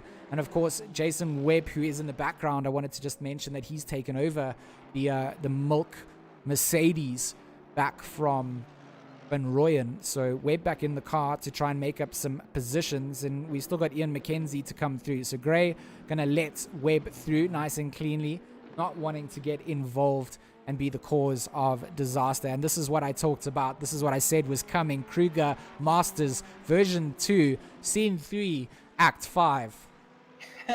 It's the best way of putting it out there. Is both these drivers are really putting the pressure on one another. And let's see if they're able to keep it clean. They managed to get through Dagna 1. And now charging their way up to the hairpin. Now it's all about who is a little bit later on the brakes here to try and make up a bit of time. Masters being very aware of Kruger being incredibly defensive. Tries to look on the outside. Looks for a cutback. Unfortunately, not close enough to, and hasn't got enough momentum to do it. Gets right back into the toe. Very smart driving there. And just needs to get himself pulled along and keep putting that pressure on to try and make his way through the circuit. Oh, just look how much more speed Masters carries through Spoon. He's had to involuntarily dab on his brakes there not to run into the back of Kruger with the speed that he carried through. So underestimating how much speed the bubblegum Ferrari was going to carry through. Coming down to 130R, not really an opportune moment to do anything, but of course to keep the pressure on, try and force the driver to go out wide and pick up those drive-through penalties that we see plaguing so many drivers in the field at the moment. And of course I see some time penalties also being issued by the stewards in the race themselves. So I'm not quite sure of the comment section to the race penalties. I'm not privy to what the stewards are discussing in terms of that, but it does look like there are some time penalties being handed out to the naughty moves being performed on track. Definitely, and someone owes these stewards a definite bar of chocolate, as they're having to work a little bit of overtime here to keep an eye on all the action that's going on. But lovely to see some close racing between our two drivers currently on the screen, and you can see Clue also chasing him down in the back. Krobler putting some pressure on as well, trying to make up a bit of move, but Kruger and Masters still versing each other, still on each other's toe, pulling each other along, and Clue just hanging back, waiting for the right opportunity. He is lying in third place. He's not racing them for position, and he sure as heck doesn't want to get taken out. Kruger gets a little bit of a fishtail coming out of Dagna and is battling to keep that Ferrari in check. Yeah, Kruger trying to write his name in cursive on the exit to Dagna 2, and that's going to allow Masters to get even closer through the hairpin. Masters is right on the back end of Kruger, and this is the slip that he needs. He needs to be careful now where he times his positional overtake, and Kruger going to be on the defensive inside line looking at for Masters, but it's not there. He kind of fools him into defending quite wide. Side by side, he's going to get a nose next to him to the exit of Spoon, and this could be the drive that Masters needs. Side by side now, they drag down the back stretch, and this is exactly what Masters needs. He's put his car onto the inside line. Kruger alongside. They're going to go side by side through 130R. Who's going to yield out here? And it will be the cutback from Kruger. He aggressively comes back along the line. Masters was quite aware that that was going to happen. He knew that there wasn't going to be too much room given, and Masters now going to go very deep on through and allow Clue, who is in third place, to just get on by without sort of impacting his race. But Kruger there came back quite aggressively onto that line to defend it. If we could just watch it one more time, I think, they are kind of alongside here. Kruger just a little bit ahead, and he's going to swing back across. Masters knows that he's not on the racing line on the inside, and he has to be well aware that someone could swing across like that. Kruger did that and ensured that he locked himself another lap of being ahead of Masters. So 12th place belongs to Kruger. Masters is not done in trying to deal with it, though. Yeah, definitely. And I've got to say one thing, though. Kruger made dead sure that he's going to not only close the door, he's going to slam it in Masters' face and lock the door at the same time. Clue a little bit slower than Masters coming through our S's, and now having to deal with the pink Porsche putting a little bit of pressure on him, and that's where it comes in. But you can see Kruger now catching up to Nordia and having a bit of work out there. Riddell and Buck duking out between each other for 17th and 18th position. Riddell been having a ton of fun in the car and is one of the drivers to keep an eye out for, part of the White Rabbit Gaming Academy, and actually had a little bit of a chat with Riddell quite some time ago. And the main focus is to just climb up through the ranks, get his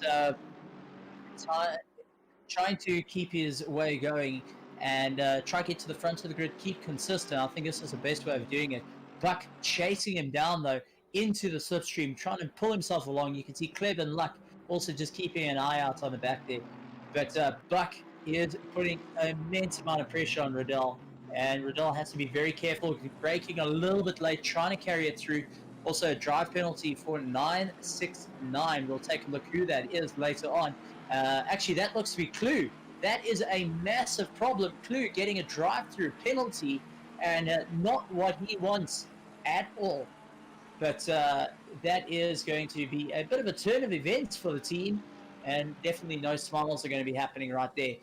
Riddell going and losing it a little bit, and Buck taking the opportunity, ducking ahead and putting the power on, really flooring it out now, and is really doing everything he can to do and make up a bit of positions. Now Buck has to just concentrate on focusing to keep moving up.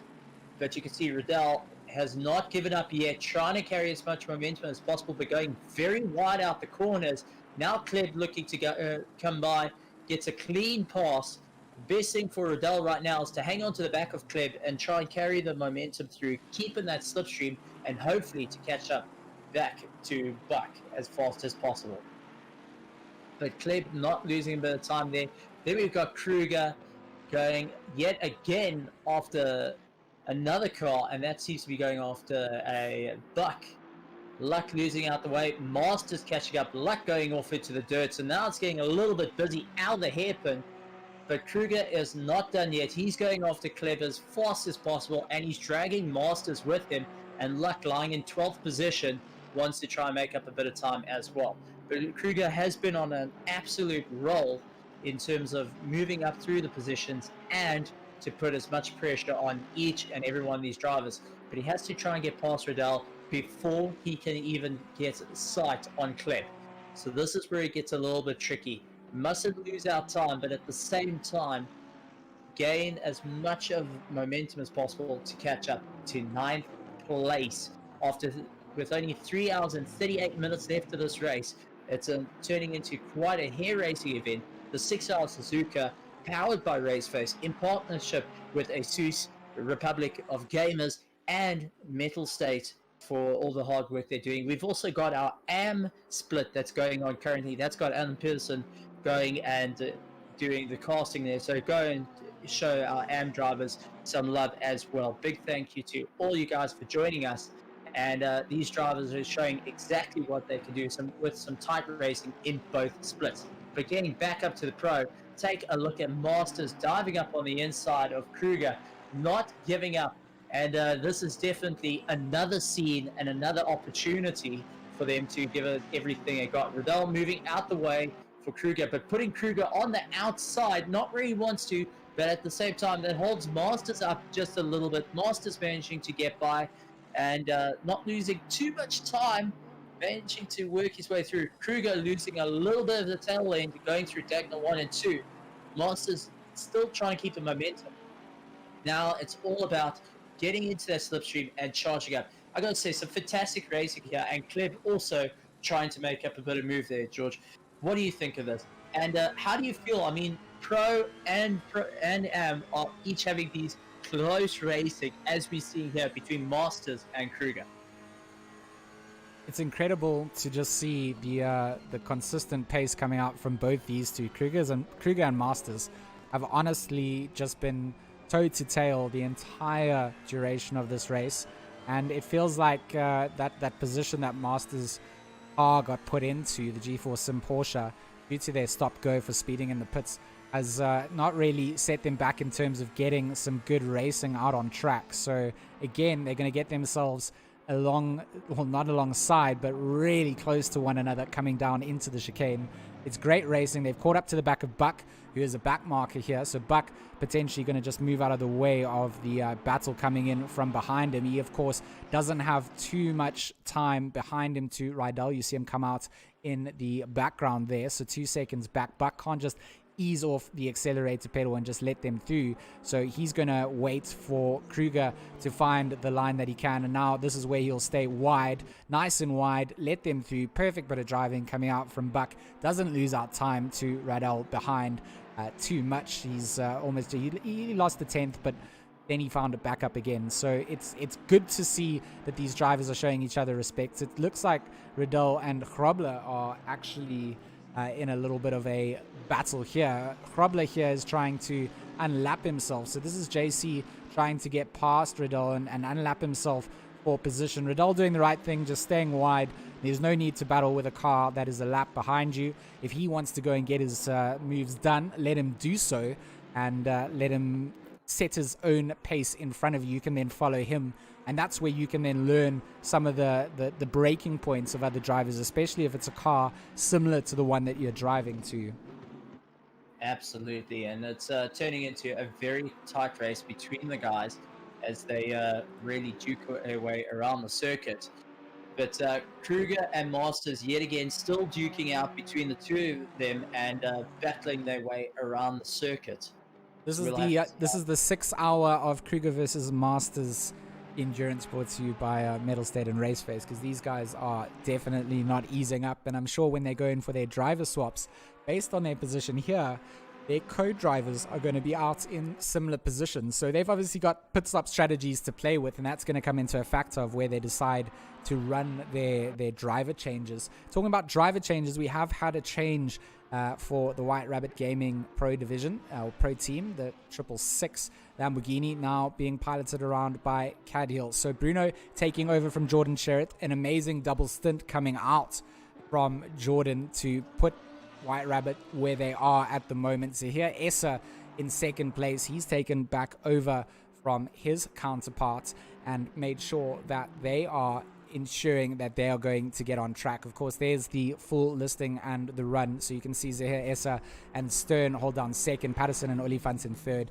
Bassan and Albertine in fourth, Grobler and Gaber in fifth, that's Bego Grobler, sixth for Clue and Berger, seventh for Webb, McKenzie and Van Rooyen, eighth for Peters and Peters, ninth for Kleb, Buerta and Hendricks, 10th for Kruger, the Vet and King, 11th for Masters and Rowe, 12th for Luck and Skuman, 13th for Cap and Tolkien, 14th for Gray and Isherwood, 15th for Mayer and Spammers, 16th for Heineke and Hennebury, 17th for Buck, Null and Van der Merwe, 18th for Rydell, Walker and Mumford, 19th for Nodia and Ratenbach, 20th for Myberg and Kirstein, 21st for Grobler, McCall and McCall, 22nd for Van Coller, De Beer and De Beer, 23rd for Gaber, to Blanche and Vogel, and 24th for Schutter, Herring and Strauss.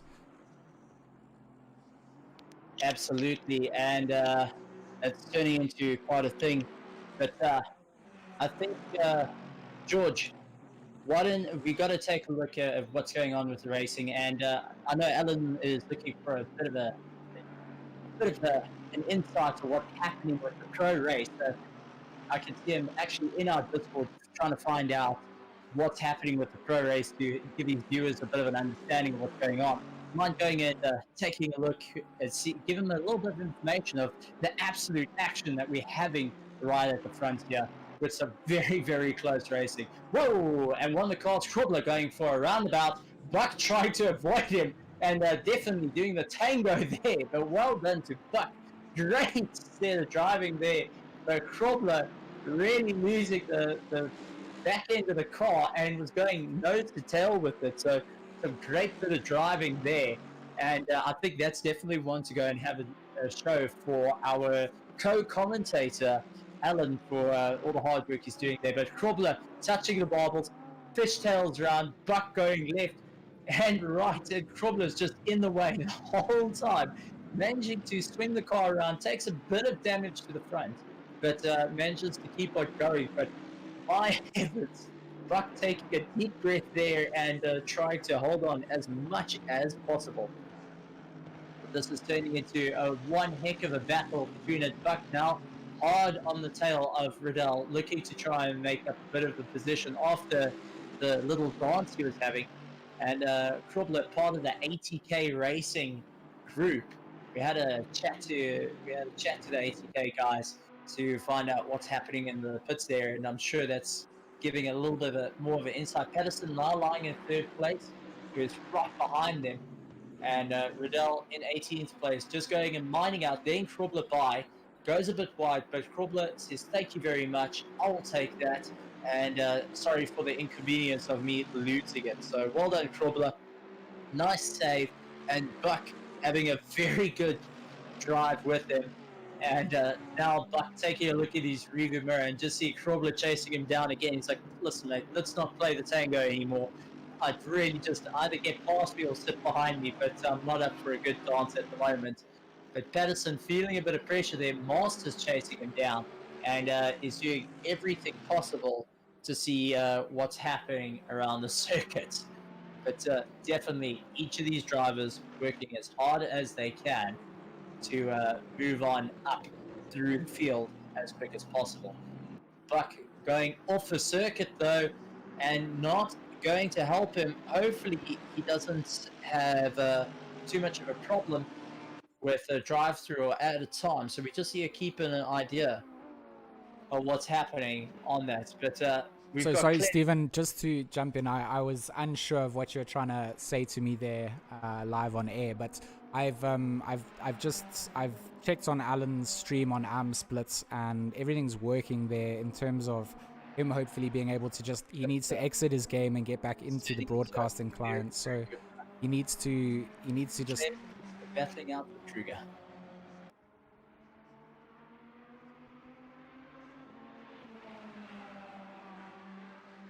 No, I've got you. Okay, so yeah, I think that Alan's stream should go back if he just restarts his stuff. I've sent through the messages there. Hopefully that can be sorted out. Not quite sure, but yeah, just to touch base on that little move that happened that we saw on camera before things got a bit chaotic with the streams was probably just losing the back end of that Merc. Buck did such an amazing job to come back in and really just hold things together and not pick up too much damage onto his car. So looking at the battle between 9th and 10th place, which is Kleb and Kruger. Kruger no longer feeling the pressure from Masters. Kleb going very wide coming into Spoon and missing his braking points, going to allow Kruger to get on by. Absolutely. Kruger being very, very aggressive with his driving at the moment, trying to move up. But Krubler also now looking to get past Patterson.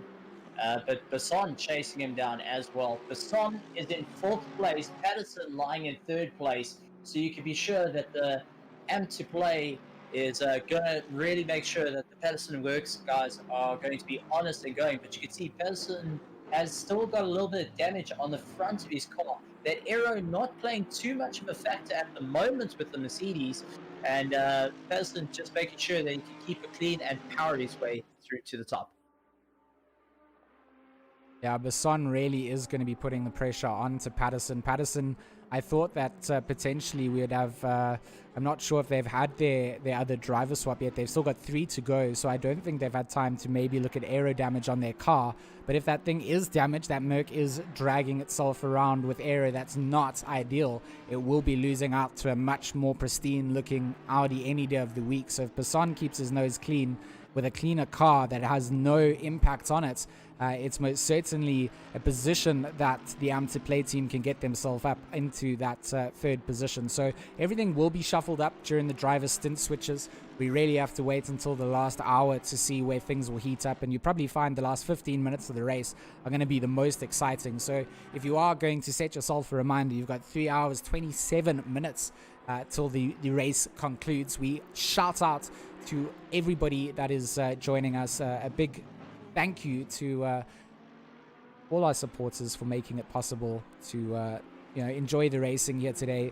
If you are enjoying it, make sure to go and check out the Am Splits as well on the YouTube channel. It's on the same YouTube channel that we're casting this stream to. If you are watching from the Mettlestate Twitch page, you guys are welcome to check out the RaceFace YouTube pages, and if you guys are watching from YouTube, check out the Mettlestate Twitch page.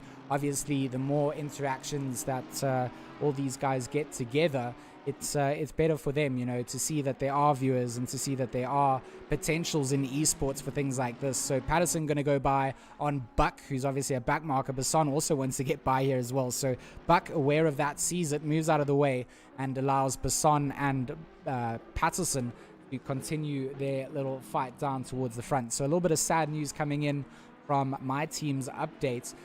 Bruno and Jordan will be the only 2 drivers that are able to pilot around the White Rabbit car this afternoon, having connectivity problems for Jason Absmeyer trying to get in, and unfortunately he's unable to be requested as the driver. So bit of an unfortunate circumstance there, but this is racing, things happen, and throughout the order we've got plenty of action for everybody. So even down 12, Luck is he's got Webb, who's a front marked car behind him. So Webb in 7th. Luck is just feeling the pressure. All the drivers here will be experiencing completely different things to what they've experienced in other lobbies. 6 hours of driving around with all of these sort of racing problems or little finicky things that people have done wrong, stop and go penalties, exceeding things, getting drive-through penalties, stewards warnings, all of that changes up the racing style, and you just get an absolute roller coaster / washing machine ride of racing. Right up until the very end, you have no idea where you're standing. Absolutely, and we touched on a little bit there of talking about our stewards and that.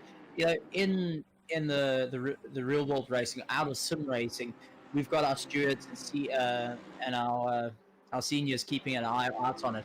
And even in the sim racing, we have got live stewards, guys that have taken out time of their day to make sure that driving is clean and as neat as possible. And it's lovely to see it. And I'm actually surprised for the amount of time that we've been racing. It hasn't been too many penalties handed out. It shows that the drivers have been trying to keep it clean and really go for it. So big well done to our stewards and to the teams for all the hard work that's going on behind the scenes and ensuring that we can have this fantastic racing being broadcast out to, our biggest thank yous, our fans that are watching from Twitch and from YouTube. So a little bit of a well done to the admin team on the back end there to make sure it all comes together. So Patterson here is obviously, he's found himself a little bit of clean air and space. So he has no longer got any of the worrying pressure around him. 3rd place and open. We have to keep an eye out for this car because obviously Basson was chasing down onto the back end. Let's see where Basson's gone. Oh, he's got a lot of damage to the front end of his Audi. He's going into the pit box here. I don't think this is a planned stop. The front end completely mangled here. They were contesting for 3rd place, and this is going to cost them a lot of times. They've gone into the box. It looks like it's going to be a long stop for them to repair that up, and that's going to allow the likes of Peters, Kruger, etc. to get on by. So Peters now coming down to the chicane. Will be interesting to see where he comes out. versus Basson. If we can just get a little look, he hasn't even moved. So Peters coming around the final corner, and where's Kruger coming down in all of this as well? So Kruger still quite far down to maybe benefit off of this damage from Basson, but he stayed in there for a long time, and that's going to allow Peters to get an easy free position. And Stephen, that's what it goes to say. You know, it's the consistency that pays off at the end of the day, and if you can just have a nice clean race, you will just benefit off drivers pushing too hard. And I feel like that's potentially what's happened there, or even had a collision with a back marker on track. Anything could have happened off screen. And unfortunately, it's only benefited Peters. Absolutely, and I mean, it's turning into quite a thing with it, and it's really going to be an interesting race. And well, Albertine now getting in the car, Basson out of the car. It seems like they got that Audi sorted, but a lot of work ahead for Albertine now. Absolutely. So, it looks like Albertine here taking over, making sure that they can maybe make up some time. It's going to be interesting to see as well just how level-headed their leader can be, because, if there have been incidents and there's frustrations going, you rely on someone to have that consistency to hold you in it. So right now, Albertine is the man taking over the car. They've done their driver swap again. So 2 required driver swaps remaining, or 2 more pit stops to be made with those swaps. And it's an interesting dynamic, this racing things here. Essa for Odin Ganga just having an amazingly keen drive, sitting in second place at the moment. The number 871 Aston Martin, very comfortable for a car that hasn't had too much practice coming in. Stern did a great job piloting it for his stint, and Essa back in it to bash down some time. So doing 201.125 lap times versus Bruno's 202.1s. It's going to be an interesting dynamic to see if the gap can be closed down. Of course, Jordan Sherritt doing a phenomenal job to get this Lambo to where it is for now, but of course it is driver swaps and you do have to hand over, and that's where the dynamic makes things interesting. So Patterson loving his third place with a damaged car, potentially not having to worry too much about it now that Basson has had to go into the pits. And Basson has lost out hard, and Albertine taking over has put them quite far back to where they wanted to be. So it may only look like a couple of positions sitting down in 8th, but that track position that you've lost out is just tremendous. Absolutely. And I mean, the team obviously might be kicking themselves a little bit with it, but it's all about shaking that incidence off, knuckling down, focusing on what you need to do, and really power your way through. And I mean, you got to trust your teammates to make up that ground. You got to say, sorry, mate, sorry I put us down here, but you got to trust them to make up that position. And that's where the teamwork comes into it. So I think that's really good. It's lovely to see. And, lovely to see the guys going, okay, we got this. Let's knuckle down. We've got a bit of movement here. And they're in 8th position, so they're not too far down. They got a bit of work to do. Kruger is starting to try and make up a bit of ground on them. And we've seen Kruger been racing incredibly hard in that Ferrari, but he's got a pit still to go and get the car sorted out. But let's see what Albertine can do in the Audi R8, and whether he can catch right up to the back of Patterson. Now, I haven't been in this whole situation where you got to change hand the car off to someone else in sim racing. What's the thought process of it? You've done all this work and you've got to pass it on to someone and say, all right, how are we going to go into this? Give us a little bit of insight into your idea of how do you get your mind frame to say, listen, I raced hard, but here's the steering wheel. Please don't crash it in sim racing. It's again the same sort of mindset of trust that you put into other cars on track. We're going to just watch Nordia and Buck whilst we talk about this. Nordia had a great exit to the hairpin. Let me just note that. So Buck is going to be on the defensive. But yeah, it's a mindset thing where you do have to have trust for your team. Nordia are going to have a little look on the inside of Buck potentially here. They are going to go side by side through Spoon. A little bit of lag coming out. Grobler wanting to unlap himself. He has made contact with Buck in doing so. A bit aggressive coming out, and Buck just kind of wanting to keep his car alive here.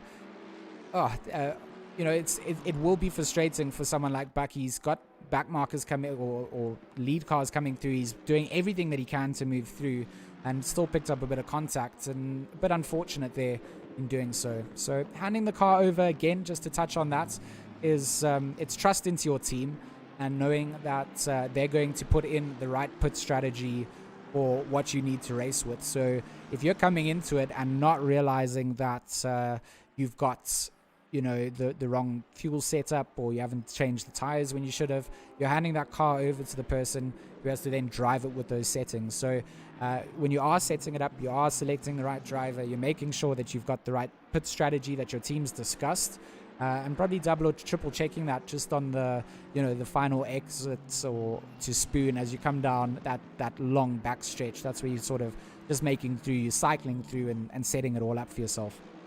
Absolutely. And I've just seen in our chat something, a little bit of information. Big thank you to KamaZA saying Basson spun out on the corner and unfortunately catching that wall.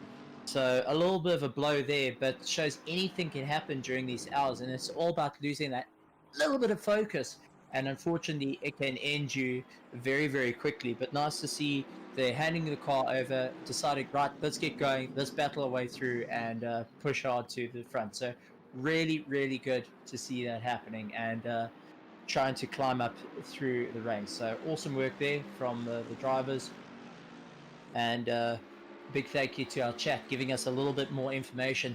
And us in the commentary box, we would love to have the guys. So if you're part of the teams that are racing, please come into the interview rooms. We'd love to chat to you guys, get a bit of an insight of how it all goes, and you know, see how it all goes throughout it. I see Tolkien also, power dip caused everything to die, and the router has died as well. Oh my heavens! So a little bit of a rough time coming from the Kai and M&R team. What do you think of that, George? As we take a look at Clue and Kleb going and having a bit of fun with each other. So the guys are really working out there. Kleb pulling into the pits. Clue lying in 4th place, chasing after Patterson as fast as possible, but has a bit of work on his hands. He's 11.7 seconds behind. Nodia and Krubler duking it out. Krubler has been on a hell of a pace and been a bit aggressive in the driving, but he wants to try and unlap himself. Nodia lying in 17th, just trying to keep the car at bay. He just has to be careful with that pace that he does have, because it's most certainly evident in the way that he's driving that he does have the ability to get past a lot of these drivers in front of him. But that cleanliness of it has to go both ways, because a tap on a car or a little bit of rubbing in the wrong way can send you off into the barriers and just pick up so much damage to the car that you then set yourself back even further than what you've made up over the last 6 or 7 laps. So just to reiterate the importance on track of guys that are quicker, that are off pace. We saw Masters, you know, in the similar situation, being down the order and having to make some pace back up. Here we're following an on-track battle for position between 12th and 13th. Jason Gray is just behind Jason Luck here, as Gray goes alongside. In fact, Luck just losing out. They're going to come into the hairpin. Gray getting good on to the brakes. Oh, a good bit of driving coming out from Gray to try and hold off Luck here. But Jason Luck, this Mercedes, the green Mercedes in the following position, is doing a great job to just hold on to the back. And of course, they've got Cap 11 seconds up the line. So the two of them fighting out could potentially benefit Cap, let him escape the fate of one of them catching him, or the two of them pushing each other can push their lap times even faster, and they could work with each other's slip to catch up. So it will be interesting to see how it all sort of bodes out. Sometimes you'll see guys sort of scuffling it for track position for a couple of laps and then realizing that, you know what, this is not going to work out for us. We need to, work together to work out. Definitely, that's the thing. They can work with each other or work against each other. They've got Carp in front, so that they have to work towards. Webb getting past Nodia, Krubler trying to get past Nodia, and Webb just trying to keep it clean with that Mercedes. Krubler once again getting very, very unsteady. I'm not sure if he's starting to feel it in the tires, or he's just getting put onto the wrong lines, but he slips and slides all over the circuit a little bit there. But Krobler, lying in 5th place, trying to get past, he needs to catch up to Webb. But with 2 back markers in front of him, it's going to be a difficult go because Webb knows exactly where he is. He knows how much of a gap he's got, and now looks to try and stretch it out as he chases after Clue, lying in 3rd place. Doing a great job as well. Jason Webb is making his way back through the field. Of course, the Milk E-Juice Mercedes having a bit of a trouble on track with Van Rooyen driving. Had an incident that knocked him down the order a slight bit, but all the drivers keeping their heads in the game and making their way back through the order. So 4th place temporarily for Jason Webb, and a good bit of driving to just make sure that they keep themselves in it to win it. Bego Krobler is chasing down. He's not too far off the back end of Jason Webb here. He's 2.3 seconds down the line. He's got JC Krobler putting pressure on him. JC Krobler obviously looking to try and unlap himself from these cars. They've given him a light, fast Mercedes, it looks like, not carrying too much fuel perhaps, to try and make up as many positions in his stints as possible. And Bego Krobler is going to be well aware of JC's driving style and knows that the aggressive nature will be there. If there's you know, an option and place to move, if he thinks that you're letting him through, he will go for it. So Krobler has to be very careful. Bego Krobler has to be very careful of how he decides to approach this. Both drivers have had contacts on track before, and you know, there's a differentiating factor in that Bego Krobler has his surname in his name there. They're not related to each other, and Bego just needs to make sure that he doesn't put his car in the wrong place. And I say this from a place of honestly just understanding the endurance side racing. As soon as you've got one of these drivers who's putting on pressure trying to get their car into a better place, they are going to take more risks than you who's trying to take a safe race in position 5. Exactly. It's, you know, that's the thing. You've got to get into the mindset of you're racing, but it's still a long race. With 3 hours and 10 minutes to go, it's all about trying to keep it clean. And Kruger and Masters once again battling it out. You know, this seems like a bit of a new movie now, as it's a new trilogy between these two, because they have been nose to tail majority of the race, and I'm sure they're having a ton of fun, and both teams are eking them on to keep on going. And I think if it was the drivers, they would keep racing until they both run out of fuel to see who would cross that line first between the two of them. So you can see Masters getting into the tow, trying to get pulled along. Kruger just going a little bit late on the brakes there with the Ferrari, but really putting trust in one another, and lovely to see it. Masters looking to try and go side by side through the final 3 corners. Unfortunately, not able to do it, but you can see Kruger making that Ferrari as wide as possible, and I think even wider than the Boakley at some points of the circuit. You know, it's again that show where we see Masters and Kruger on track against one another. Kruger has hold of Masters so well before. They've had a contact, they've changed positions, they've dropped back, they've caught lap markers, they've caught back markers, they've been in the midst of being lapped by the faster cars and having to yield positions to them to sort of cool their battle down, but somehow they find themselves once again on track together and doing things in terms of racing and really pushing things to the limit. If there's any two drivers in here that would be most familiar with someone else's driving style, it would be these two. They have followed each other for so many laps. I mean, they've both done 81 laps here at Suzuka so far, with 3 hours left to go, plenty more to do it, and they're catching up to the back end of Mayer. Kruger now will be trying to use this back marker to his advantage and slip by where he can. He's not going to be able to use him too much. Looks like Mayer wants to move over as early as he can. Had a better exit out of the hairpin than both cars behind him, so not needing to yield just yet. Masters all over the back of the bubblegum Ferrari for Rad Races.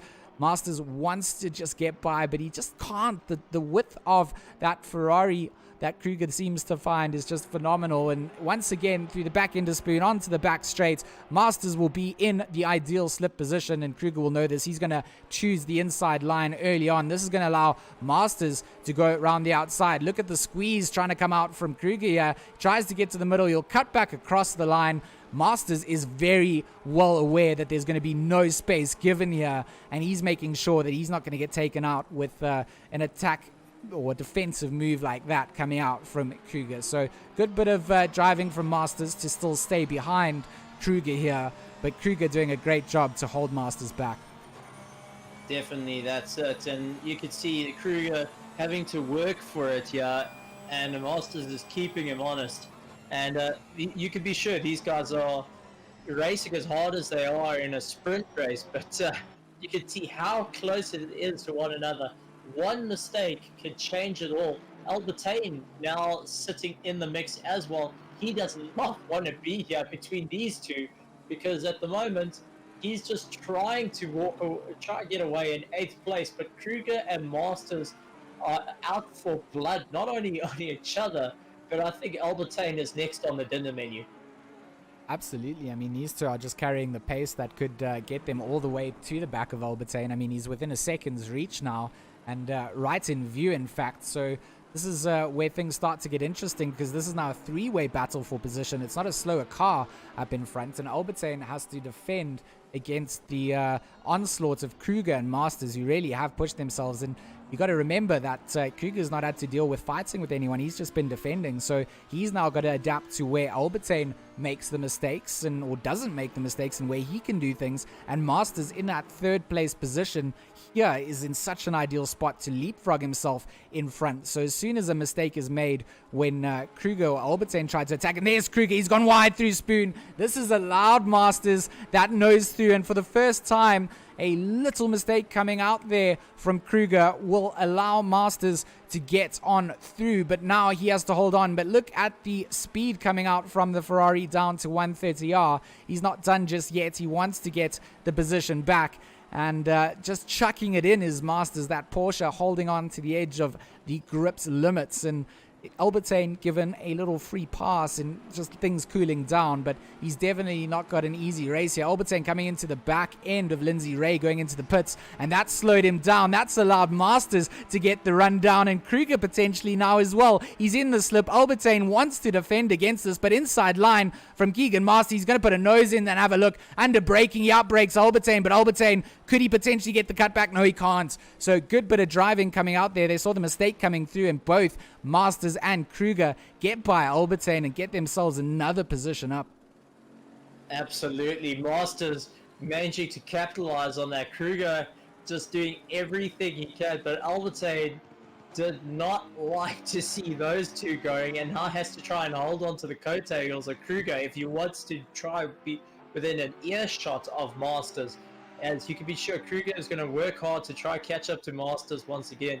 Masters is probably getting egged on by the team saying, just go, go, go, get away from Kruger. We're tired of playing catch up to him, and tired of having to fight as hard as we do. So definitely a big thing. But now Olifants is next on the menu, 27 seconds away. You can be sure all three of these drivers are looking to try and get all the way up to the top, and having a good one. And we got to just say a big shout out to everyone on Twitch. We've been watching our YouTube channel for all the guys chatting there, but also big thank you on the Mettlestate Twitch channel for the guys watching and seeing all the different racing for the 6-hour endurance race here at Suzuka, powered by ASUS in partnership with RaceFace and Mettlestate at the same time. So this is absolutely fantastic, and a name we haven't seen for quite some time, but also very known in the world of sim racing, is Kadili. And lovely to see him behind the wheel and trying to maintain that 1st place. And Zar Essa once again still in 2nd place, followed by Clue in 3rd, Webb in 4th, Bajo Krubler in 5th, Peters in 6th, Olifant in 7th, Masters in 8th, 9th is Kruger, and 10th is Albertine. So lovely to see the guys really duking out there. but lots of work to still go.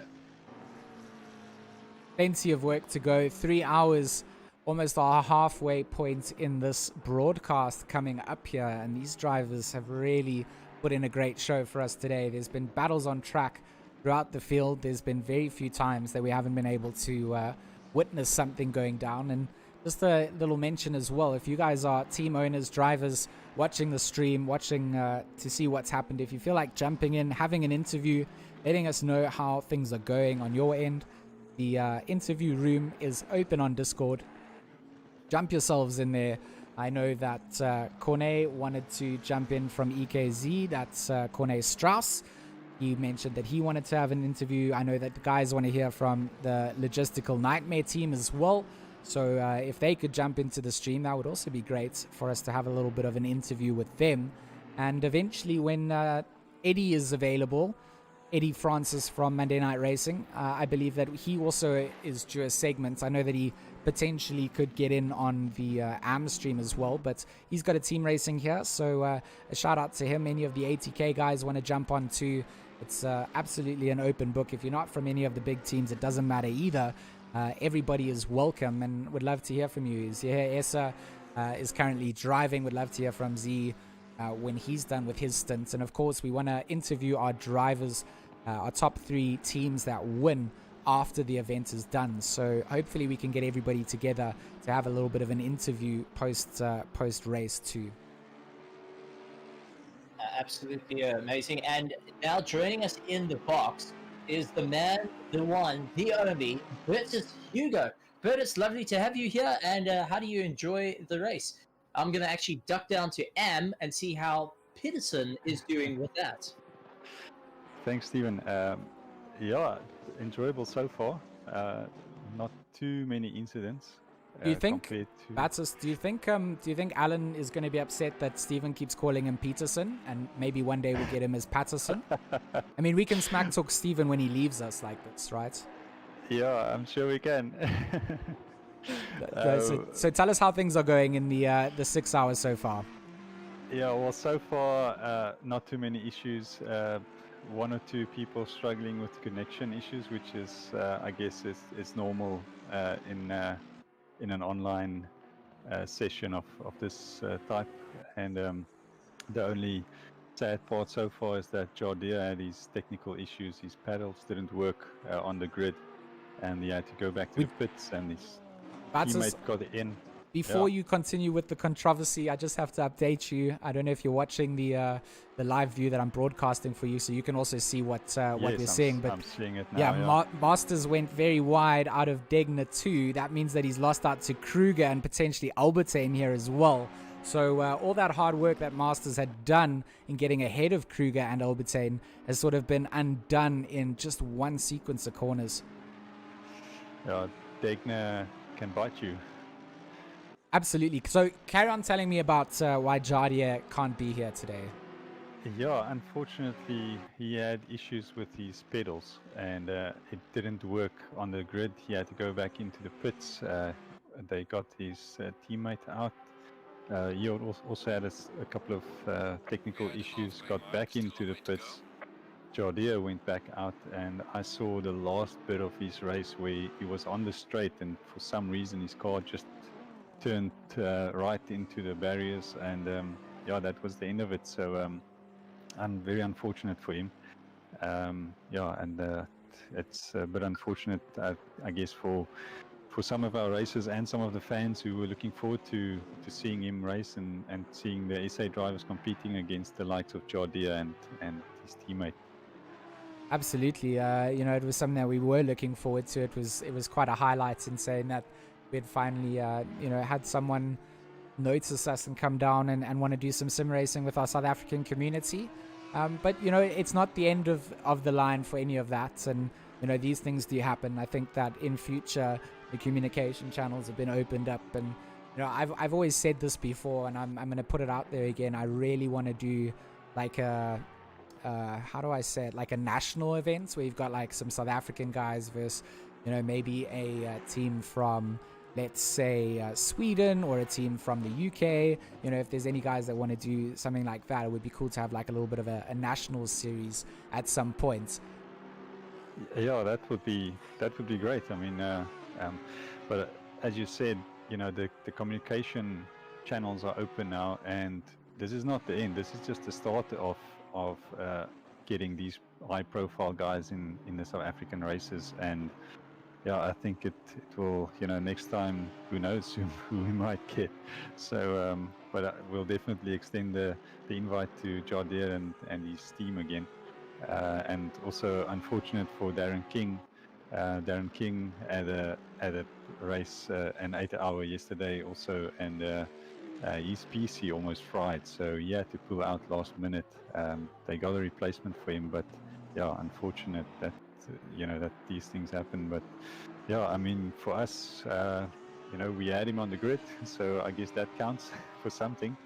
And I think it's great for us to, you know, to attract people like Jardir and, you know, getting noticed by the international audience. And yeah, and hopefully, you know, we can just merge the two at some point, like you suggested. I mean, it would be ultra cool to, you know, just be all inclusive. I think my involvement over with RCI has definitely opened up the doors to be able to, you know, for me to see just how capable our drivers can be, given, you know, some of the talent that we nurture here. And to open up and be competitive for the rest of the world just goes such a long way in growing our sports. And, you know, it's more than just a hobby now. It's becoming a recognized esport that it deserves to be. It's always had an esports background. There's been competitions happening. But, you know, people are starting to open their eyes and feel some more awareness towards it. And being able to now broadcast the pro and the AM split here with such a wonderful audience of viewers to enjoy the racing for 6 hours is, you know, it just goes to show what a passionate community we have and just how interesting racing can be. Yeah, I think, and even if you look at our league races, I mean, we always have quite a few live viewers, and after the race, I guess most of the drivers will replay the race, but and maybe share it to friends and family. But we've, you know, it's building a following, and you know, in the last couple of months, we all know how sim racing has been under the spotlight during the lockdown, and I think that helped to get, as you say, there's that esports element, or the gaming element, but it also, you know, sim racing hasn't always, it's not 100% gaming, you know, it's not really, it's almost like, it's like a subsection of gaming, but we had the eyes from the gaming side more focused on us and the real world of motorsport. And I think it all came together now in the last few months, and yeah, we just need to make sure that we do the right things to steer the ship in the right direction.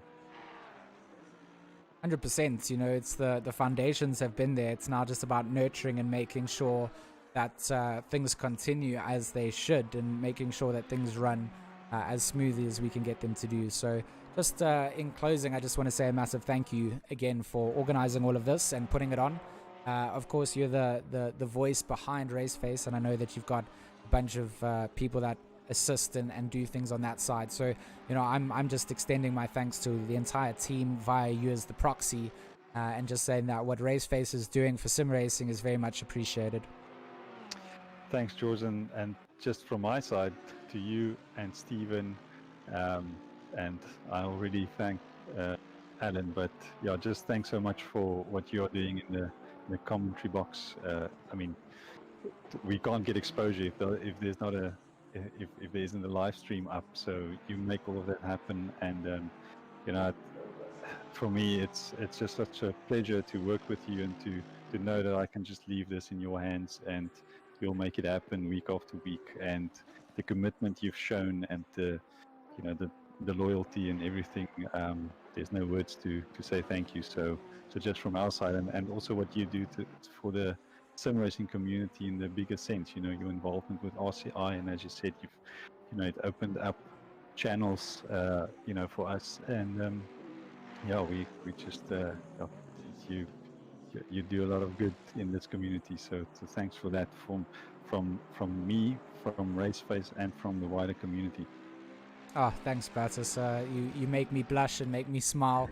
I'm gonna love and leave you, and thank you for your That's you know I can't take compliments. They make me I know. feel they make me feel weird. But you really have you hit a note there. Kirstein and Van Koller have come into contact with each other on stream there. That was no. I don't believe. Oh, it was a battle for position 20 and 21st. Let's see if we can just get a little replay here of what happened. It looked like they came out of the hairpin coming towards Spoon and came alongside one another. Let's get a little helicam footage. So Kirstein is kind of squeezing off on the inside a little bit. No, nothing too bad.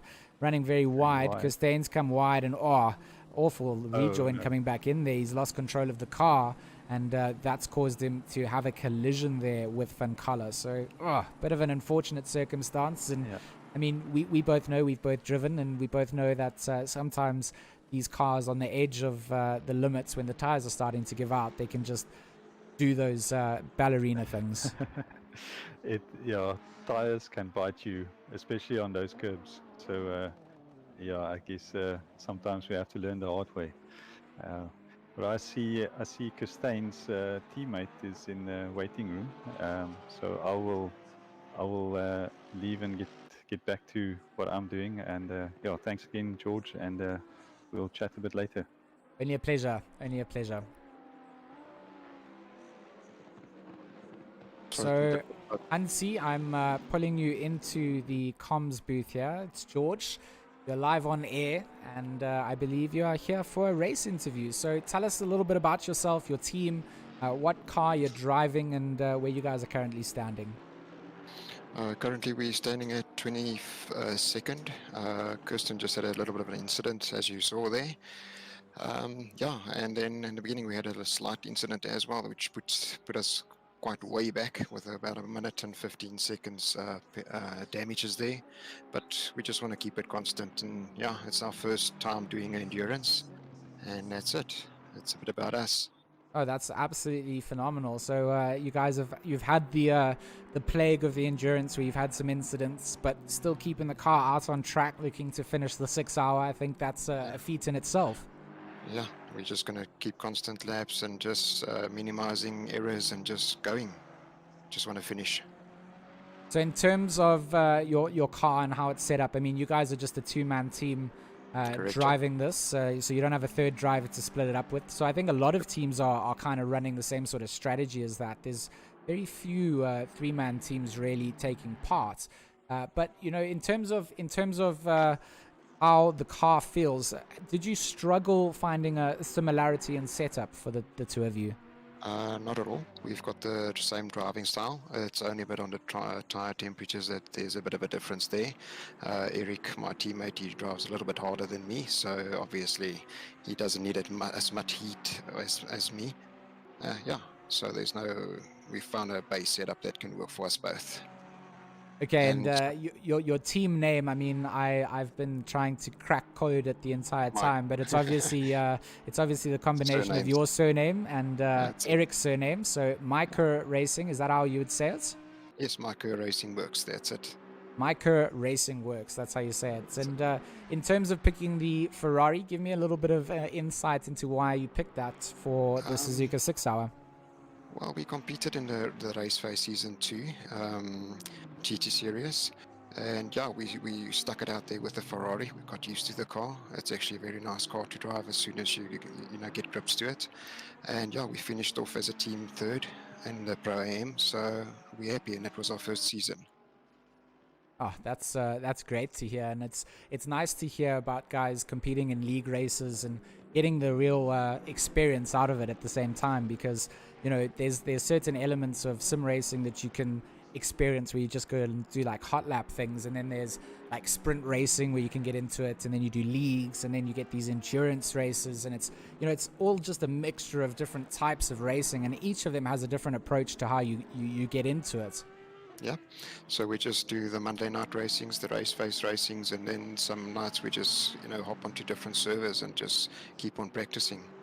I mean, that's the way to do it. And I mean, there's those CP lobbies in ACC now as well, which have a more competitive aspect to them. So if people want to avoid just public lobbies, the CP lobbies are generally seeded a lot better. So, you know, that's a good tip for these guys, is that you don't just have to wait for league racing. You can look at doing some CP races as well, and avoid some of the chaos that's in strictly public lobbies. Yeah, 100%. That's it. So predictions for where you want to finish. I mean, you're currently in 22nd. We've got 2 hours and 48 minutes of racing. Where do you guys see yourself finishing up, or where do you want to end up in closing thoughts? Well, we were hoping for like I think close to the top 10s, which we were close to being there, but because of the incident in the first 10, not even 10 minutes, so that put us quite back. So I think we're going to do about, I would say, another 2 or 3 places, maybe. Let's see. A lot can happen. As we've got still 2.5 hours, 2 hours 40 minutes left. Absolutely, and closing down the gap to De Beer in that Mercedes in front as every corner comes up. So good pace coming out from Kirstein. Obviously, he's spacing it out. He really is. He's doing a good job. So, Ansi, from my side, and you know, thanks so much for joining me and giving me some insights, and get Kirsten to come and give us a chat when he's done with his stint. Lovely for you guys to jump in. I'll do so, George. Thanks so much, eh? Thanks, man. Cheers. So I'm going to bring Byron Walker into the interview room now as well. Byron, can you hear me? Yes, I can hear you, George. How are you? I'm doing awesome. I'm loving the racing, and I'm loving the fact that you guys are all available to jump in for a little interview and a little chat about how the race is going. It's only our pleasure. This I must tell you is a bit of a cruel mistress. You know, you do all of the preparation in the world, you calculate all of the stints, your average run times, and then somehow something happens and you put it in the wall and everything's turned on its head. So that's been our story this morning. Yes, and that's the learning side to it. So I mean, obviously I mentioned it before when I got to chat to Sean, you know, driving for White Rabbit Gaming Academy, a team that's I've obviously got some ties in and have some good support for. You guys have shown some great promise in the sim racing community, coming in from relatively just, I mean, how long have you been sim racing before we get on with the next question? Sim racing in anything that's been streamed and not against bots, I think I speak for myself here, about 10 weeks probably. Yeah. I know those timelines are relatively similar when you extend it to Aimless and Godfather, Sean and Clinton.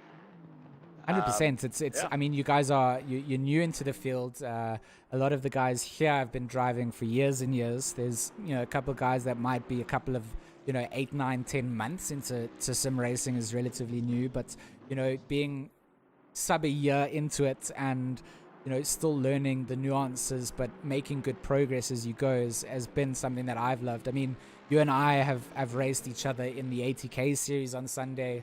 In terms of, I've been driving for a lot longer, but in terms of the progress that you guys are making, you've caught right up to the level that I'm at.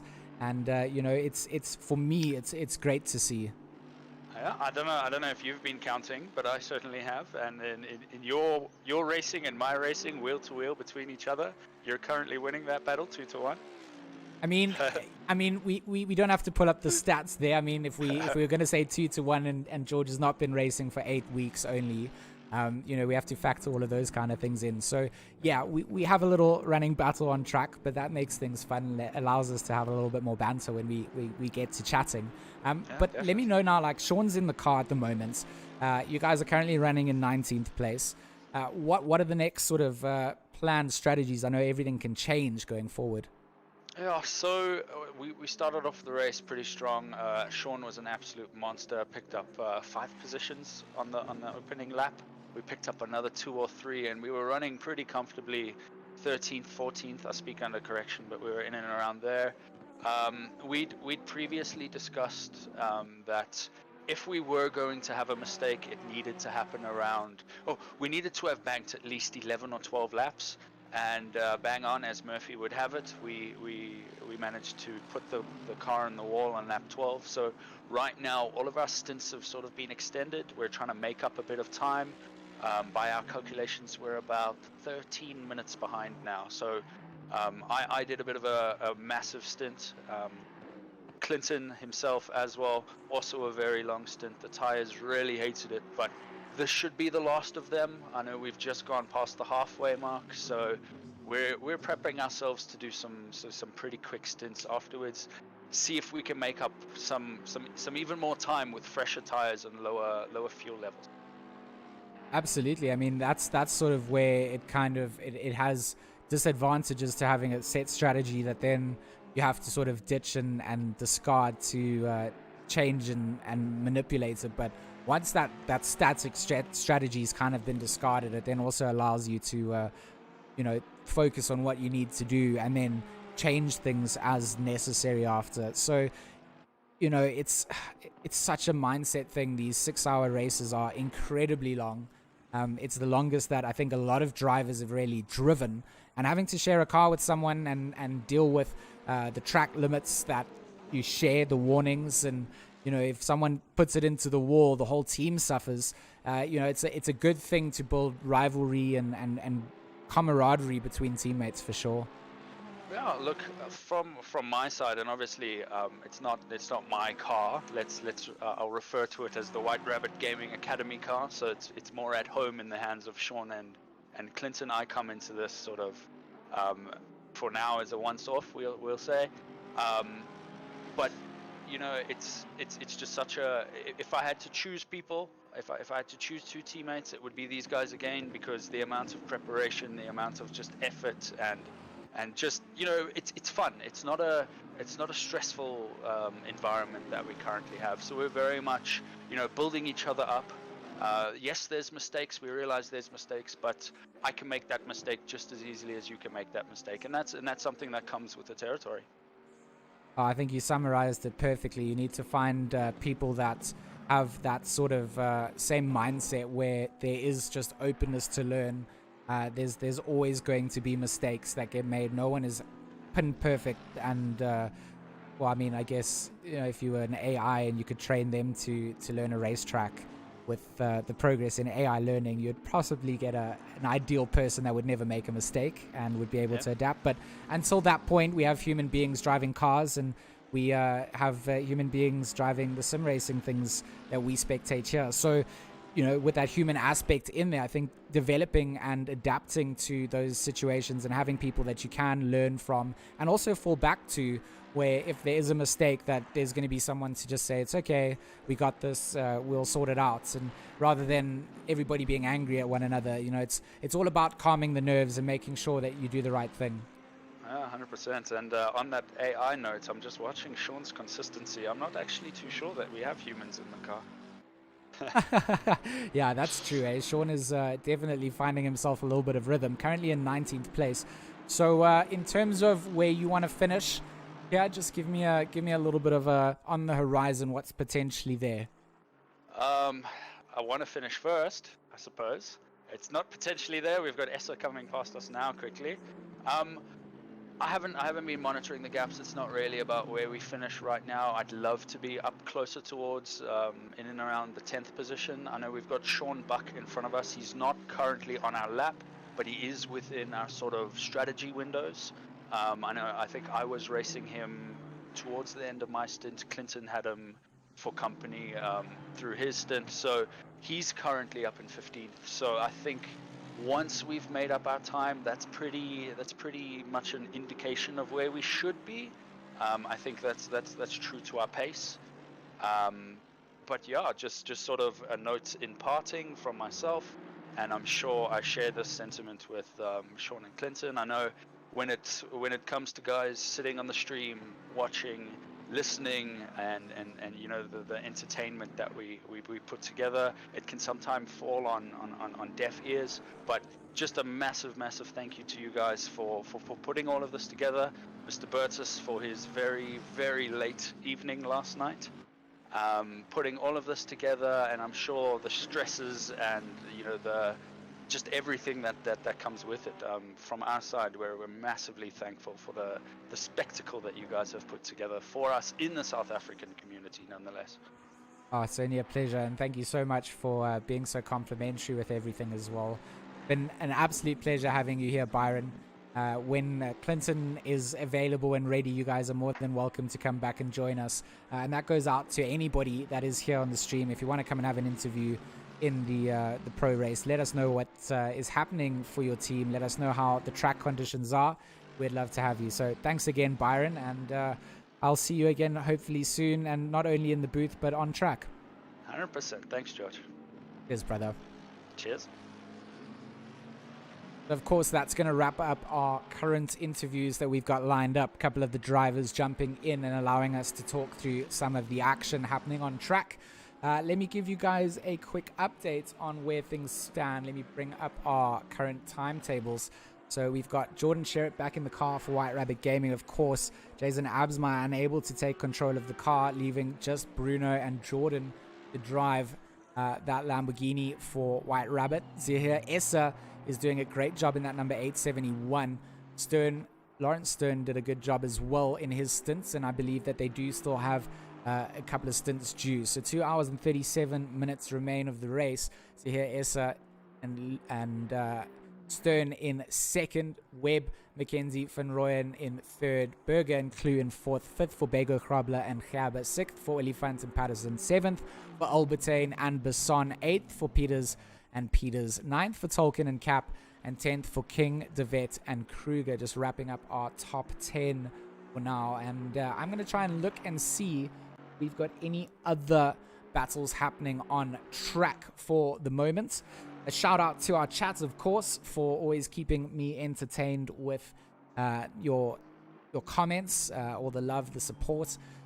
Over on the AM side of things, we are streaming that onto the RaceFace channel as well. Alan Patterson is holding that down. Stephen is currently joining him, I believe. And you guys are more than welcome to go and show Alan some love. He's trying to mostly do this solo. We're trying to share Stephen Koenig with each other, but I'm a bit greedy and I sometimes take Stephen for longer. So Alan Patterson soloing a 6-hour cast is not going to be easy. If you guys do have a couple of minutes, go and leave a like on his stream. Let him know that he's doing a great job. On track at the moment, Berger and Bego Grabler are continuing to fight. To see Tolkien off track in the background there as well. I think he was trying to move out of the way of this pack of cars coming through. So it's Berger, Bego Grabler and Olifant coming through. Olifant, of course, driving for Patterson Works. Kieran Patterson out of the car after a good stint. It's going to be an insanely close battle for the podium indeed here. Berger holding off Grabler, coming into the chicane. The Mercedes doing a good job to hold back the McLaren for now, but Olifant is a witness to this, and this is almost reminiscent of what we saw with Essa sort of slotted in behind earlier on. He's in Olifant's position, but this time he's going to make a move early on. He's going to try and get to the inside line of T1 and get ahead of Bego Grabler. Beautiful bit of commitment coming in from Olifant. Bego Grabler was quite aware that that was being made. He didn't want to move back across the line. And Olifant going to move through into fifth place and chase down the back end of Berger now.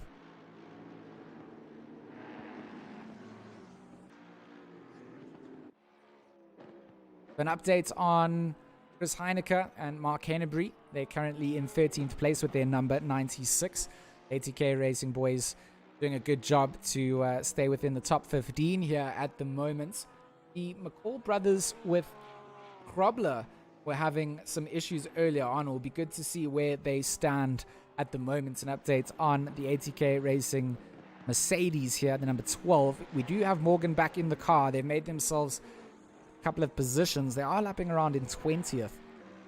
It's a great position to be in, considering all the disasters that kind of plagued them early on. But I do believe that this is the battle that we want to watch on track. 4th, 5th, and 6th are within a second of one another, and pretty much the closest gap that we have.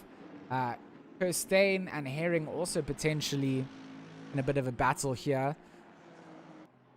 Oh no, that was just a timing splits error that showed up. So it's Berger, Olifant, and Bego Grabler that are going to be the stars of our stream for now.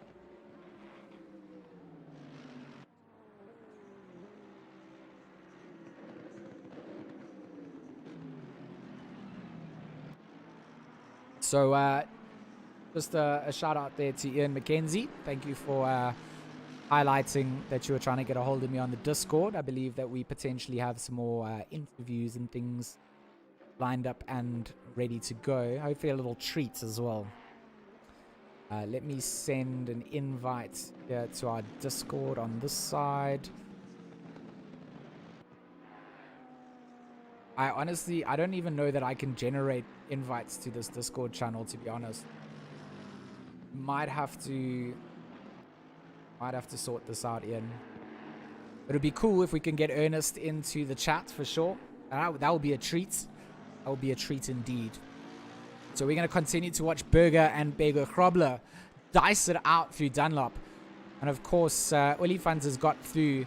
He's got to where he needs to be, and he's putting on a little bit of a gap to Berger and to Bego Krobler. And that's just what the Patterson Works team in the Mercedes wants to do.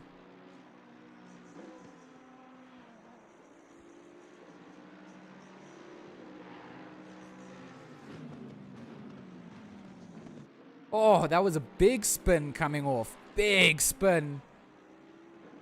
Big spin coming out. Can we catch this on the replay here? Absolutely cannot believe that that's where they would go and lose it from. So hoping to just get the invite list sorted here so we can get Ernest into the chat. To see that he's in the YouTube chat as well. So Berger here. Let's see who was across the track. Oh, it was Bego Krobler. He ran into the back of Berger and sent him into the barrier. So, just the braking coming out there, not right. And Berger now damaged up. The rear aero going to struggle, and he needs that for all his downforce. Absolutely, and I gotta say, Berger going and yeeting a little bit there, gets a little bit of a drift, managing to hold it. So well done to Berger, but Spammers once again in the background. We're getting quite used to this pink Porsche going and being in constant view of us the whole time. George? You know what? It is all about just trying to manage issues, and sometimes Bego Krobler doing the wrong thing coming down into the hairpin, and I believe just missing his braking point. He was following so closely behind. He was in the dirty air, and it just did not work out at all for Berger there. And I believe that Bego Krobler, of course, will be looking at picking up a penalty due to something like that from the stewarding side of things. So it doesn't benefit any driver in those circumstances for things like that to happen. And definitely not. I see Rowe having a bit of fun there with Peterson right behind him. Peterson in 18th place, Rowe in 14th. But Rowe is going after Isherwood, who is quite a bit ahead through the lots. But he's definitely getting that blue flag waved ferociously in front of him, as Peterson needs to get by and try not lose time as much as possible. So I've got a little treat here as well. We've got Ernest Page available to come in for a little interview.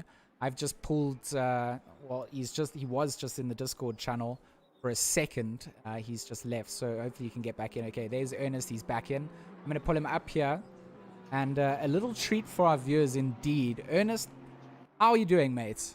I'm doing fantastic. I'm just blown away by what you guys have put together here. This is great, man. Oh, dude, that really makes me smile hearing that from you. It's great to have you in here, and it's also great to get you to talk here, because you've been doing some great bits of community work with the drivers and getting them up to sort of the skill set that they can be at their top performance. Yeah, that's exactly it, though. It's about getting the guys to their peak performance, whatever that is. And there are various, they say there are levels to this game. And, each driver has his own max potential or personal limit, as they say. And it's nice to be able to work with the guys. I get a buzz out of it. So I'm enjoying our guys are running 18th and 3rd at the moment, our two teams. And it's just great to work with them to try and get the maximum result today, So I've got my stream going in Discord that you can connect to, Ernest. Oh. And I've got Jason currently on the stream at the moment, so that's what our viewers are looking at. I mean, you've worked a lot with Jason Webb. Yes. I know that you guys have become very close together. I mean, Jason doesn't do a good job of explaining himself to everybody. He needs us to sort of highlight just how talented he is. And I'd Yeah. like to give you a bit of an opportunity to you sort of talk about what you've done with Jason and the work that you guys do together. Well, we go way back. We used to drift together back in the day. We're teammates at one stage, and I was there the first time he slid a car. And I mean, he wasn't that great, to be honest, between us. But his learning curve was just staggering. I'd never seen anything like it. The way he was able to learn car control in such a short time. And with this, we always have the conversation about if a circuit racer can go to drifting, if a drifter can go to circuit racing. But he uses his car control to be able to get him out of sticky situations. And he's got inherent car control and driving ability based on his karting experience to go fast. So if you sit in car with him, it's an incredible experience because personally and without bias, I don't think there's any sim racer in the country that's got the kind of car control that he has. Oh, for sure. And I think, highlighting just that nature of the drift side, I've always been a fan of drifting, and sometimes I don't get to talk about it because we very much doing grip racing sort of things. But to me, it's a fine art, and to have that sort of balancing point that drifters can find. I mean, going and watching Jason do things live just blows me away compared to watching what I can see on a video, for example. You see it in real life, and you get that real appreciation for the speed and the potential disaster that they can go through. And I think that it has taught him a lot. And I think that car control goes a long way. I think a lot of guys are worried about the back end stepping out and completely murdering their drive. So they drive not wanting to push the car to that limit. Whereas Jason, he doesn't mind. If it does step out, he knows he can save it, and he knows where to find the limits in doing so. Exactly. And these cars, especially in this sim, they are exceptionally difficult to catch. It's more difficult to drift a car in game than it is to drift a real car, if you ask me. Just you don't get those same inputs from the system effectively. But I think the best guys are those that are able to use their eyes to adapt their own systems to suit the simulator. And he's done that, man. He's done that really well. And it's also uplifted the rest of the team. So the other guys are also learning these tricks of the trade. So it's been great for me to work with him. And we're trying to work offline together as well as online and in whichever space he's busy with, because motorsport's a holistic approach. You've got to get your head right so that you can win. And he's the winner, man. He's the winner. Absolutely. I want to ask a question here because this is actually the dream meetup I wanted to see. Ernest is known for casting in the 80k races, and also George is known for casting with everything. I don't think there is a thing that George doesn't cast in. But guys, for some people in the chat, how on earth do you land up casting to become what you guys are, getting to the level that you guys are? I'm a real noob to this whole thing, but yeah, you guys have really set the bar for sim racing. I mean, how on earth did you guys, decide that you want to get into casting, you want to get into sim casting? We know George's passion is about it, and having the dream team up here between Ernest and George, this is kind of exactly what I wanted. George, I'm going to let you take this one because I did a little bit of research on you, and turns out you're everywhere, mate. Everywhere on the scene. I mean, I don't really talk too much about this side of what I do, but it's always just been a passionate thing. I got involved in early esports and doing traditional esports through Mettlestate, and quite quickly found that I was pretty rubbish at shooting games and everything else. So I was streaming, and I kind of enjoyed driving and drifting, and somehow decided that, okay, sim racing is actually where I want to take these, the sim commentary side and try and do that. So I've kind of just forced myself into the scene. I jumped into whatever I could. I just asked guys, can I commentate on that? Can I stream that? Met a couple of cool communities that gave me the availability to build a platform, and I've just kind of gone from there. So I honestly think that it's just about putting yourself out there, and that's all I did, was just kind of, I just want to cast everything, and I honestly have so much to learn in real motorsports. Everything that I have learned has come really from just watching real motorsports and then being involved in sim racing. So yeah, mine is probably not as exciting as Ernest's background. I'm just a nerd, man. Hey, so am I. I actually started sim racing many years ago when it was still offline, and that's before I started racing. I did sim racing, try and get my eye in and stuff.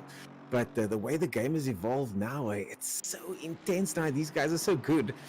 And I was telling my flatmate earlier on that the coaching that I'm doing here with these guys, I get to coach 6 guys at a Suzuka 6-hour event. And it feels like we're really there. You know, that kind of experience you can't buy. You know, but just getting back to the casting thing, I mean, I've commentated for many years at many motorsport disciplines.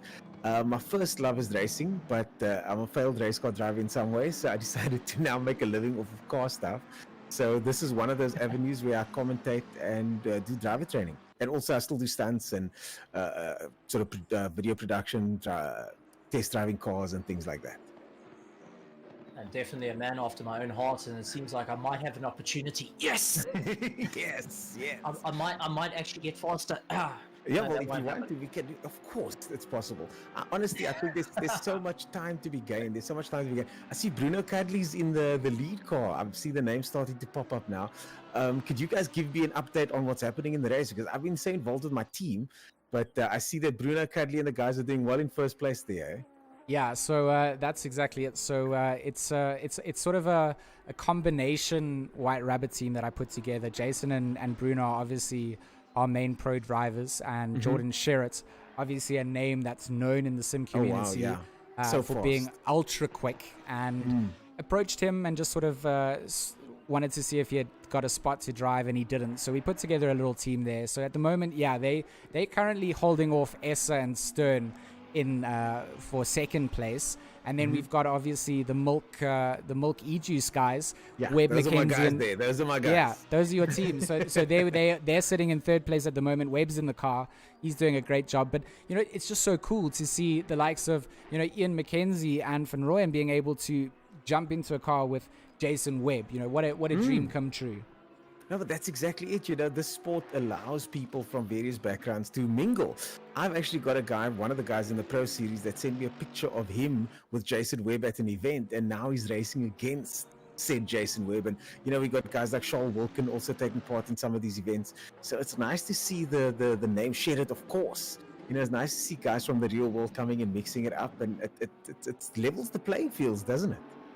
Absolutely. I think that the guys that are out on track at the moment have all put in so much time and effort. And Ernest, just, you know, before you go, I just want you to have a little platform here to sort of plug your performance with Page idea and what you guys run in terms of training, and, you know, let people come through to your Discord channel to see what you do there.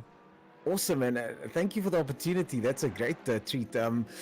Look, what that is, I've done driver training since 2005, and I've been coaching guys to get faster in various different cars, race cars, road cars, all sorts of things. I work for Jaguar, I work for Fantastic Racing, Supercar Drive Days, all these guys.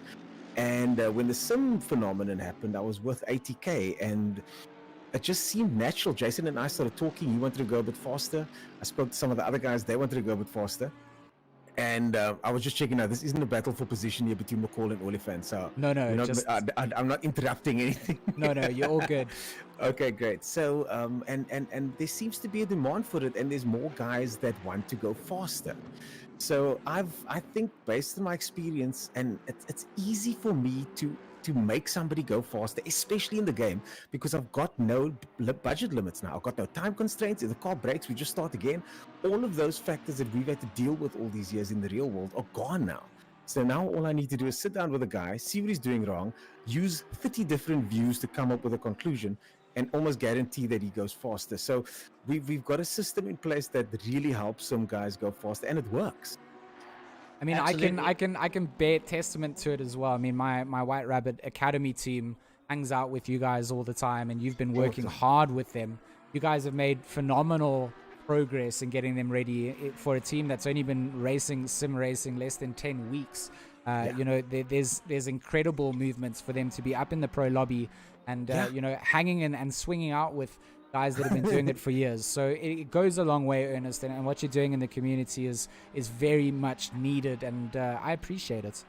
Awesome, man. And you know, the other than driver training is my favorite thing.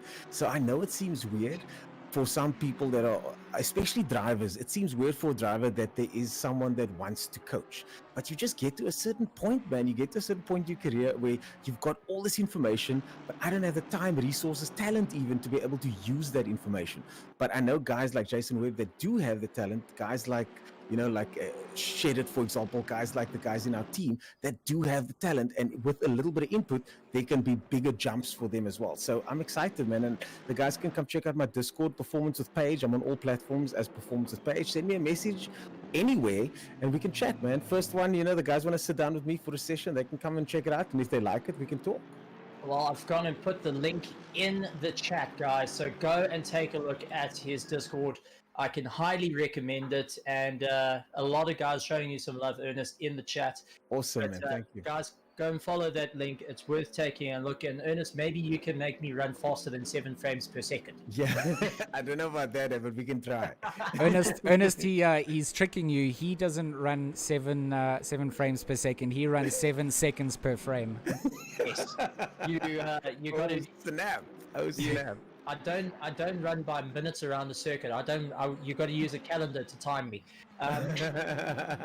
Well, thanks so much, Ernest, for popping through, and we'll be in contact again for sure. So really appreciate you coming and doing this little interview.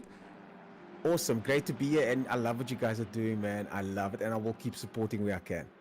Thanks so much, brother. Cheers, man. Bye-bye. Cheers, bro. So thanks so much for Ernest to pop through there, of course. Always good to have some real-life motorsport involvement, and especially with what Ernest's been doing alongside the likes of ATK with their series. Great to have him in the booth and just giving us a little bit of insight into what he's doing with his training academy and things. And you know what? It's not the only training academy that's in the works. There's lots of guys that are doing things. But you know what? I'm about promoting everybody. And if you can find someone that you work the best with, not every coach is going to be the best coach for you. You might have someone that's training you up and you don't clash or you don't work well with them. So the opportunity for people to find someone that they really want to work with is what needs to be there. And, if you guys are looking for getting a little bit of a driver training edge, then definitely have a look at that. So we're currently looking at some on-track action, Stephen. We've got King and Tolkien getting into a little bit of a danger dance because for the last couple of minutes, I say minutes, it felt like an hour of interviews, but we've had a bit of a relatively calm race, so it's let us catch up with everybody, and we can now get back into catching up with some of the action. 2 hours remaining in this endurance. Absolutely, and nice to see Tolkien back in the car. I know they went and had a little bit of a fun time trying to get the internet back online, but going after King, who is trying to make up a bit of ground, not as aggressive as Kruger in the Ferrari, but it's all about keeping that car nice and clean around the circuit. That's exactly what we want to see. And right in front of them, though, is Miller in the Aston Martin, lying in 26th position. He's just trying to keep it going, and it's all about keeping it clean. But Tolkien is really going onto the back of him. Webb and Manfred trying to go after each other. McCall and Strauss going after one another again. Strauss moving out the way, letting McCall go by. And I think that's the best way of doing this is if you could see the guys are a little bit quicker than you, let them by, let them go. You'll catch them at the end. But Strauss has got a stop-go 30-second penalty. That is not going to be the information that he wants to get. Not at all. So he's going to duck into the pits to go and serve that up. Going to have to put the car onto the jacks. It's going to have to count down. And unfortunately, that's not what they will have wanted to happen. So it looks like in terms of their number of stops, they've done what they need to do in terms of making their 5 mandatory stops for their cars.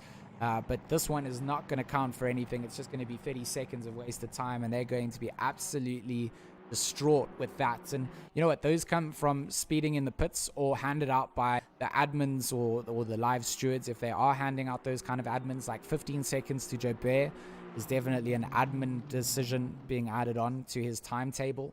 You can see that on the split. So there are some live stewarding inquiries, I believe, going down. But if you are getting a drive-through, generally it's because you're exceeding your track limits. And then the stop-go penalties come from when you speed in the pit lane. So all drivers will be very much on edge, knowing there's 2 hours to go. Guys that are picking up drive-through penalties are going to be in a bit of trouble if they continue to do so. Absolutely, and each of the guys are working incredibly hard, trying to just keep it going. And it's nice to see that it's settled down just a little bit. Noah Hendricks having lots of fun in the Ferrari, and really part of the Am to Play team. Noah Hendricks has been doing very consistent times throughout this race, and just trying to keep his nose clean through it. Also, very well done to him. And he has got Jason Ishua chasing him down, but he's miles ahead of him. So that's at least a good thing. Sherrod still leading out the bunch. So glad to see Sherrod back into first position. And I'm sure that the team is smiling ear to ear with Jordan Sherrod of White Rabbit Gaming. But I see we have got someone waiting in the interview room that might give us a little bit of insight of what's happening in the car currently, since you and I have been commentating throughout this race. Absolutely. I've got Jason Absmeyer from my team, from White Rabbits, coming to give us some insight. So just a heads up to the stream, there's Jason hasn't been able to drive the car, so he's coming through to give us a little bit of an insight as to what's going on.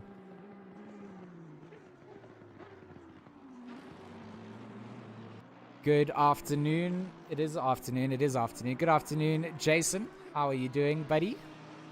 Good afternoon, and thank you for having me. Good afternoon to all the viewers. Absolutely, my pleasure. And I just kind of gave a little heads up there to our viewers to let them know that you weren't able to pilot the car today, and have had to sort of take a back seat in our team. And give me a little bit of insight as to what's happening there. We've got Jordan on screen at the moment. You're always welcome to join the broadcast that I'm showing, so you can see what we're showing on camera. Yeah, no, I've got the stream open, so don't stress about that. Yeah, it's unfortunate what happened. I'm not too sure what was the issue, but yeah, as soon as they choose my name to take over the car, then it doesn't show that I'm requested. So I think it's just a server issue. So yeah, from driver to team engineer, basically, just talking to Bruno, talking to Jordan, telling them what the gaps are, what the splits are. So it's quite interesting, but I would have loved to drive. So it's really unfortunate. I mean, that's a role that I would always love to be able to play in the team if I'm not doing sort of a broadcast or something going forward. Is sort of that race engineer role. I think that's something that I might be able to fit into. But it bleaks me out always when a driver like yourself can't get into racing and we don't have you featured here. It's going to always come across biased because of my White Rabbit background. But I just want to know, in terms of the sort of pace and things that are going down at the moment, how are the nerves and things being measured in the box between Jordan and Bruno? Jordan is cool as a cucumber. His race pace is pretty good.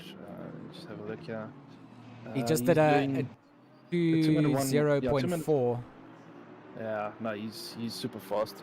And then I'm also just checking the gaps or the lap times to the cars behind. I can already see that we're about to lap ESA and them, which is quite interesting. But they still need to do a pit, so we are pit behind technically. Well, maybe you can give us a bit of an insight. Going from a race engineer's standpoint where you are now, it comes with its own little bit of a challenge to keep everyone up to date. And, you're also obviously running in a little bit of a spotting role of this. Walk us through how it is what do you do as a race engineer's point of view, and what's the little stresses that you might run into if someone's looking to become one of the race engineers for a team? That's a good question. Thanks, Stephen. It's difficult at the moment because the drivers don't actually like being talked to while they're driving. So I wait for a straight, and then I talk to them, give them as much information as possible, and then let them do the lap.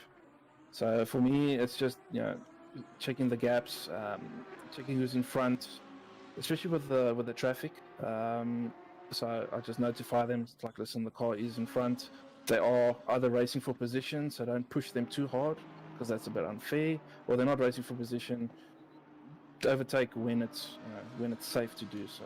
So it is very interesting, but I won't take up the role as a permanent role because, I mean, sitting here in my rig, watching everything with the wheel in front of me, I actually want to do the steering inputs and the braking inputs and all that. So yeah, it's Yeah, I think it's a little bit different for someone like you, Jason, who has this kind of an issue, who has the potential to just be in every race and up in the front pack with guys. So it's it's exactly that. Is some people just want to drive, some people want to do spotting, some people want to do coaching, and I think it's about people understanding more that there are multiple roles available. I mean, even just down to setups and tuning, being able to add that to a team is such a skill set. And I think a lot of sim racing teams will be reaching out to talented tuners and those kind of people in the future to make sure that they can work on their cars and get them to their best pinpoint precision.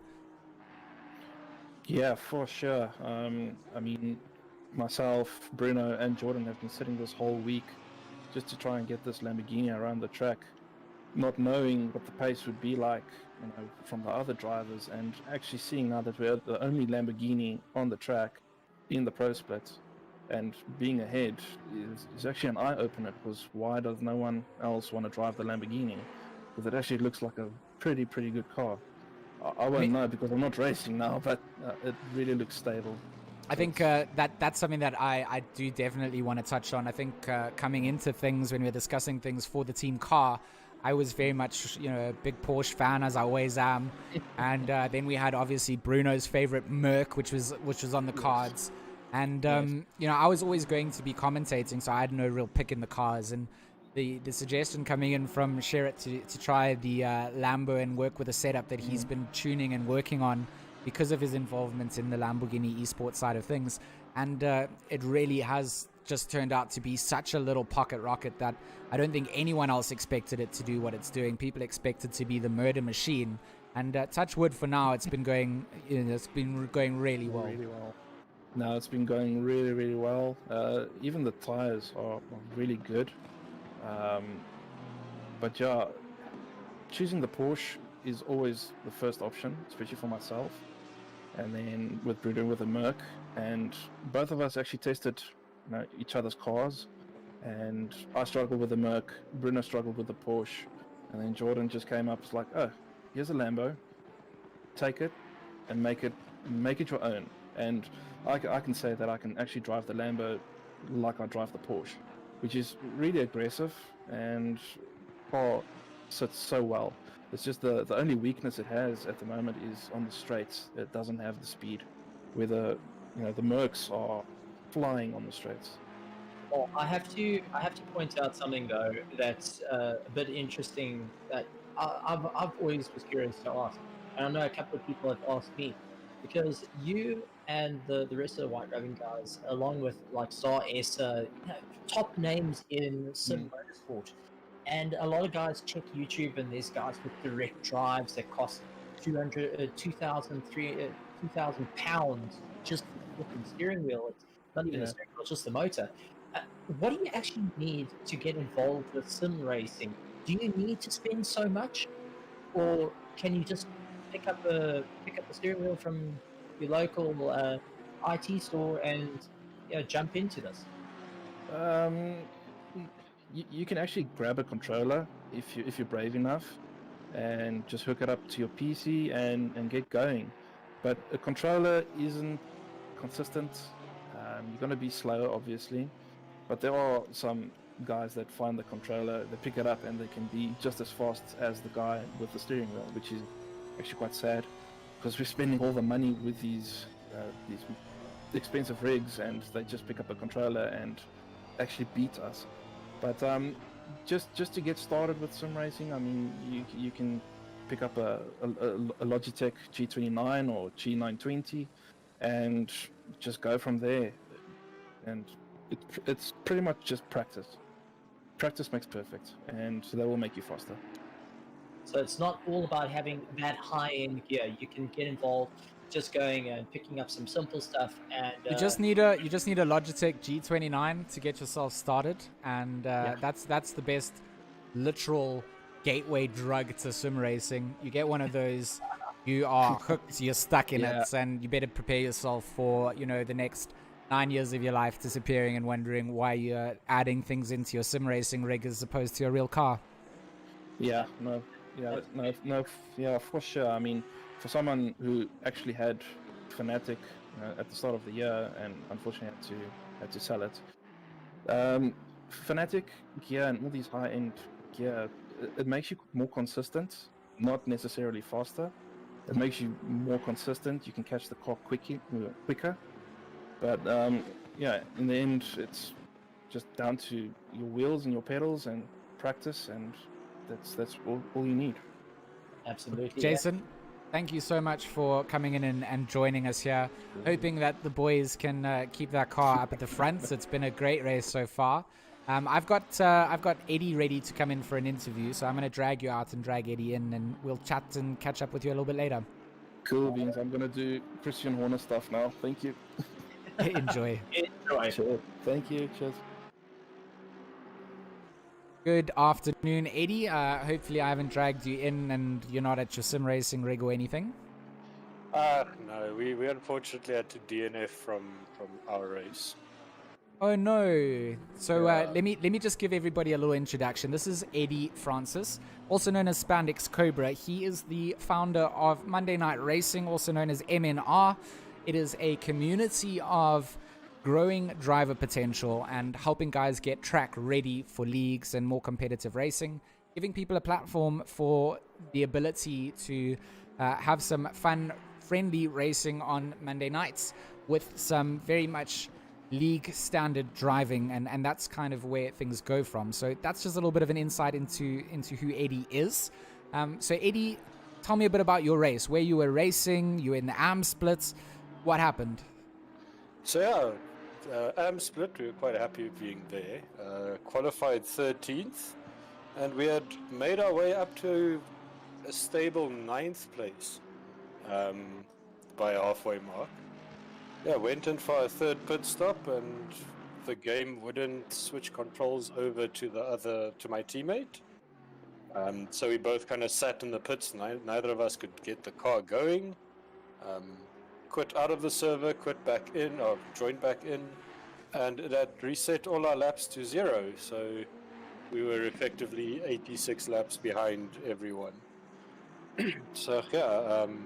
And I can't blame anyone. These things happen, but we're already practicing for the next event, so take it as it comes. So frustrating, and I'm sorry that happened. I mean, it was something that I mentioned before, is that sometimes these sort of things happen and it's out of everybody's control, and we can't always know what the outcomes are going to be. I mean, you guys put hours and hours of effort into getting prepared, so it is a bummer. And from my side, I just want to express my condolences on, you know, not being able to complete it. But something that I can sort of bring positivity with is, I'm not sure if you're following the live stream on the Discord that I'm showing you, but I have got your car, or your second car. I don't know if this is your first team or your second team, but you know, we've got Mark Tolkien and of course Dion Cap piloting around the number 321 BMW. How are they doing? I know they won last night's practice race. And, so I mean, well in the real thing. It will bring you great joy to know that they're currently holding down 8th place and well within the top 10. They've had a couple of internet issues, I believe, from the race control. They were disconnected also with some power issues and had to get back in and try and switch drivers through. So with all those things considered, for them to be holding down a P8, that must be a good moment for Monday Night Racing. Well, I'm very happy for them. Like, for all our Monday Night Racing teams, the brief was, it doesn't really matter where you finish. It's as long as you have fun and you don't crash. Which I'm happy to say in the AM server we managed to do for 3 hours before technical issues came in our way. And I'm hoping that Dion and Mark are also having fun. You know, MNR is all about the joy of racing. We're not a competitive community. We would just want people to have decent, good, clean racing, and in effect, and get everyone ready for big events like this or for leagues. For sure. I think you So sorry, somebody the other day told me that they don't feel that they are ready to join a race at Monday night yet. To which I responded, look, if you are able to boot the game, you are ready to join one of the Monday night races. And I mean, that goes to say that, you know, there are different splits and tiers for the lobbies that are hosted. We, you know, make sure that at Monday Night Racing, things are catered for everybody. That if you are very ultra new, that you will be in a little split of people that are in the same sort of boat. If you're a little bit more experienced, there's a catering for you, and pro guys can also go and have some good hard racing in their pro split too. So, you know, it is like exactly like that, Eddie. It's all open to everyone. If you want to just jump in and start to learn, that's the place to do. You can join our AM server and just get your head wrapped around what racing is, or you can join our pro server and try and win. You know, we really try and cater for everyone. Like I say, our only aim is to get more people racing, get the standards of racing up, and have a place where you can just have fun. You don't have to worry about league points or, you know, will you be in a good qualifying for next week? What are your standings? Like, kind of that fog in racing. Just join a race, jump in a car, have fun, and yeah, go compete once you're ready. But Well, George, Eddie? I'm going to leave you to your broadcast. No, thank you gotta so go much for debrief. coming through and just having a little chat. So, guys, if you are looking to join with the Monday Night Racing side of things, it's all over the social medias, Twitter, Facebook.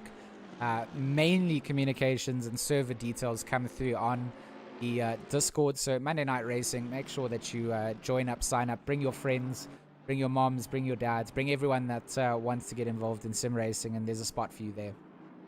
Just to plug everybody else a little bit, if you do join the Monday Night Discord, we have channels there for all the major local leagues, whether it's RaceFace, ATK, LNR, whether you're on PlayStation, Xbox, PC. We can point you in the right direction to find leagues for you to race in. So we're not an insular place. We are here to expose you to all local racing or sim racing that there is to be had. Yeah, good luck to everyone. Good luck with the broadcast, George. Thanks, Eddie. Thanks for See you joining. online tomorrow night. Perfect. Cheers. So big shout outs and thank you there to Eddie Francis from Monday Night Racing for coming through and just having a little chat about what they do and the servers that they organize. And of course, they do have their cars running in the field as well, fielded by drivers within the community.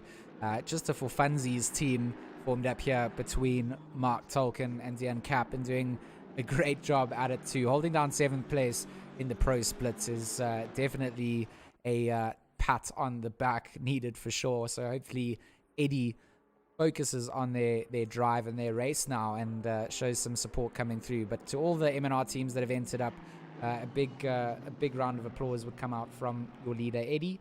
And make sure that you join up to the Discord. Like he said, you can make sure to sort of share your own leagues if you've got stuff that you're hosting and you want to highlight. It's all available in there to really get drivers involved. Looking down the pack at the moment, it looks like Rowe and Isherwood will continue. They are on track, battling for the same bits of road. Isherwood going to be on the inside, forcing Rowe to the outside, and then Isherwood be on the inside as they come back through the S's. A good bit of driving being shown by both of them here, and some respect shown indeed. Isherwood will back out eventually. Rowe did have the inside to the right-hander coming up before Dunlop's left banked corner. So I do believe that Isherwood did the right thing, sort of backed off a little bit. They had been going side by side and just wanted to make sure that he remained intact. And I believe that Stephen has rejoined my commentary side. Yeah, no, I'm back and was keeping an eye on the Isherwood and Rowe battle. And definitely that shows how much trust they have in one another to go side by side through the way. And, you know, instead of going and binning both cars, rather back out of it and work on trying to catch. As you got Hanbury pulling into the pits with the Porsche, also with a bit of damage to the front of it. Definitely not a nice thing to have. Luck going and cruising around the circuit in 16th place. His car's starting to take a bit of wear and tear around the circuit, especially with only 1 hour and 54 minutes to go. What's your thoughts on this, George? Oh, it is still so much racing to go, right? An hour and 54 minutes. We see quite a few of our cars have served their mandatory pit stops requirements for their cars, but with 2 hours of racing, they're still going to have to go in and do some fuel adjustments for the guys that have served their mandatory stops, I believe. So it might be that they haven't planned their stints quite right, but definitely a little bit strange. Definitely a bit of a turn for it, but Stern quite happy in second place. Teammate is ASUS, so he's having a ton of fun with that Aston Martin, just trying to keep it clean, trying to get past the beer right in front of him now. So good bit of work there, but is trying to get as close as he can to Sherrod and see if maybe he can try and overtake and get a lap. We've got Webb as well, lying in third place. Oliphant in fourth place, who's just coming onto the back straight. Boko Krobler going out the hairpin, and we've got Basson from Amp to Play, who's having a lot of fun in that Audi, and glad to see it's all fixed up and the guys are having a bit of fun in the car trying to carry it through. So glad to see Basson, and we've got 7th place. We've got Tolkien, who is making his way through. We've got Peters in 8th, Rowe in 9th, and we got Clue in 10th. 11th place is Isherwood. Devet in 12th, who's trying to chase him down. Bertha in 13th place. 14th place is Spammers, who's just keeping it consistent. Henberry in 16th. Then we've got Luck in 15th place, so he's just trying to keep away from Spammers. Nadir in 17th place, followed by Walker. Then we got Jay McCall, part of the 80k team. Van der Merwe in 20th position. De Beer in 21st. Then we've got Myberg in 22nd, trying to keep it clean. We've got Grayling lying in 23rd place. Turber in 24th. Followed by Strauss in 25th position. Miller in 26th. And then we got Joubert lying in 27th position. So these guys have really been working hard and been quite a turn of events throughout the races. People that we expected to be at the front of the grid actually dropping a little bit down. The 6 hours really showing what they can do. And Rowe and that pink Porsche doing a fantastic run.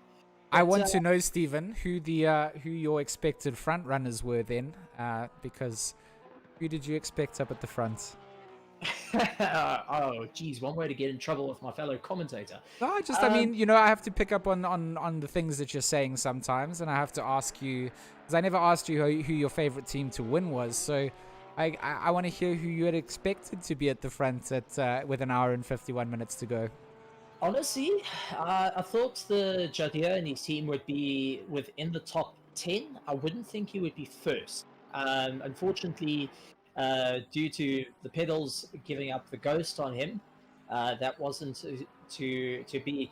Also, I thought the McCalls would be a little bit higher, but they seem to be having a little bit of a rough time there.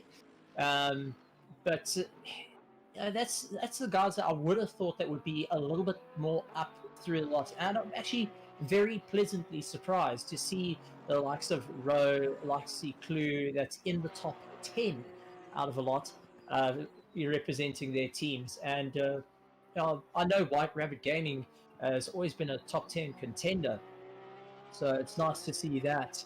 And okay, I've stopped putting you on the spot. Shame. I can hear you. I can hear you trying to dance around there, and I'm gonna just put an end to that. I don't need you to do that. Shame. No, you are right. I mean, the big upset, obviously, Jardia's team, TX3 and Veloci, not able to even compete in the race. So that's a bit of a fallback. Of course, the McCalls from 80k, big highlight from you to point them out. I think that Mark Hennebury and Quade Claessens as well. They were two people that I could have expected to be a little bit higher up the order. But in terms of our front drivers at the moment, Jordan Sherritt, Bruno Kadili, and obviously Jason Asmai hasn't been able to drive. That was something that I was hoping for. Definitely didn't expect. And then, of course, we've got Zahir Essa and Lawrence Stern. Lawrence is someone that I haven't been able to get too much experience with before. But they're doing a great job to hold down second. And, of course, this is a surprise for me personally, because I've obviously seen Jason putting in a lot of time. I know that his teammates have been doing identical things. Van Rooyen and Mackenzie have both been putting in exceptional amounts of time, but for them to be sitting where they're sitting, that's a big shock. This is a team that I expected to maybe be battling for second more than sitting in fourth.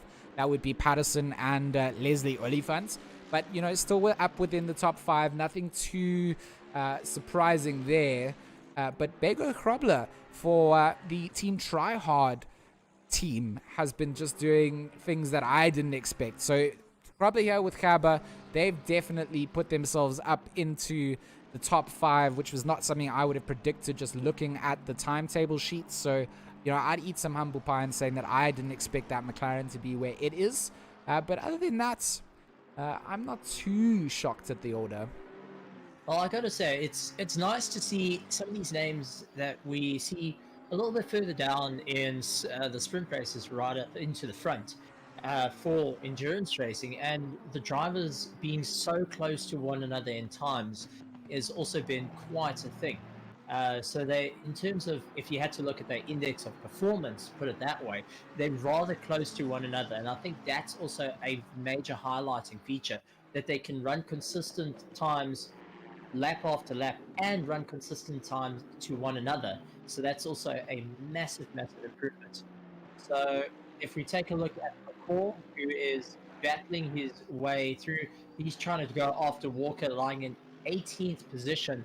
McCall making sure he can go, and Junior McCall is someone that honestly, when I heard about Junior McCall, I had to ask a few people about, because Junior McCall being so young, I think he's about 12 years old, and he's been absolutely destroying the fields in league racing. So he's been doing very, very well. He's got lots of support from his brother Morgan McCall, who's racing with him, and also the big man himself, Mr. McCall, who is supporting both his sons in racing, and has been a big part of sim racing in South Africa. So very nice to see a family getting behind sim racing and really pushing forward to it. But you can see McCall is pushing hard onto Walker. 1.6 seconds. Walker has to be very careful. He's trying to make his way around. Patterson managing to get past and now pulling ahead. But if Walker can keep in the toe of Patterson, he will be in a much better stead as they make their way around Spoon, heading down the track on the back straight. And this is where it gets a little bit tricky. You can easily outbrake yourself here, or you can brake too much and lose a lot of momentum. And these pro drivers really know how to carry as much momentum through the corners as they get into the Casio Triangle, as it's more known in the real world. But you could see a little bit of a easy way to upset the car as they battle their way around back onto the main straight. And you can see Patterson not pulling away from Walker too quickly. Walker still keeping in the toe, getting pulled along. This is what he wants. He wants to try keep in that toe, get pulled along to move away from Junior McCall as much as possible through the race, and also use Patterson as a bit of a shield to push his way all the way through to Nadir, who's lying in 17th place. So you can just see Junior doing everything he can, hitting the late apexes through the S's, and is just trying to throw that AMG Mercedes around the circuit as much as possible to carry his way all the way to the top. And so it's really looking good. But we got Basson from M2Play doing very, very well. And I think he's actually very happy with his team. Moved up, he was fighting actually right at the top for about 4th position, fell down to 6th, and the team has been doing very well to maintain that. and look at trying to go up through the field, I've got to say, Am2Play has really been turning heads in terms of getting into the sim racing scene and pulling in some very very well known names from sim racing. George, as a team leader, I think this is something that needs to be found out, is selecting your drivers for a endurance race like this. How does the background go for it? I mean, we have to just highlight that the scene is emerging and that there are limited resources in terms of driver numbers. It's obviously expanding, and you've got more availability as a team or organizer to kind of look and assess the field and try and spot some new talent coming through. I think that the Am2Play community, what they've done quite well has always been with their sort of their car colorings. They've kind of made sure that they are identifiable out on track.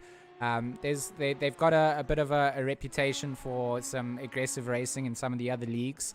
It's not all the drivers, certain instances happen and those things get chucked out of the window coming into a new endurance event. Everybody gets a fair chance coming in. So I think they've made their name out there. A2P, Am2Play is a name that people have seen.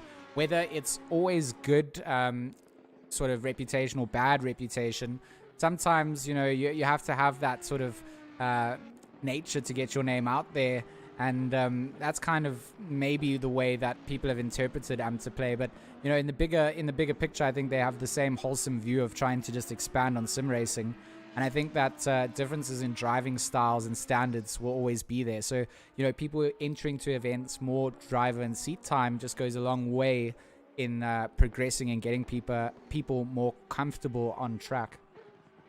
Absolutely. And I mean, trying to get the correct drivers to put in that are close to one another, and also as a team you're trying to grow your team brand essentially, as you've done with White Rabbit Gaming, as Am2Play, Retro Sim. I mean, I'm very lucky in all of these things. I think we have to highlight the fact that White Rabbit Gaming is a gaming organization that's existed in the big tournament sides for a long time in traditional esports.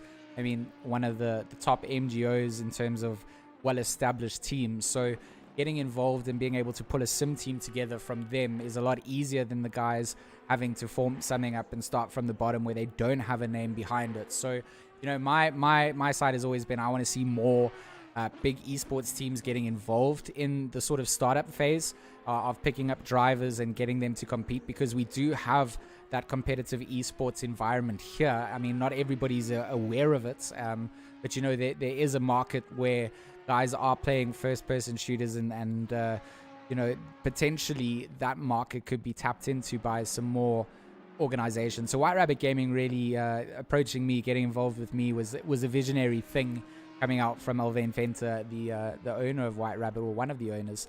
In terms of getting me on board, it was a whole long process and discussions, and he had to sort of sell it to his whole team to sort of say, sim racing is this thing that's growing and coming through. So it takes visionaries to grow teams, and Am2Play doesn't have the same background as that, and neither do a lot of the teams that are coming through. Kai K, Retro Sim, I mean, ATK has got a big backing as well. They're another MGO that's managed to get into the market. So yeah, it's going a long way. I think we're going in the right direction with it.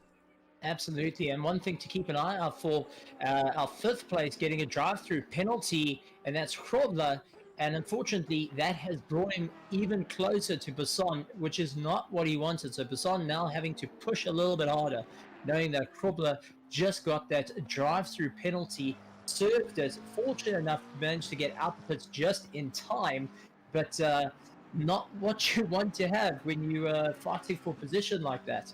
Well, you talked about it, Stephen. You're right. It's like at the end of the day, the drive-through penalty limits that you have are restrictive. So if you have exceeded all those limits, you're going to pick up drive-throughs for exceeding time every single time. So if you've now served that drive-through, you've got an hour and 40 minutes left to race, and you've got the likes of Basson putting pressure on you if you Johan Bego Krobler. It's not an easy sort of mental state to know that you can't exceed those same sort of track limits under defending if you do get into that scenario. So he really has to make sure that he keeps this gap between himself and 6th place. That Audi, the 111, will hunt him down and punish him. Exactly. So this is going to be a bit of an interesting race I can see going ahead. Rowe and Clue duking it out. Porsche versus Mercedes. Mid-engine versus front engine. And you can see Clue is having a fun time putting his nose in wherever he wants. Rowe going on the defensive to try and hold Clue on the outside. Moves to the middle, trying to pressure him a little bit there. Clue not giving up though. Hard on the brakes. Goes out very wide. And that's exactly what Rowe wanted. But Rowe goes a little bit slow. Clue looks to try and do a bit of a cutback there. But some very tight racing between these two. Yeah, neither one of them wanting to concede their line. Rowe trying to see where he could squeeze Clue to.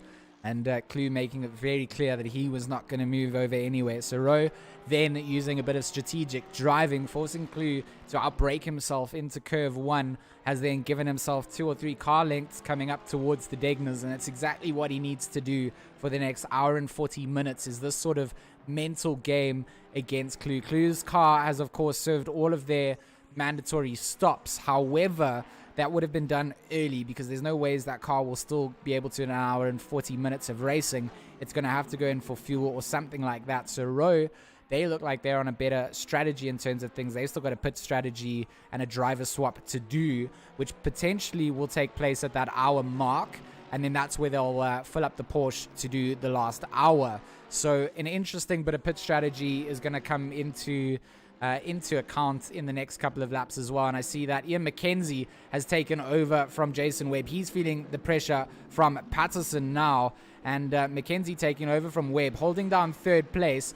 Definitely a position that he wants to hold on to, but at the same time, for an hour and 37 minutes, having to defend is going to be ultra difficult, and his team will be in his ear, giving him the best call. They'll decide, let Patterson through, hold him off for a little bit longer, see how long you can hold on. As soon as they start to see potentially that he's losing grips with the car, then they'll make the call that, Patterson needs to go by. But for now, McKenzie not going to yield too much. He is going to give a little bit more room to Patterson through the S's, but going to back that all the way back up as Patterson, the follow car, needs to be responsible for not running into the back of McKenzie, needs to find the place to move if he wants to make the move. Well, if you take a look, Peter's right behind him, though, is hanging onto the back of both of them and is just getting close. So this is actually turning into a bit of a tussle here. And, one mistake from any of these cars could end in three cars in tears. So, very, very close racing. Patterson really working hard, and he's currently streaming out his race. So you can be sure that all his guys are watching it and cheering him on for this 6-hour endurance race right here at Suzuka. We've got to also give a big shout out to our associates that have made this possible, to RaceFace, partnering up with Mettlestate, and also ASUS Republic of Gamers. It's wide, and that's it. McKenzie's made the mistake into Spoon, and he's run very wide. He's allowed Patterson to get through, and I think that is just what I was kind of talking about, is you will be under pressure for a long time, and sometimes it's best to just settle back. Peters is a lapped car. McKenzie had to let him through in terms of just rejoining the track safely, but will want to make sure that he's not out of position in terms of pace coming through. Blue flag's being waved for Peters. Peters not wanting to try and hold him off for too long. But yeah, small little mistakes like that are what Patterson is looking to capitalize on drivers that he's got an experience advantage over. I have to say one thing, though. Very well done to McKenzie for holding it, though, because he went wide. He went straight over the marbles, but was still able to keep that car straight. If McKenzie went into that and drifted the Merc and then lost it, Jason Webb would probably kick him out of the team as the monster drifter. He's probably been giving some drift lessons there as well, which I'm envious about. Hopefully I get some drift lessons one day. But yeah, McKenzie just trying to hold on. He needs to just kind of hold the position. Of course, if you look next to their car number, you see that they still got another swap to do. So they've still got another driver to come in. Will be interesting who they decide to bring into the car, whether it be Van Rooyen or Webb again to try and fight back for them. But Patterson also has to make that swap, so Leslie Oliphant still needs to pilot the car for a final time. I think that all the guys with a driver left at this point are all planning to make that move and be able to fill up. So if we look over to our leaders as well, just to get some context to where things stand, Bruno's taken over from Jordan Sherritt in the White Rabbit Gaming Lamborghini, the number 666. So of course they've got one pit stop still to do, so Jordan will be taking over for probably the final stint of the race. Lawrence Stern, he's taken over from Esser, but it looks like they've still got 2 stops to do in terms of their pit strategies and driver swaps needing to take place. So interesting to see how that will take place. Mark Tolkien, of course, the MNR guys, they also were disconnected, so they had a bit of a power issue. I'm not sure if that didn't count as a driver swap or not, but it shows that they still have 3 stops to make before the end of this race. So possibly running in 7th place now, but if they're going to have to go and make 3 mandatory stops, and I'm assuming these mandatory stops are the driver swap compulsory ones, they're going to have to still lose quite a lot of time in doing so. Each driver swap is 30 seconds, so that's 1 minute and 30 in driver swaps, excluding the time taken in and out of the pits. That's it, and that can play a massive thing. He is in 7th position, but losing 1 minute and 30 seconds, you know as well as I do, it can bring you right down the field. Kadili going and getting past McKenzie, and now just trying to open up a bit of a gap. McKenzie hoping to use the toe to get himself pulled along to fight his way through. Then you can see McCall also just chasing down in the background there. But McKenzie under pressure from Pitters. Pitters lying in 8th position, but using McKenzie as a bit of a battering ram. 18th, we've got Walker, who is doing a huge amount of work trying to keep on going. McCall chasing him down, though, and let's see whether McCall will be able to get round Walker as they battle their way through every one of these corners. What's your thoughts on it now getting so close to one another, and essentially the guys are having to work around back markers and still race between each other? What goes through your mind? I mean, Mackenzie's gone very deep. He's gone wide. He's rejoined the circuits. He is ahead of the 3-pack of cars fighting for position, which would be the orange Mercedes, the red Mercedes. So Nordia, thinking that he's getting blue flagged, he's let both drivers through. Nordia, I think they made an error in terms of letting Walker and McCall come on by. He was getting blue flagged, I think, for the drivers in front, and I think that's a big mistake for Nordia. He's pulled over to let them through. I mean, it could also be that he doesn't want to fight with them with 1 hour and 31 minutes to go, but under the circumstances of seeing the blue flags, I feel like Nordia, our orange Mercedes, pulled out in error there and has allowed Walker to get by, but McCall has got him in his sights. That F16 is locked in, and Walker needs to be very careful. He's obviously on the back end of McKenzie, who is a car on a lap ahead of them. He holds down 4th place, so he can't really do too much in terms of trying to pass McKenzie. So it's definitely an interesting scenario. Everybody kind of going to settle back in again.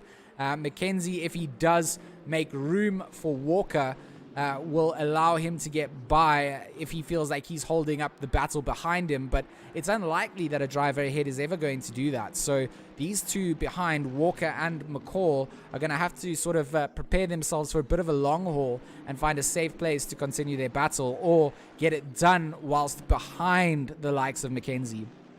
Yeah, I'm seeing also in the chat here that Tolkien is going to be boxing in soon, but Nadir, unfortunately, losing 2 positions. I'm not sure whether, as you said, whether he was just, I'm not going to fight with you guys, go ahead, and I'll play catch up, or whether he thought maybe the 2 cars behind him were not on the same lap, and unfortunately he lost out 2 positions, but there's a massive gap. So unfortunately not helping him. Walker going side by side with McKenzie, not what McKenzie wants there, and you can see giving each other some space there. Absolutely fantastic driving. But I mean, Walker doesn't want to try and impede on a driver who's on a lap ahead. You know, he's the one that's going to get blue flagged as soon as he makes that overtake again. So if they want to get past, they need to get past and get a move on with it. Otherwise, they are going to be sitting in blue flags. So for now, it does look like Junior McCall is doing the right thing here. Probably getting the information relayed to him by his dad, Robert, or his race engineer, should I call him. Just saying, just wait, you'll get them soon. Just hold it off. There's no need. There's going to be fights on track. I think Walker's going to have a look to see if he can make the pass and unlap himself here. And looks like Mackenzie going to give him the room. Both drivers giving each other ample room to get through. McCall also wants to get by, and he's just going to slot himself in. So it looks like he thought that the move was being given and the space was being made, but yeah, he kind of forced his way on through. He has got on by. Later on, the brakes coming in from Mackenzie, so McCall is going to give the position back, I believe. Felt like he had kind of brashed his way through, so he kind of let off. A good bit of sportsmanship being shown. McCall will do it when he needs to do it, and will do so cleanly. Absolutely. It's amazing to see that a little bit of like fair game there, saying, listen, sorry, I was a little bit aggressive there. Go on ahead. I'll try to do it properly next time. And it's nice to show, we talk about the sportsmanship. That is a really good showing of it.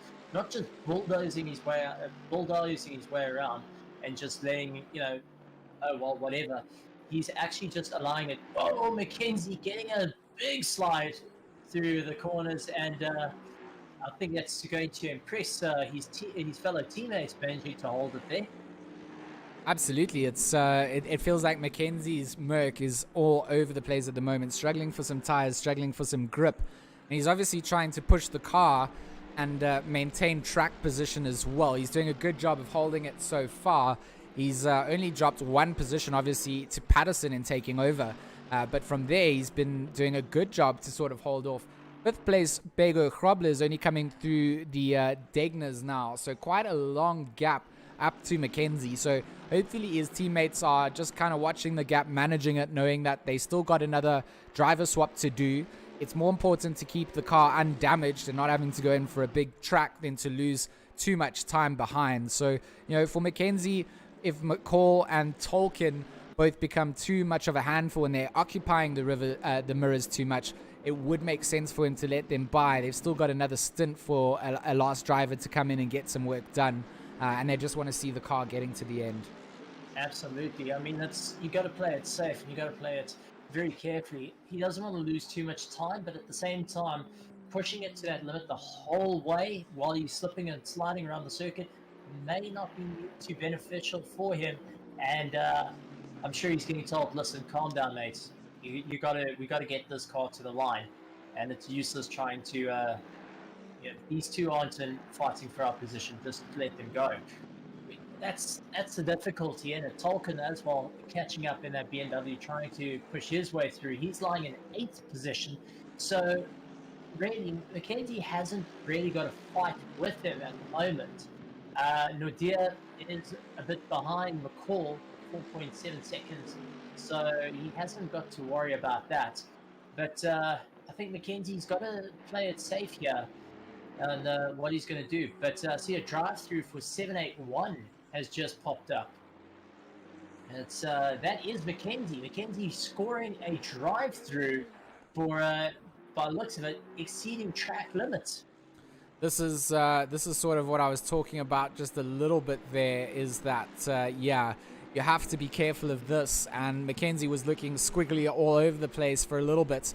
And unfortunately, that was just the nature of the car that he's kind of inherited in his stint. He just hasn't found that comfort level. He's being pressured. He's understeering almost everywhere. And keeping his foot in it, trying to not lose time, has now yielded him that drive-through. So he's going to go and possibly serve that now. But that means that all their track limits are used up for the number 781 Milk E-Juice team. And it's a big one, to be honest. With an hour and 25 minutes to go, you don't want to be running out of that, especially if you're within the top 5. And it's going to be a big blow to see how they manage this. And hopefully they will manage to not incur any drive-thrus going forward.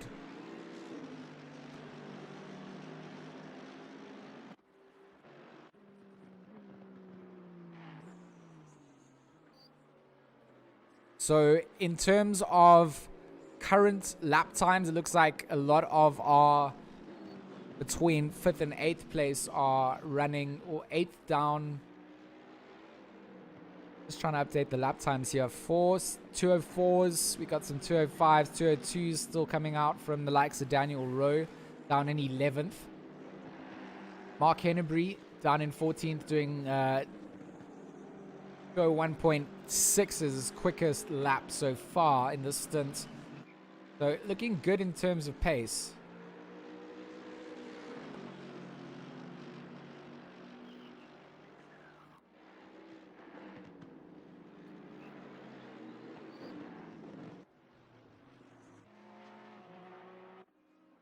Heinrich de Vet, the number 872 here, holding down a top 10. 10th place for him at the moment. And going to go side by side with Hennebury, who is trying to get himself unlapped if he can. He's obviously the car behind in 14th place. Absolutely. The vet just trying to hold on, and you can see trying to keep it settled as possible, but Hanbury just going and hustling him along there, saying, come on, mate, I got to go. Oh, bit of a nasty bump there through the S's. But the vet managed to hold it.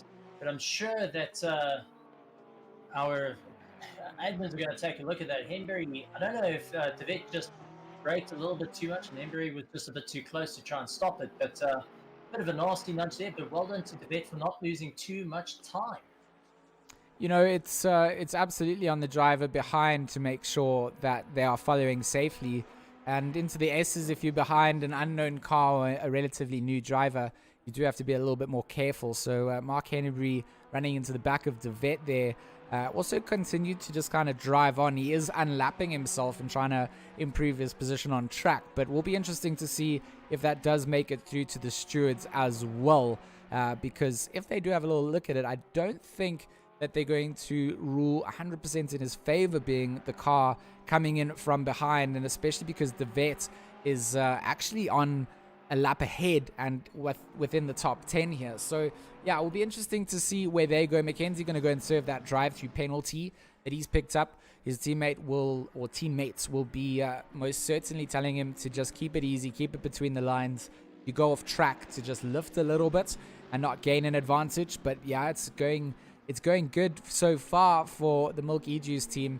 I mean, they've lost 2 positions with Mackenzie taking over the car, but it's nothing that can be undone. They do have Basson 4.4 seconds down the road, so they do have to be careful that they don't find too many position losses before they can make their last driver swap into the last closing phases of the race, Stephen. Well, one thing I have to keep an eye on is if they can keep within a little bit of Krobler's car, who's got a 5-second penalty that will be issued at the end of the race. They will be able to move up into 4th position. So now it's a bit of a play game. As you can see, Krobler just coming out into view and disappearing. Basson chilling right behind, though, is starting to creep back.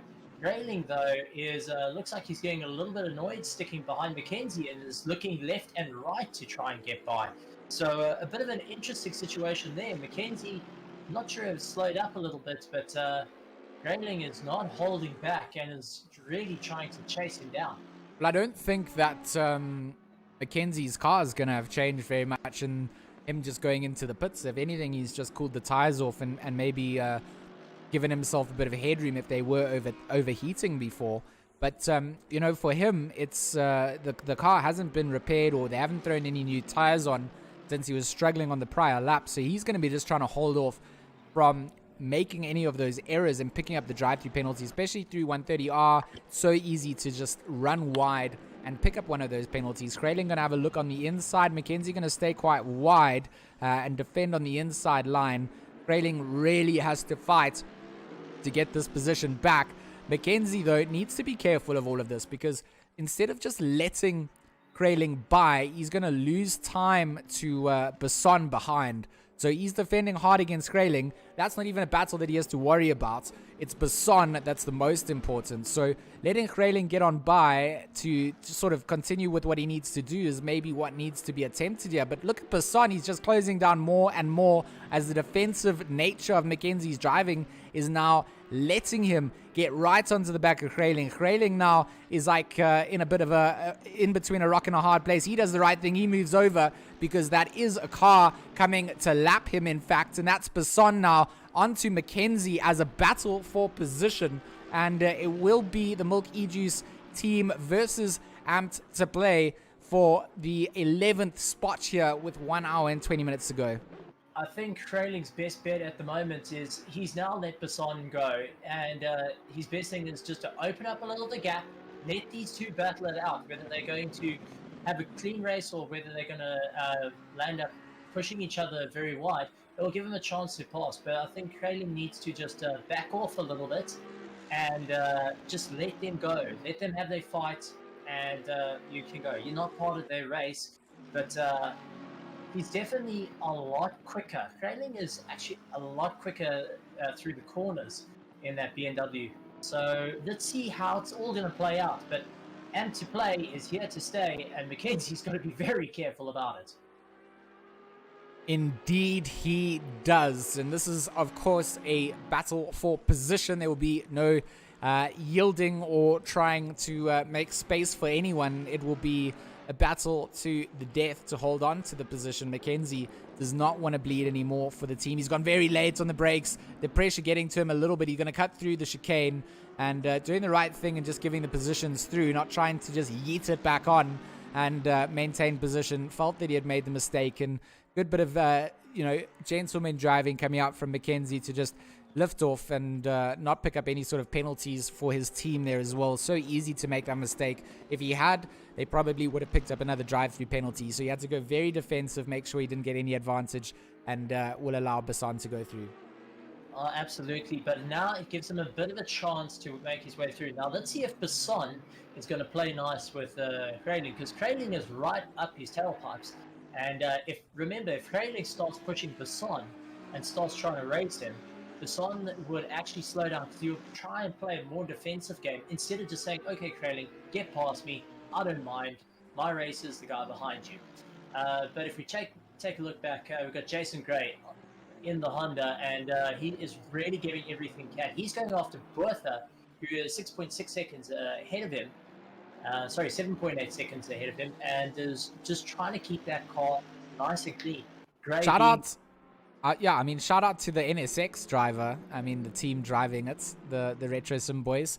They've had some coaching, I believe, from JC Grobler, of course known as Phobia. He has come out and offered his services and helped them really get some more out of the car. So it's good to see in the community that guys are willing to hold by the drivers, and to have an NSX here in the top 15. Very chuffed to see. It's not a car that gets picked off, and you can see it's a lone pick coming out, and doing a good job to still get the most out of it. Well, one thing, I had a chat to the Retro Sim guys about it, and JC Krobler and Retro Sim Racing have a long history with one another, and eventually joining forces to put this car out on the circuit. And as you said, it's might be the lone car, but really performing right out there. Rad Racers, Heinrich de Vet, having a good bit of fun with Carp from the Kraken Racing with MNI. He was not having fun. He just got robbed. De Vet just got robbed of Cap. We're going to go back for a replay here. Cap on the back end coming out through the hairpin, Stephen. As much as we want to say this is fun for de Vet, this is daylight robbery in his Ferrari. Look at this. They come into Spoon. The vet just kind of goes into the corner. He runs wide, and then in comes that BMW to just slot. Look at that. It's absolute daylight robbery. There's no fun for the vet there. Oh, but fantastic driving on both of them, keeping it clean. And, they both had a good run there. But Cop is not hanging around and taking no prisoners in the BMW. But the vet is going to push as hard as he can to try and get ahead of Cop. Now, Cop... And both teams actually have one more driver change. So, sorry. Oh, jeez, I'm gonna get killed in M&R now.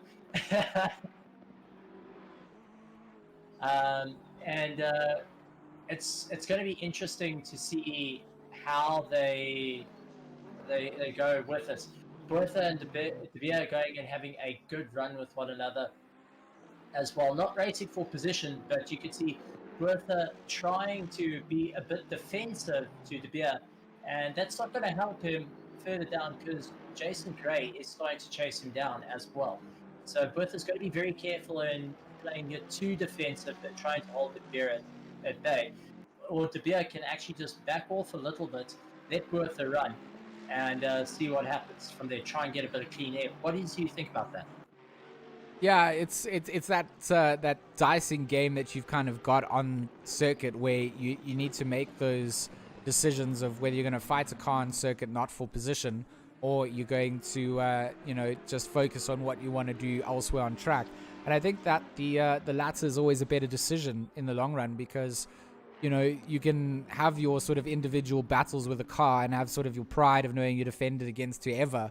But if it's not for position, it doesn't matter when you cross the line, and that's only the results that people are really going to care about at the end of the day. So it's all about setting up for what's next. And yeah, Basson, what you mentioned is he just needs to do what Mackenzie needed to do earlier, is just keep within 5 seconds of Bego Krobler, and they'll then have an opportunity to get the position of them. Obviously, with needing to still serve their final pit stop and driver swap, it's going to be interesting to see what the final rundown will be and who's going to sort of shoot it out to the line. Exactly, and it's going to be a bit of a run with only,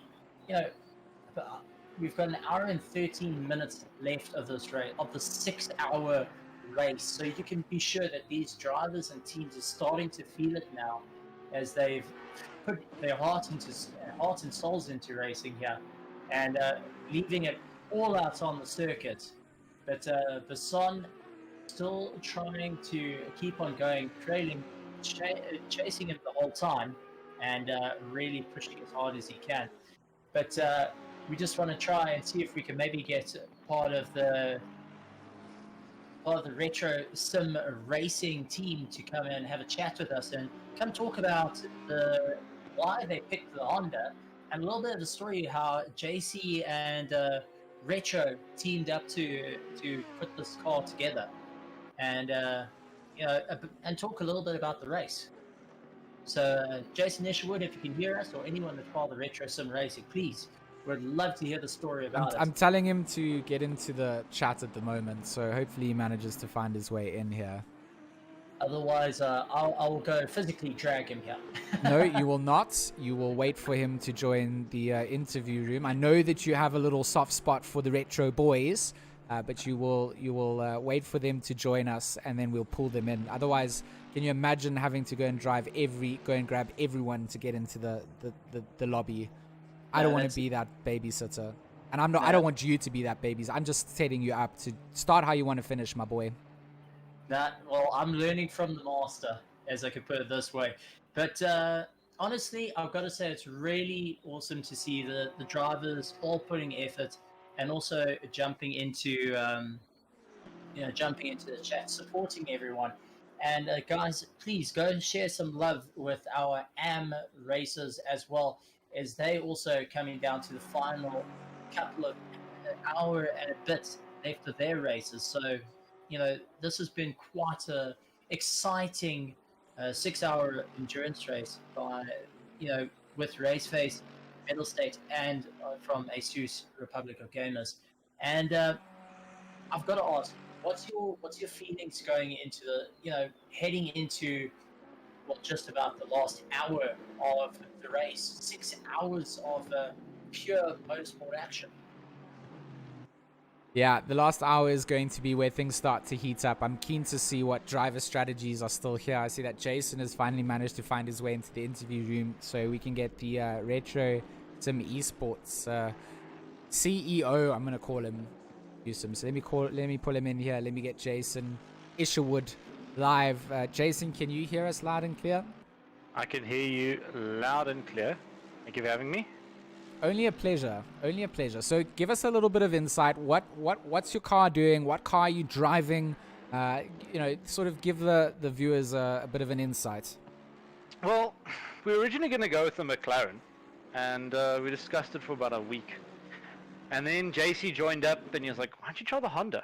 I'm like, "Okay, we'll be hipsters. We'll use the Honda."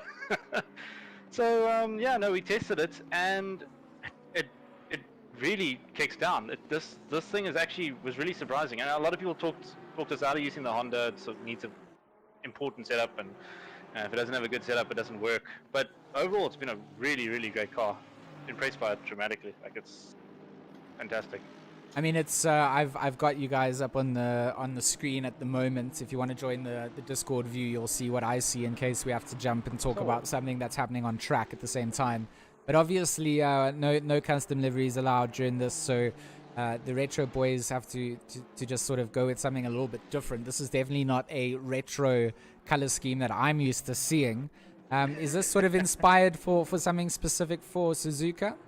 Well, the original colors were the sort of the classic blood orange, sort of off pink, purpley type colors, and we changed out the purple pink for the Lumo green because at night it just looked fantastic. Now, obviously, you don't see the green as much, but the yellow we're using, it's a matte 505 for the people that want to use it, is just great for the whole theme of it. But we've just moved away from the pinks a bit.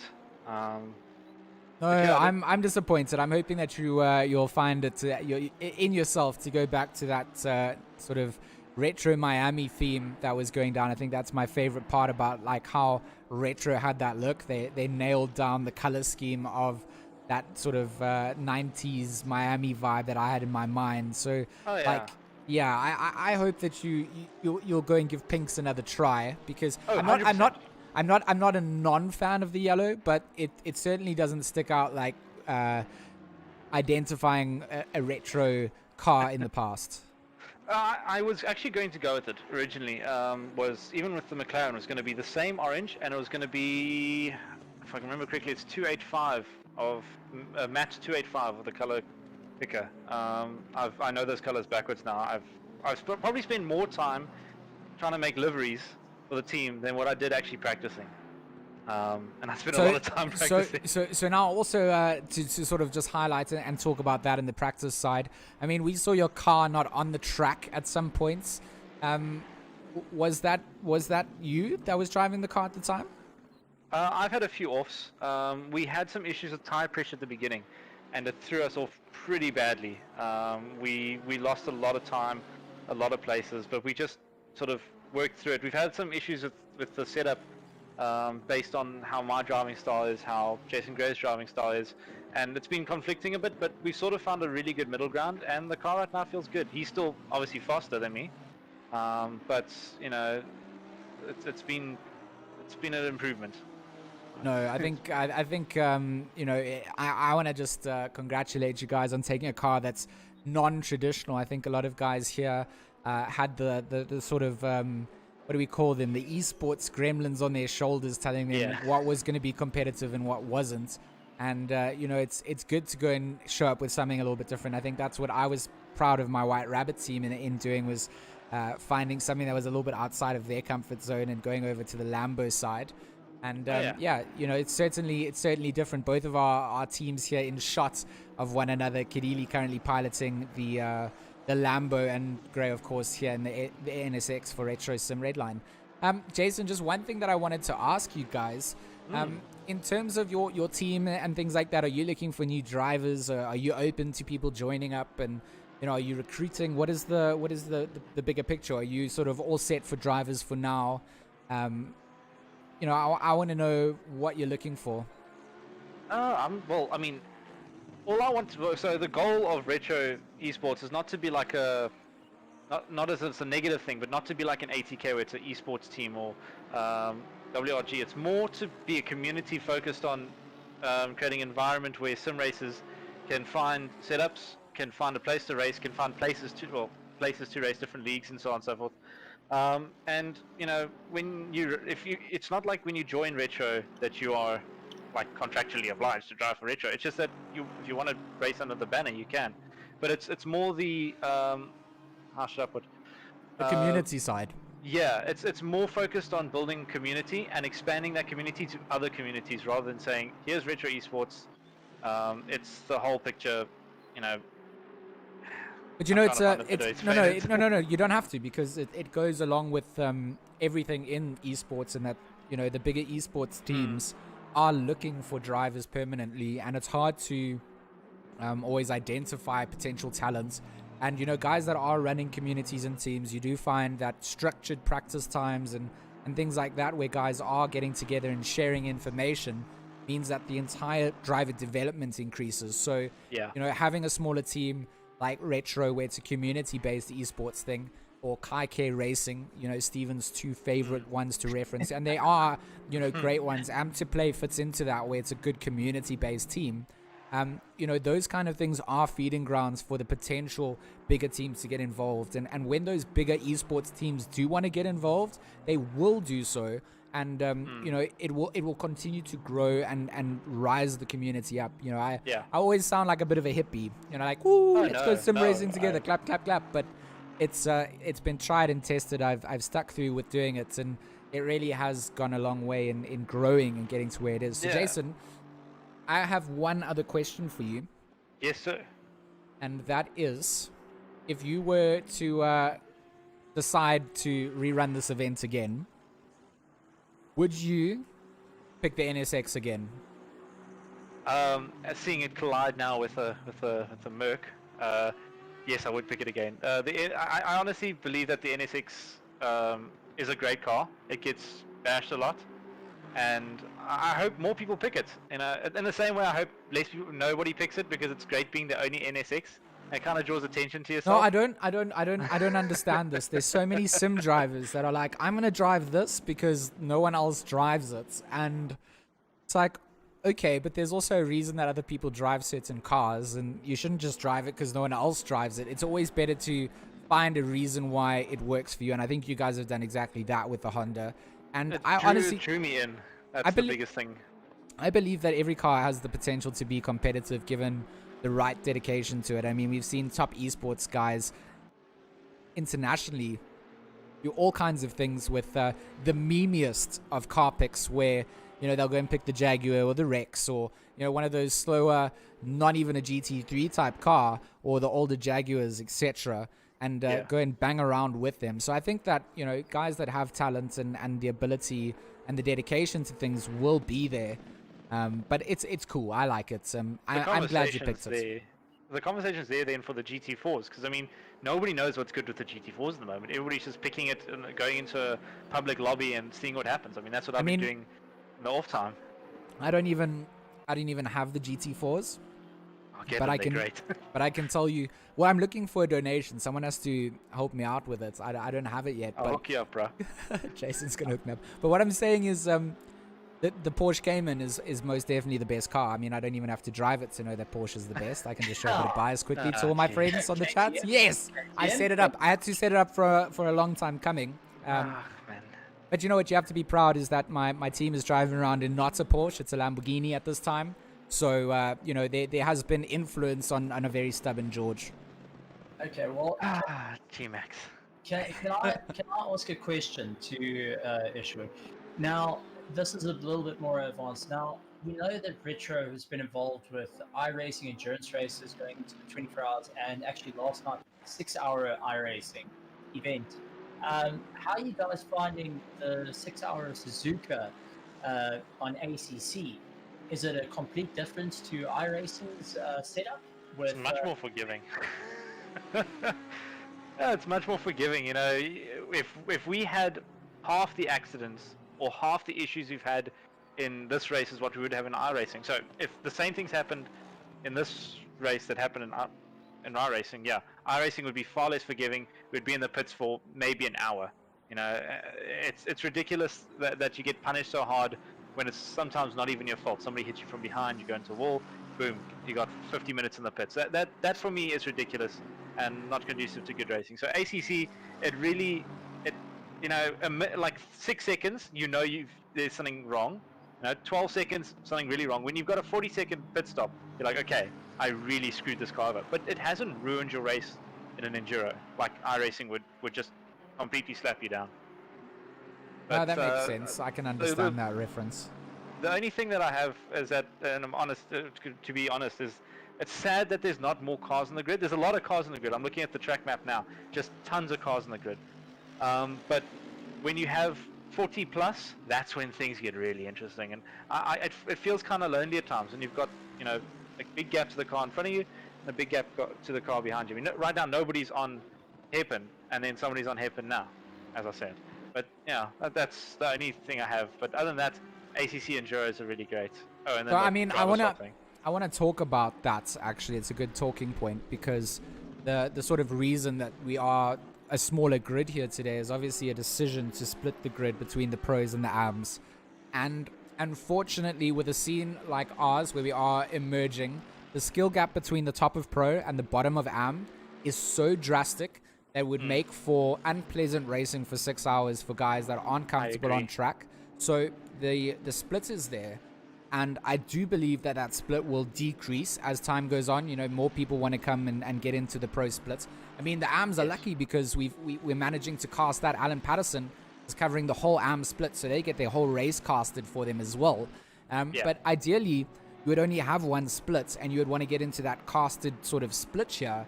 And I think I agree with you. It's nice seeing a fuller grid, but I like seeing that we have the guys that need to be here being able to lap fairly with one another. I mean, even the back markers and stuff seem to show enough respect to be in a pro lobby. To me, there's been nothing that I've caught where it's been too untoward. There's been some small things, but I'm waiting to see more from the stewards. I mean, you can see a lot of penalties being given, which looks worse than it is. But it's been a 6-hour race. We're coming into the last hour after doing 5 hours. It's not the worst couple of penalties handed out for possibly just a bit of argy-bargy gone wrong.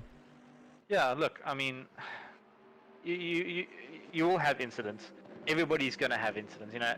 The worst things in racing happen to everybody. And something that, I was going to say earlier on, something that I really drill into the guys at Retro, that the guys that race with us, that's Johannes Schreling, Arnulf Sachi, Mark Ansel, so on and so forth, even the new guys, is, if somebody punches you and takes you out, it happens. As long as the guy doesn't do it maliciously, like you're turning into a corner and he hasn't even put on the brakes, he's going straight for you to take you out, then there's an issue. But if somebody punches you, takes you out, just let it go, man. It's part of racing. It happens to everyone. And the sooner that you get over, when you get taken out by somebody, that rather than getting upset, just take it into your stride and have a good race. That's when you're going to be a lot more happier behind the wheel, because getting upset and angry at somebody. It's not like JC Krobler. When we had our incident at RaceFace Bathurst at the beginning of the season, I was very angry at him. I thought he was, well, I'm not going to say anything mean, but I said all my mean things to him in person. But we're friends now. We all read it as well, so we're all good. Exactly. But he joined. I was chatting to Bathurst on my Discord the other night, and he joined at about 11:30. We sat till 1:30 talking nonsense.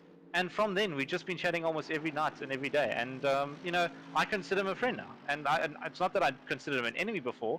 I just, I'd rather not hold a grudge against someone, because you don't know what they're like when you talk to them. And now JC's a friend, rather than somebody that killed me at Bathurst, even though I still call him somebody that killed me at Bathurst. It's okay. And to forgive and forget and move on with things is, I think, a skill in life that a lot of people need to understand, that, yes, you can give opportunities and you can make mistakes. Like we saw there, we just saw Clue run into the back of Patterson. He's let off his throttle pedal. He's made the mistake and he's let Patterson get on by. So, it goes to show that there is gentlemanness in the community. And sometimes you have to just let bygones be bygones and move forward with things. Some things are unacceptable. If someone to me was racist or something like that and doing things publicly, then it's immediate get out of here. But if there's a bit of it's like racing incidents and there's a bit of racing stuff and some guys are a bit aggressive and they're calming down, they're changing up, they're approaching things differently, well, that's progress and that's change. And in our scene, to just exclude people because of one or two incidents that have occurred is definitely acting on the side of ignorance, and we do not have the size to cater for it. So I'm glad that you guys came together, and it's part of why I was interested to see how you guys, what you had to chat about, because the setup that you've got dialed in there, you thanked him very publicly for helping you out with. So it's great to see guys coming back together and making peace.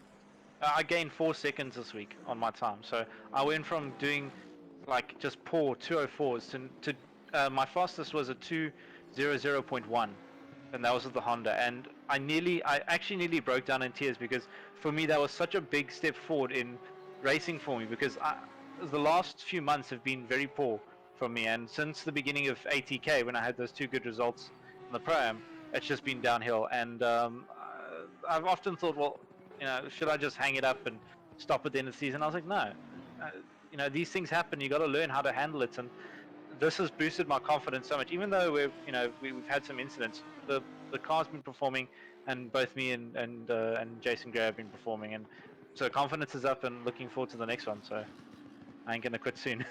I'm glad to see that you stuck it out, and thanks so much for coming to chat to us. Yeah, thanks for having me. Really appreciate it.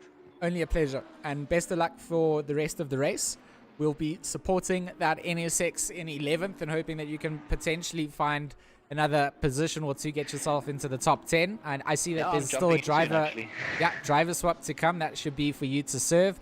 54 minutes of racing remain. Jason Isherwood from Retro Sim, thank you so much. Thanks, Steve. Thanks, George. I didn't even get to say anything, and I got the first thank you. Yes! But absolutely amazing to hear from the guys, giving us a little bit of insight, and also about the sportsmanship to it. I think, we keep going back to the sportsmanship in sim racing, and that was a very good, I think it's a very good thing for people to follow. It was a discussion between you and Jason talking about forgive, forget, carry on racing, and really push through those tough times. Yeah, you can't let grudges hold you down forever. You don't quite understand circumstances that everybody's going through. And I think during the trying stages of lockdown and the immense social pressures that are being put onto people, that it's a big expectation to expect people to remain completely sane the entire duration of this period. So, if there are, outlashes or things like that, a lot of it can also be looked at a little bit more holistically, and seeing that this is a community of people, human beings, that have had to go through a very strange time in the world, but still finding time to dedicate, the practice and race time to sit here for 6 hours and do an endurance race. So, it's a big call, and I think that moving forward from things is the way that we should be in the future. There's certain things that you would always remember and always be wary of, for sure. I think if you get fooled twice by someone that's come back and bitten you, then that's on you for doing so. But I think giving them the opportunity to work through their issues and perhaps prove themselves as better people is something that's fair and should be given. Yeah, exactly that. That's the whole thing of moving forward and keep on going. So, we're into the last hour of the 6-hour race. I see Kruger's got a drive-through penalty as well. Patterson's been doing very, very well, lying in 3rd place. He's still got one more stop and driver change to do. What's your thoughts? What's the final, going into the last hour, what's your thoughts? What do you think is going to happen? I don't really think there's a call that can predict what would happen in the last 51 minutes, with variations that could relate to missing a pit strategy or incorrectly calculating the fuel, etc. So in terms of how things stand at the moment, Bruno Kadili and the White Rabbit Lambo are currently on lap 150. So they're a lap ahead of Zahir S's car in 2nd place at the moment. They're on lap 149. And then they are a lap ahead of Kieran Patterson in 3rd. He's on lap 148. So our front 3 are essentially almost a lap ahead of one another. So with all 3 of them still to go and do a driver swap, it's interesting to see, because then down in 4th place, these guys still have to go in, or these guys don't have to go and do a driver swap, but if they haven't calculated their fuel, they might have to go in. So Basson, Peters, Webb, Cap, and Rowe are all on lap 147. So they're all on the same lap, and all of them have gone and done all of their mandatory stops. So our front 3 still have one more stop to make for their final driver switch. So that could change some things up in the last couple of minutes coming into it, but it all depends on when they're going to go into the pits as well. Yeah, that's it. I mean, I'm just running a little bit of a calculator here, just seeing. So you said we've done 140. How many laps? 141, 147. Bruno Kadili's just started his 151st lap. 151st. So the circuit is 5.81 kilometers long. Now let me try and find my calculator.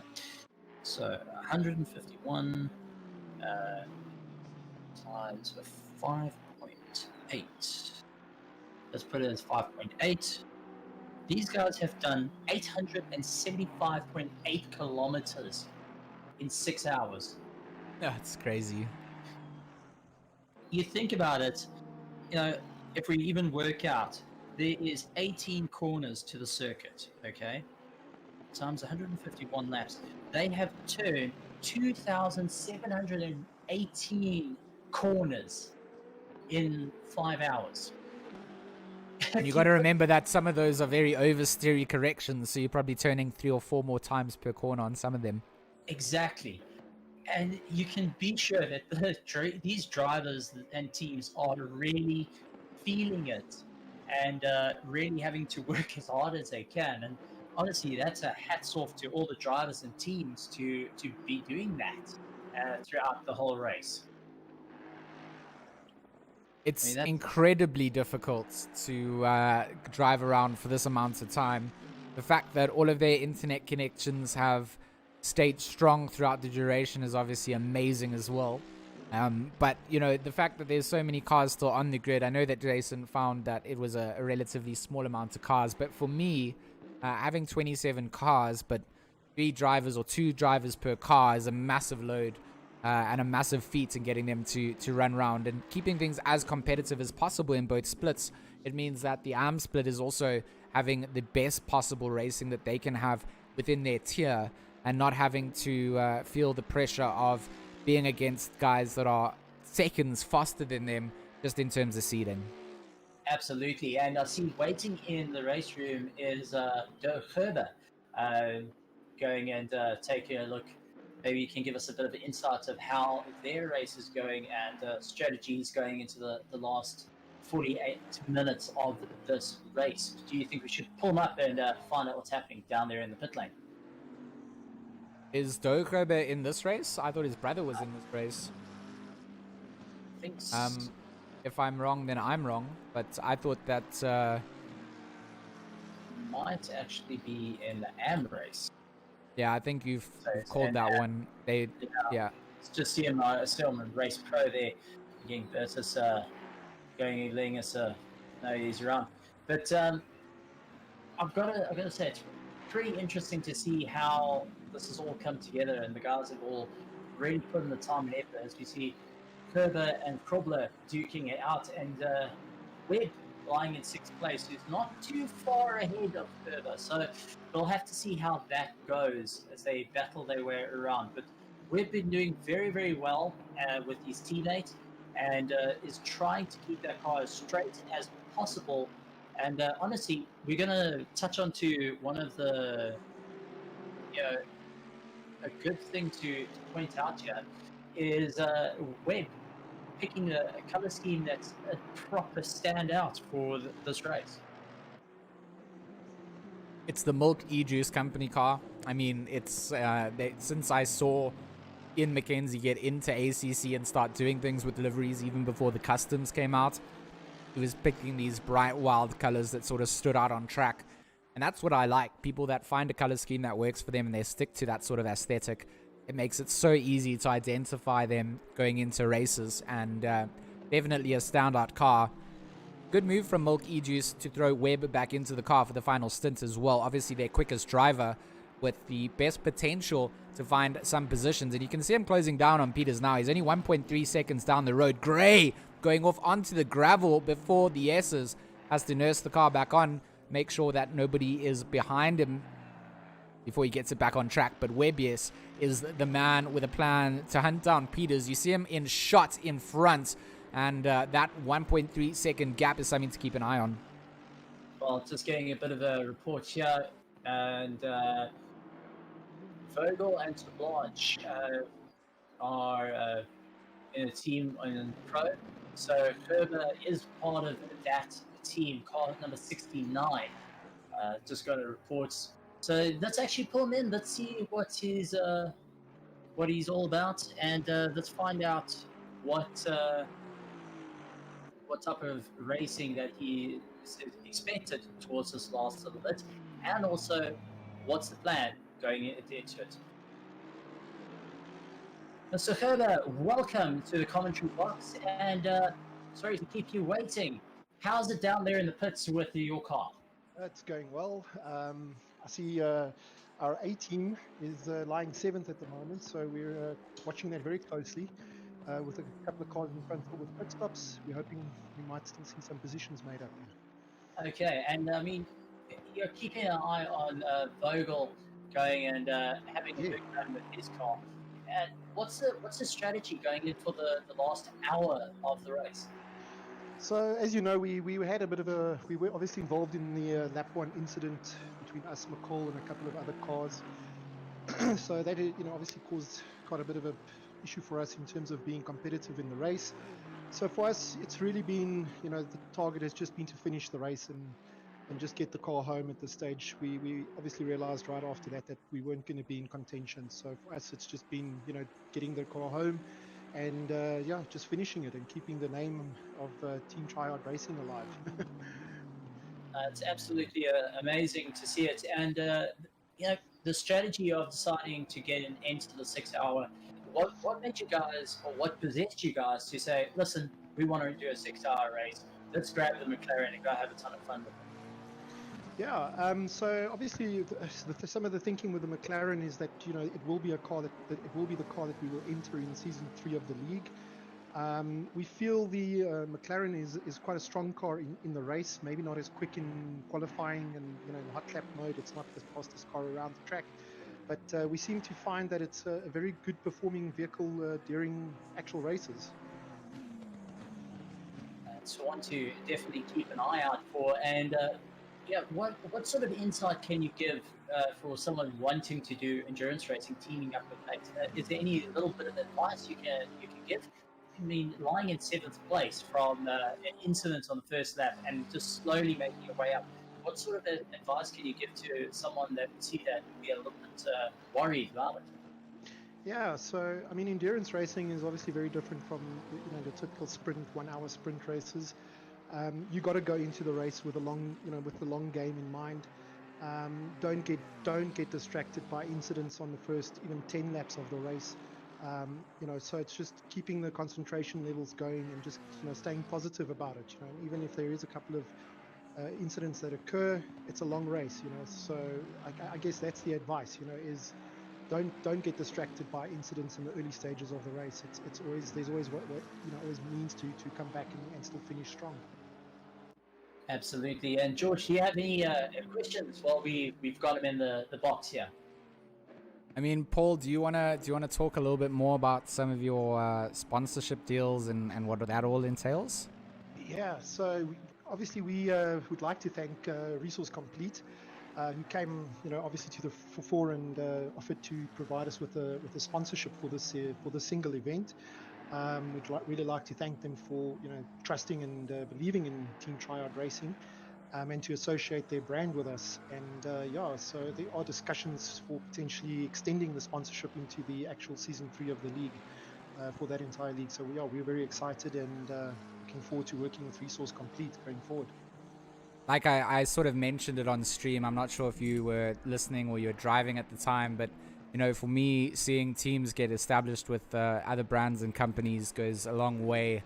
And starting up a team is not something easy. Coming into a brand that they're not sure of who they have representing them is always going to be something that's on their mind. And I think that your cars have really shown a good standing on the track. And I think that that sort of contribution that they've given you, or all the little media posts that I got to read about it, it's for me loving the sim racing community. That's what I want to see, and I want to see more guys attracting sponsors and bringing them in. Not just to events, but just to their own brands and making it something that stands out amongst the very many hobbyists that are out there too. Yeah, can only agree with you on that, G. Only agree with you on that. And it's good to see that companies can see the value in associating with the racing teams here. And I think it's thanks to guys like yourselves and Bertus, that are creating these events and putting them online, and with the quality of broadcasting that we're seeing from you guys, I think companies are going to realize it's a good platform for them to promote their own brands as well. Always meant to have been that in the bigger pictures for highlighting of our drivers and showcasing the incredible talent that we really do have dedicating into these leagues. And for a long time, it was lacking on casters and broadcasters, and more people are getting involved. And I'm always about getting more people into the booth and into commentating. So, that's a good little transition segue to also just say, guys, if you don't want to just drive and you want to just come in and talk some rubbish on a stream for a little bit, you're more than welcome to always reach out to the RaceFace platform and get a shot in here. We're always looking for people to help out, whether it's commentators, stewards, admins, etc. You might have a skill set that doesn't quite fit into being able to contribute to the racing side, but you most certainly can be part of the bigger community that's out there.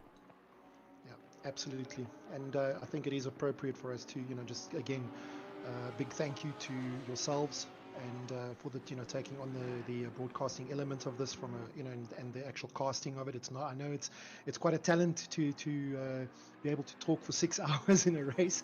And we also want to just a big thank you to Bertus, for setting all of this up, and the guys at Mettlestate for coming forward with the sponsorships in terms of prizes, Republic of Gamers, all of these guys. Without their support, this event would never be able to happen. Thank you so much.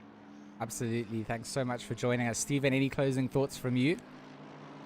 Just wanted to say, Herbert, it's an absolute pleasure to have you guys out on the circuit and doing so well. I see that you've now picked yourself into 6th place, and so the race is definitely on for you guys. And what sort of discussions do you have to your drivers? Just don't bin it, or order me the pizza if you do. Yeah, I guess that's pretty much it. It's like the old Afrikaans saying is, hou die blink kant bo, and just keep it on the track and keep putting in those laps, and the race will come to you. As an Englishman, I'm not sure if that was swear words or, good Afrikaans words, but I like the saying and I might just adopt it. Good stuff, man. It's lovely to have you in the booth here, and fantastic to have your team racing. Thank you very much, and good luck for the last 37 minutes of this race as we start closing up. And it's going to be a huge amount of fun, I think. Great. Thank you, guys. Appreciate it. Chat later. Cheers, buddy. Gee, it's nice to get a little bit of perspective from the teams here, going and bringing in a major sponsor brand to it, and also good on them to have a sponsor that's looking to extend it going forward using the platform. I think this is actually one way motorsport is going to grow in a different light of things, in this new world we're currently living in. Absolutely. It's so incredibly important for all of those integrations to take place. Just switching back over to Jordan Sherritt, who's taken over the car from Bruno again. Of course, this will be their last required driver switchover with the last 36 minutes of the race to go. So they've come out and most certainly held off that first position since the start of the race and done well to just manage it between them. Zahir Essa still has to switch out to his second driver for the last bit of the race too. So he still has to go in. So potentially third may be on the cards here for the boys from Patterson Works Racing. Of course, Leslie Oliphant's in the car at the moment. He'll be the man to potentially pilot it to the end if there's no other fuel stops that need to come in. But like you said, Stephen, 36 minutes of racing remain. We've been here for 5 hours and 30 minutes. It does not feel like that's the sort of racing that we've had. The timing split board shows sort of a good indication of some of the penalties that have been picked up throughout the field. Gaba in 6th place, the number 51, of course. They've got themselves a 5-second penalty. Daniel Rowe in 9th, the number 18 Porsche, 15-second penalty. Heineke, the number 96, has a 5-second penalty in 14th. Mumford in 16th has a 5-second penalty. Hrobler in 22nd has a 15-second penalty. Vogel has a 15-second penalty as well. So these are all handed out by the stewards for incidents that has sort of taken place in the race, where they've been reported through to them and they've been able to review them and hand them out. And obviously that will play into effect for the final standings when you start to see the time differences between people. So as things stand at the moment, it doesn't look like any of these penalties are going to play too much into effect. But of course, we do have some pit stops still to be made up. So Cap in 7th at the moment, 3-2-1, is going to be switching back with Tolkien for the final bit of his stint. And of course, if we just bring up our overview at the bottom here, if I can, let me see if I can, there we go. You'll see some more time penalties on the right-hand side. Vogel down in 23rd as well. I'm not sure that they're going to pick up too much. Hrobler's piloting around the 80k car in 22nd. They've also got a 15-second penalty. So, you know, we just got to make sure that those things are not going to affect any of the final standings coming into it. And as we get to the closing phases of the race, we'll start to see those open up. Well, one thing I gotta say, for going for 6 hours, these guys have been really keeping it clean. You know, we do see the 5-second, the 15-second penalties that do pop up, but it's actually, in retrospect, it's not a lot, especially for the time duration. So the guys have been really keeping it clean. As you saw, Hrobler deciding to Tokyo drifted around some of the corners with that big Mercedes in the background. But I gotta say, it's actually been an incredibly entertaining race of them all. And oh my heavens, Jason Isherwood with a drive-through penalty. Definitely not his race currently. Yeah, so we'll switch over to his car there. He's obviously just gone over the track limits again. We mentioned this before. You only get those 3 warnings and then your drive-through will come. And then thereafter, there's no more warnings, regardless of your driver swaps going over. It's shared for the car, and unfortunately there for Isherwood, pushing again, and he exceeds the limits. The sim has dictated that he has gained an advantage, and a drive-through has been awarded there. So potentially this is going to benefit Jan Spammers, who we've seen, or sorry, it would be Chris Heineke, who will get benefited here from ATK, the number 96. Potentially might be able to benefit off this, but quite a way down the field to where Isherwood is at the moment. They are on the same lap, but Heineke has only sort of just started going in through the S's, as Isherwood is going to go over the line. So Isherwood does have time to clear this penalty, come back out in 13th place, but definitely not what the Retro Sim boys would have wanted into the closing stages of the race. I want to see when Essa decides to go into the pits and make his final driver swap as well. Yeah, that's going to be a very interesting one, and I'm surprised they're leading it so late. You know, considering majority of the grid has already pitted and changed and on their way out.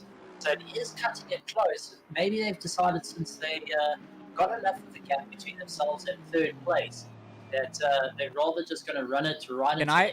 Can I play conspiracy theory? Go ahead. I reckon what Essa will do is run it right up until the very last couple of laps, then hand it over so he can push the car, be in control of it to the very end, and then be in control and let his co-driver take it over the line right as he's done, because there's no pit window. They don't have to choose to do this. They just have to do it before the final lap takes place. So if Essa just continues to put in good times, then he gives himself that space to hand over the car. And at the moment, he's doing 202.16s whilst being behind the back marker here, Gabba. So at the moment, I think that's the conspiracy theory that I'll lay to you. Yeah, it's quite possible, actually. You know, you want to try and keep the S as a incredibly quick driver, as we know. So it would be worth having it just to keep circulating and try and make up as much ground as possible.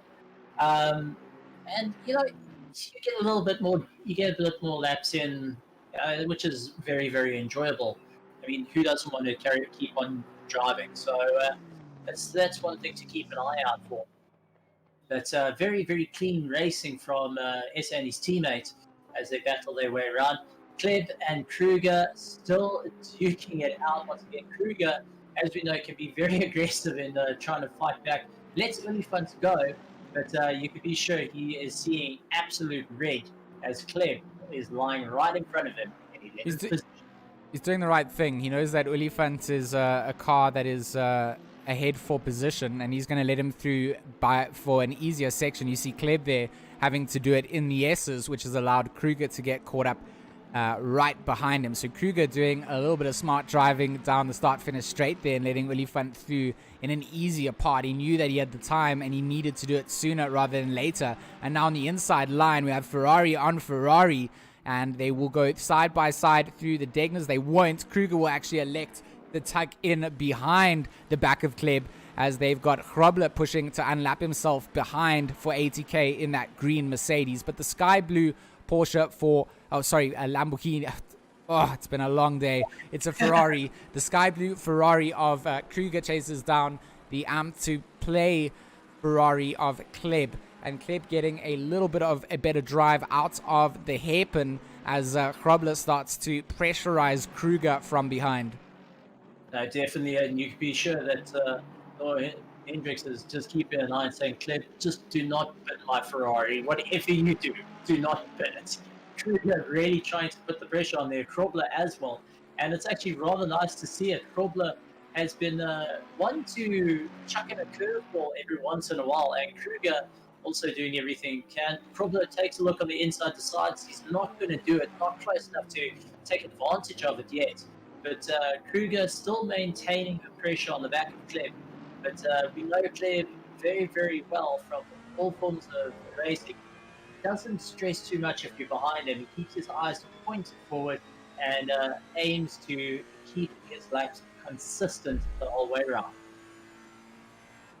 Absolutely, he has a lot of work to still do here to hold on to this place. Of course, Kruger hunting down. The pressure from Grobler behind is most certainly motivating the middle Ferrari in the pack, and they're going to get themselves into an interesting battle coming into the closing phases of the race, especially coming in through these S's as well. Looks like Kleb seems to have a little bit of a better handle coming in through it this time around. Of course, doesn't have the pressure of having to let one of the front runners through this time. Olifant not there to put the pressure on, but Kruger is dialing in and making sure that he's tightening up on his apexes and trying to just hang into the slip of Kleb. He does have the advantage in terms of the aero if he just hangs on. He just needs to make sure he has this kind of a gap in a place of the track where he can really get the grunt out, make a move, possibly down the back stretch towards 130R. And he's setting himself up towards that kind of a move now. He's going to try and have a look on the inside if Kleb goes late on the brakes, which he does. Kleb goes very wide,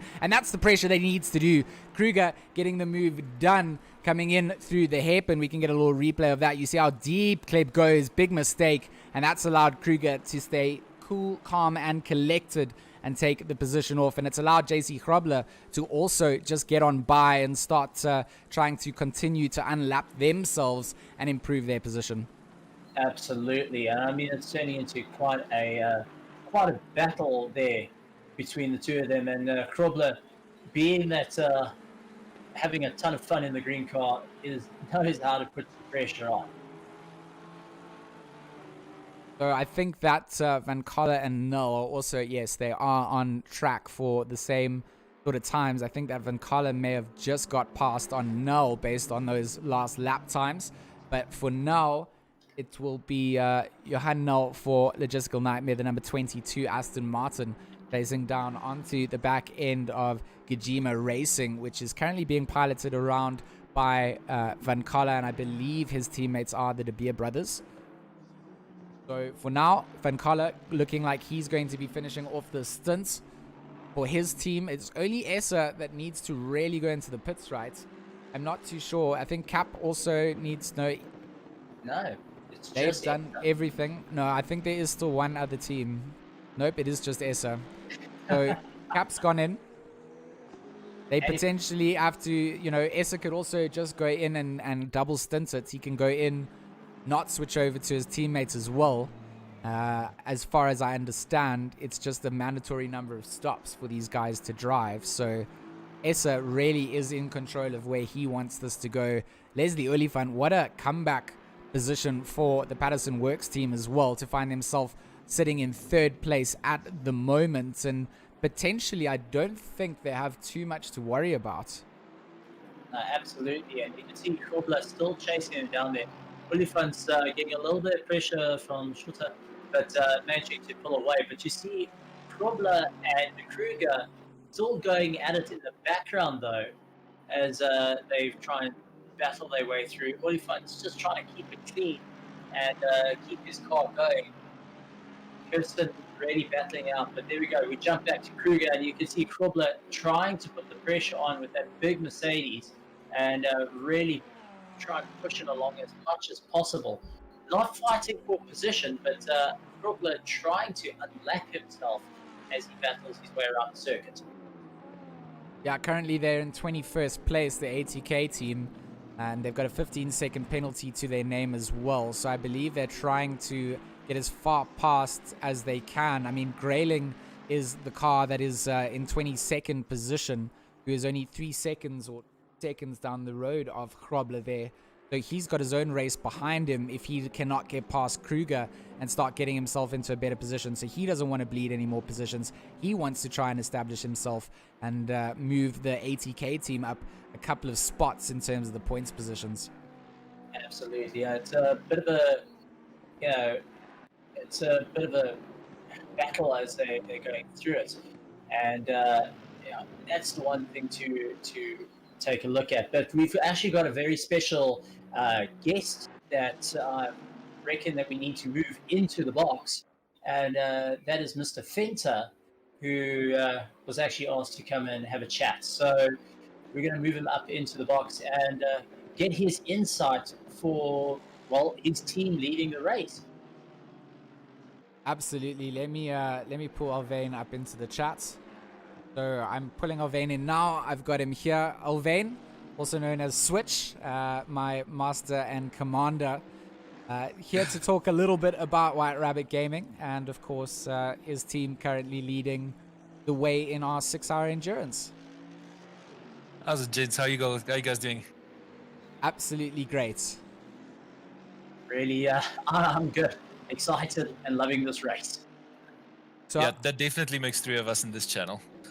So Alvain, obviously I kind of introduced you there a little bit. You are the head fronting side of White Rabbit, my point of contact, and sort of the person that I chatted through in getting the White Rabbit Gaming sim racing team up and running. And right now, just a good little showcase of good driving that I'm sure you're smiling about. So I'm going to give you a little bit of a platform here. Yeah, I mean, I'm obviously humbled by the introduction, so thank you very much for that. But from a driver's point of view, yeah, I'm super impressed with what the guys are doing. Going into a race where you see, obviously the name of Essa and those guys, having watched a lot of the recent racing, Pro Series, things like that. You're going to be in for quite a ride, so to speak. But the guys have been amazing. Good qualifiers, good placings, and just the consistency throughout this race from the WRG trio. Duo actually.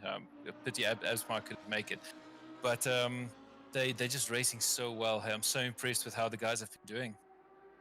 Absolutely, and I'm glad you got to sort of touch on that. It's unfortunate that Jason had those technical difficulties and has sort of had to play the spotter role, but it's a critical position for him to be in, and he's taken charge in making sure that these guys are keeping a level head and knowing what's on track ahead of them and what's behind. So even though he's unfortunately been unable to get into the car to pilot it for the whole 6 hours, he's been feeling the same pressure and anxiety of the same team and trying to guide them through it.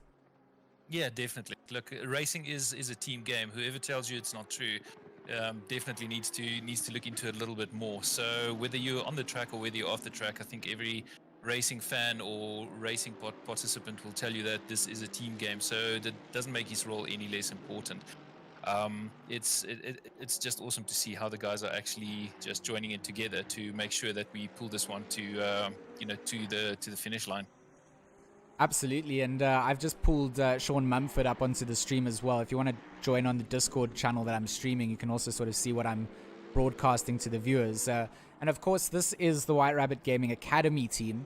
I've sort of flogged things a lot and talked about White Rabbit a lot, and to me, it's really cool to just see that these guys from one of the other gaming avenues coming in and enjoying the sim racing side and saying to you, can we look at doing this academy team thing, and they're doing great. I mean, they're up here in pro.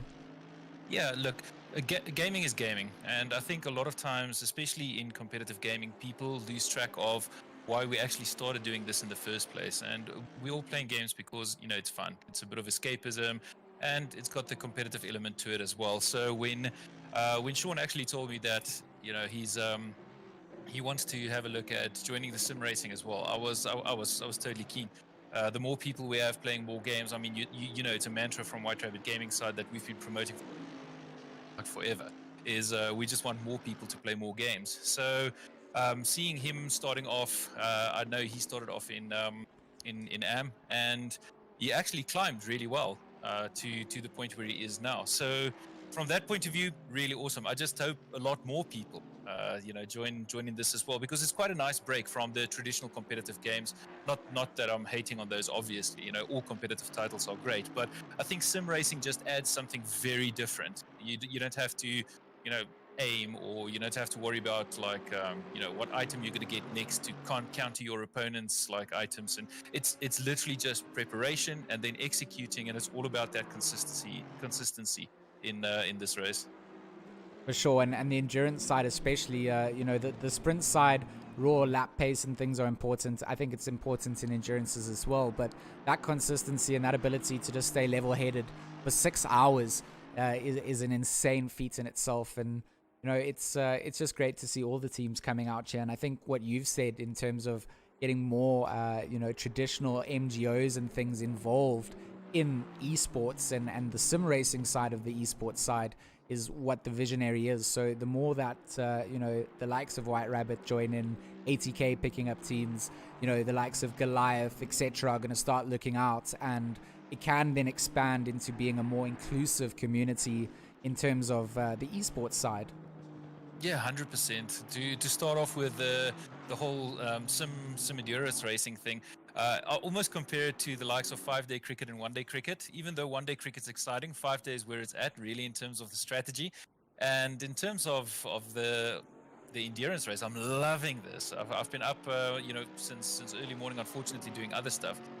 So as soon as I got back into home, I literally plugged down in front of the TV, and I haven't left since. So it's been really exciting. And then getting more organizations involved, I think it's fantastic. We had you had a little chat about it a little bit earlier on stream, saying that there's other organizations looking at not making it official, but just creating environments for races to actually just be part of a bigger community. And funny enough, that's actually where White Rabbit Gaming had its roots as well.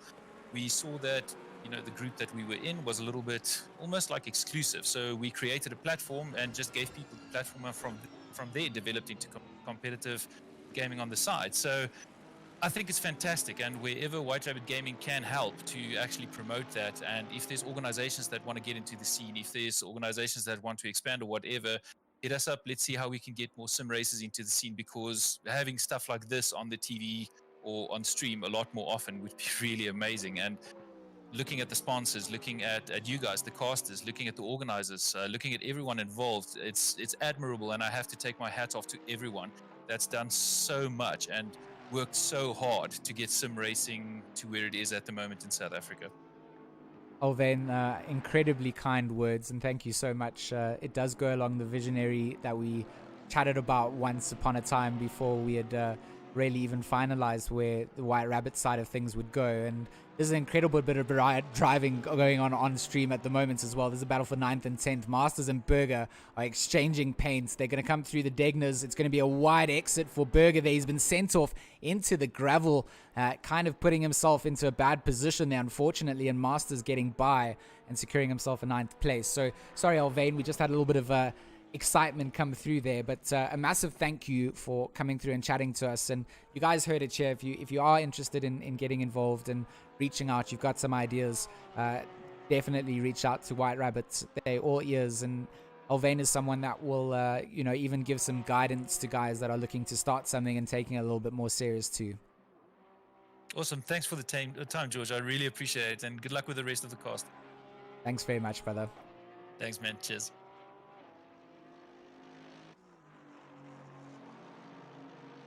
Okie doke. So Alvain has left the channel now. So that was Alvain Fenter from White Rabbit Gaming. And of course, honestly, guys, if you're looking for advice or you want to reach out and you've got some ideas, and definitely open-minded, and I can recommend, no bias, that's a good platform to have a look and have a chat into. So let's just catch back up. So Masters has obviously caught himself up to Berger, overtaken him there to secure 9th place. In terms of the rest of the order, it looks like there are not too many on-track battles for position. Null and Van Coller are, on track, but 6 seconds away from one another. Van Coller got past Null and seems to have just kind of run himself away.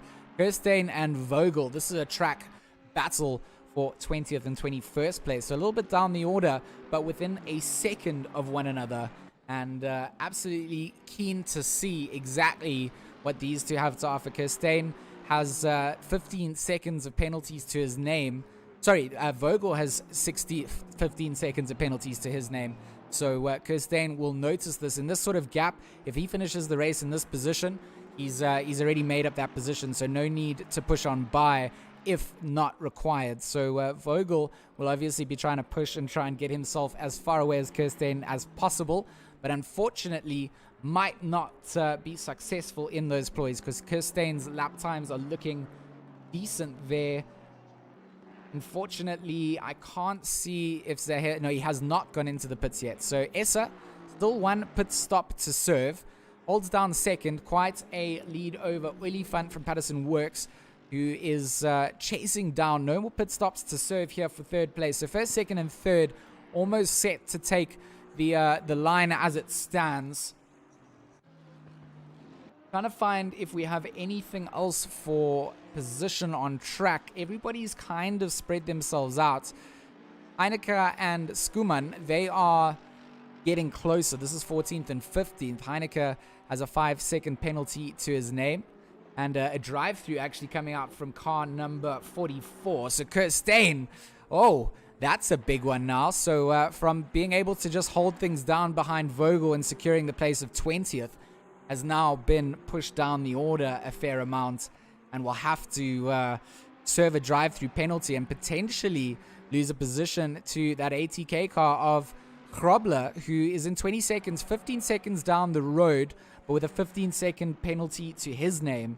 Potentially, this is going to be an interesting change-up in position. So let's see where Grobler's coming around. I think he's coming down towards Spoon at the moment. Yeah, making his way through 200R. Kirstein is on the way down the back stretch. It'll be interesting to see where Kirstein decides to pit. Probably will do it sooner rather than later. And we'll have to see where this final battle comes in. Grayling is up the road as well. 9.9 seconds away from Kirstein. So those kind of gaps were possibly attainable with 12 minutes to go if mistakes were made. But having to serve the drive-through now is going to be devastating for Micro Racing. So there we go. Kirstein will come into the pits. Important to now keep an eye on JC Grobler. Of course, he's now coming through the chicane. He'll clearly get past that slow Ferrari. We'll get a... There we go. There's Kirstein. Kirstein serving that pit stop, or drive-through penalty, should I say, for exceeding his track limits. And that's allowed Grobler a free position up into 21st place. Does have 15 seconds to his name. It'll be important to see where Kirstein comes in through all of this. He has cleared his penalty. He's, let's call it, the better of 14.8 seconds behind Grobler. It's increasing more. It's about 17 seconds. So Grobler has to maintain this sort of lead over Kirstein for just holding on to 20th place. Peters keeps showing up on my leaderboard. That's because Van Coller is trying to put pressure and unlap himself. Van Coller is down in terms of the lap numbers here. He's on lap 163. He needs to lap the number 47 car 3 times to be on the same lap as Peters. So potentially just settling himself back and making sure that he doesn't come into contact and pick up any unnecessary penalties in the closing 10 minutes of the race.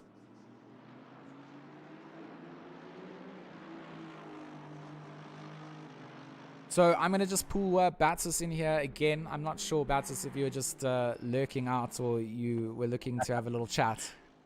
I thought I'll just pop in for one final time, 10 minutes left of the race, and yeah, just having a quick lurk about. Okay, so absolutely nothing wrong with that. 10 minutes to go left of racing on the clock. A couple of cars fighting in terms of position based on lap time differentials that will be impacted by their penalties. So those are always a little bit exciting coming into the end to see the final order. Thankfully, though, Bertus, it's not the front of the order that really has these to really contend with. I do see Masters has a penalty in 9th place. Yeah. I must say that the quality of the racing has been, I think it's been good. We haven't seen too many issues. There were a couple of penalties, but mostly I'd say one or two guys out braking themselves and one or two unsafe re-entries. And other than that, not much, not a lot going on there. But yeah, I just want to give a shout out to Arne van Mansberg and Karel de Goede, who's been helping me with in the stewards room. So yeah, they've been doing a great job helping to review everything and in both races, the pro race and the AM race. So just a thank you to them, for spending the whole Sunday on making sure everyone has a good time. No, that's definitely a shout out that needs to be echoed a couple more times. Stewarding is not an easy task, and being here for 6 hours is Isherwood does a big slide coming out of Degner 1 for us. The tires on the NSX starting to let up. But yeah, the stewarding side is definitely something that I kind of put a call out on the stream a little bit earlier and said that if there's anyone looking to get involved with stewarding or the admin side, that they're most welcome to do so. And yeah, it's I want to just say a massive thank you to you for organizing those gents as well to have that available and sort of handle some of these penalties that needed to be dealt with. And we encourage racing, and sometimes people go too far, and sometimes I think that's where most of these penalties have come from. From what I've seen, it's just been phenomenally clean and a great bit of driving to watch on a Sunday. Yeah, indeed, and I think the split between the two races, the pro and the AM, I think that helped a bit. Helping the AM guys to be under less pressure, and they can have I'd say more of a free race. And then in the pro, it just the guys in the pro race, all of them can race. They all have experience. They all have they've been around. They're not just jumping on a sim and it's not all new. They all had to do qualifying laps and grading laps to get into the pro split. So they can all race. It's just about keeping it clean. And I must say from my side, I'm impressed. So thanks to the drivers for keeping it clean and it's been great. No, I think I'll definitely echo those sentiments. Essa is going to go into the pits for his final time to do the final mandatory stop here today for his team, Odin Gunga team. It's just a quick stop and go coming out here. Essa going to finish off the stint. It looks like the number 871 is going to come out ahead of Leslie Oliphant. Of course, there are a lap or two ahead of them at this point. So there was definitely no risk in that coming in. Like I said earlier on, our top three reasonably unchanged for a long period of the race. But battles sort of taking place throughout the rest of the pack. So right now, we've got Basson, who potentially has some trouble from Jason Webb coming down the line. 6 seconds down the road is Jason Webb for Milk E-Juice. And Webb will most certainly be wanting to try and take that position off of Basson. We're looking at their last lap times. Basson's previous lap, he did a 203.3, and Jason Webb did a 202.9. So at the moment, 4/10 quicker, and potentially looking at the quickest lap time that Webb's done, has the ability to get into the back end of finding Basson, especially if he's finding half a second a lap. and there's 5 minutes to go. Oh, it's actually not going to be possible if he doesn't have more pace than that. So if Basson makes a big mistake, though, Jason Webb potentially going to find a position in the order. I think it's going to be a big race to the end, and both are sweating bullets at this rate. But also, we've got Alan joining us back in the booth. Alan, glad to have you back here after the AMs have just finished. 5 minutes and 17 seconds left of this race. We're on board with Kleb, who is keeping Skuman and Krubler at bay as they're battling their way around. Guys, let's talk about this. The 6-hour endurance race. I mean, this is absolutely a monster. George, give us your input here for the last 4 minutes and 57 seconds. It's been incredible racing across the board. Massive shout outs and congratulations to, of course, Alan for casting the arm split there. 6 hours of casting and jumping back in here for the final 4 minutes. It's been a phenomenal experience to have someone helping us out and get both splits casted. So I just want to express my gratitude and thanks. And with 4 minutes left to go of the race, we're not going to see a battle up in the front three, but there most certainly potentially be some changes in position based on some of these time penalties that guys have gotten. It makes it a little bit hard to track. But Alan, give me a little bit of insights. Who won AM? Yeah, AM was mind-blowing, George. It was a great race to follow. The last blast that we were actually watching, Steve can vouch, it changed positions between 5th and 6th place. We had watched them come down from almost an hour left to the last lap, and it happened with 10 seconds left on the lap. The poor chap spun the car through the last chicane, and I can't even tell you now who the driver was that changed position, but that was a change in between 5th and 6th place. It was a great race to watch. It was tight all the way through, and right now this is what I want to bring our attention to at the moment is Jason Webb potentially with the ability to catch Christos Basson. There's only 3 minutes left of the race to go. Basson under immense pressure to obviously hold things back. Oh, Webb has smashed into the side of Skuman. Skuman rejoining the track has caused a collision here for Jason Webb. He's parked it right in the wrong place of the track, and Webb has come into contact. Utter disaster coming out from the Milk E-Juice team, and potentially I think Khabe is quite far down the road, so they don't have to worry too much about losing out positions here. But that car came to a sudden stop. That's going to be a lot of damage, and Khabe in the number 51 potentially going to be able to capitalize on this as well.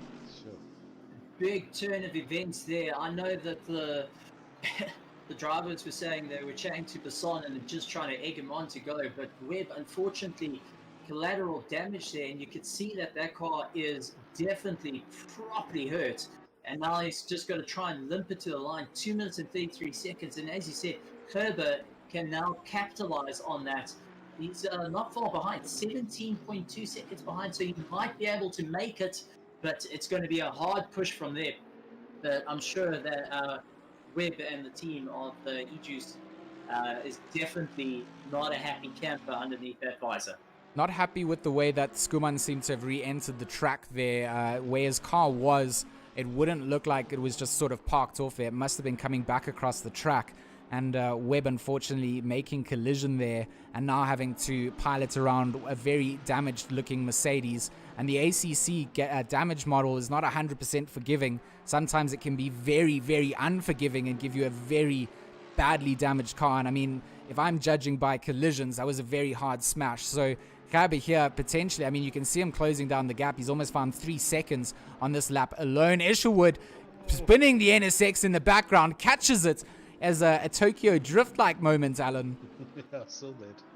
Jeez, that was close. Yeah, he carried so much more pace through 130R onto the back of Webb, and Webb is, as you say, struggling with the badly handling Mercedes. So his speed wasn't as quick as Jason Isherwood, and he had to actually slow down or lift, and it was a huge tank slapper moment. That. Massive respect to also just get on the brakes and slow things down like he did, not coming into the back of Webb. Obviously, he's not aware that Webb has a damaged car, and expecting the man to have a little bit more pace coming through 130R. He had to go very, very slowly, and you're right. Look at how he has to nurse it into the S's as well. It's definitely not a comfortable position for Webb to be in at the moment. But let's run through a couple of the other orders. Let's just see if we've got anybody else.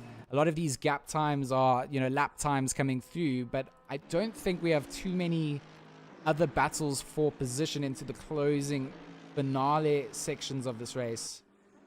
Well, I've got to say a big shout out to our chat that has been really with us, and I'll see a couple of the guys from the AM races joining us to see the end of this. So big thank you. 17 seconds left of this race, guys. Can you believe it? Sherrod just nursing that car. He just wants to limp the car home. White Rabbit Gaming must be going absolutely nuts in the Discord, and busy cheering him on. I think if this was actually back in the real life, they'll be leaning over that pit wall, shouting to him as much as possible to just get that car over the circuit. 6 hours of pure racing. Final lap as we on board with Sherrod as he heads up to the Casio, making his way off the back straight, going towards the Casio triangle. And George, you know what? Nothing too much. You have to take him home. Nothing too much left to do for Sherrod here. Over through the final chicane for the final time. 175 laps done here at Suzuka. Jordan Sherrod will pilot the White Rabbit Gaming number 666 home.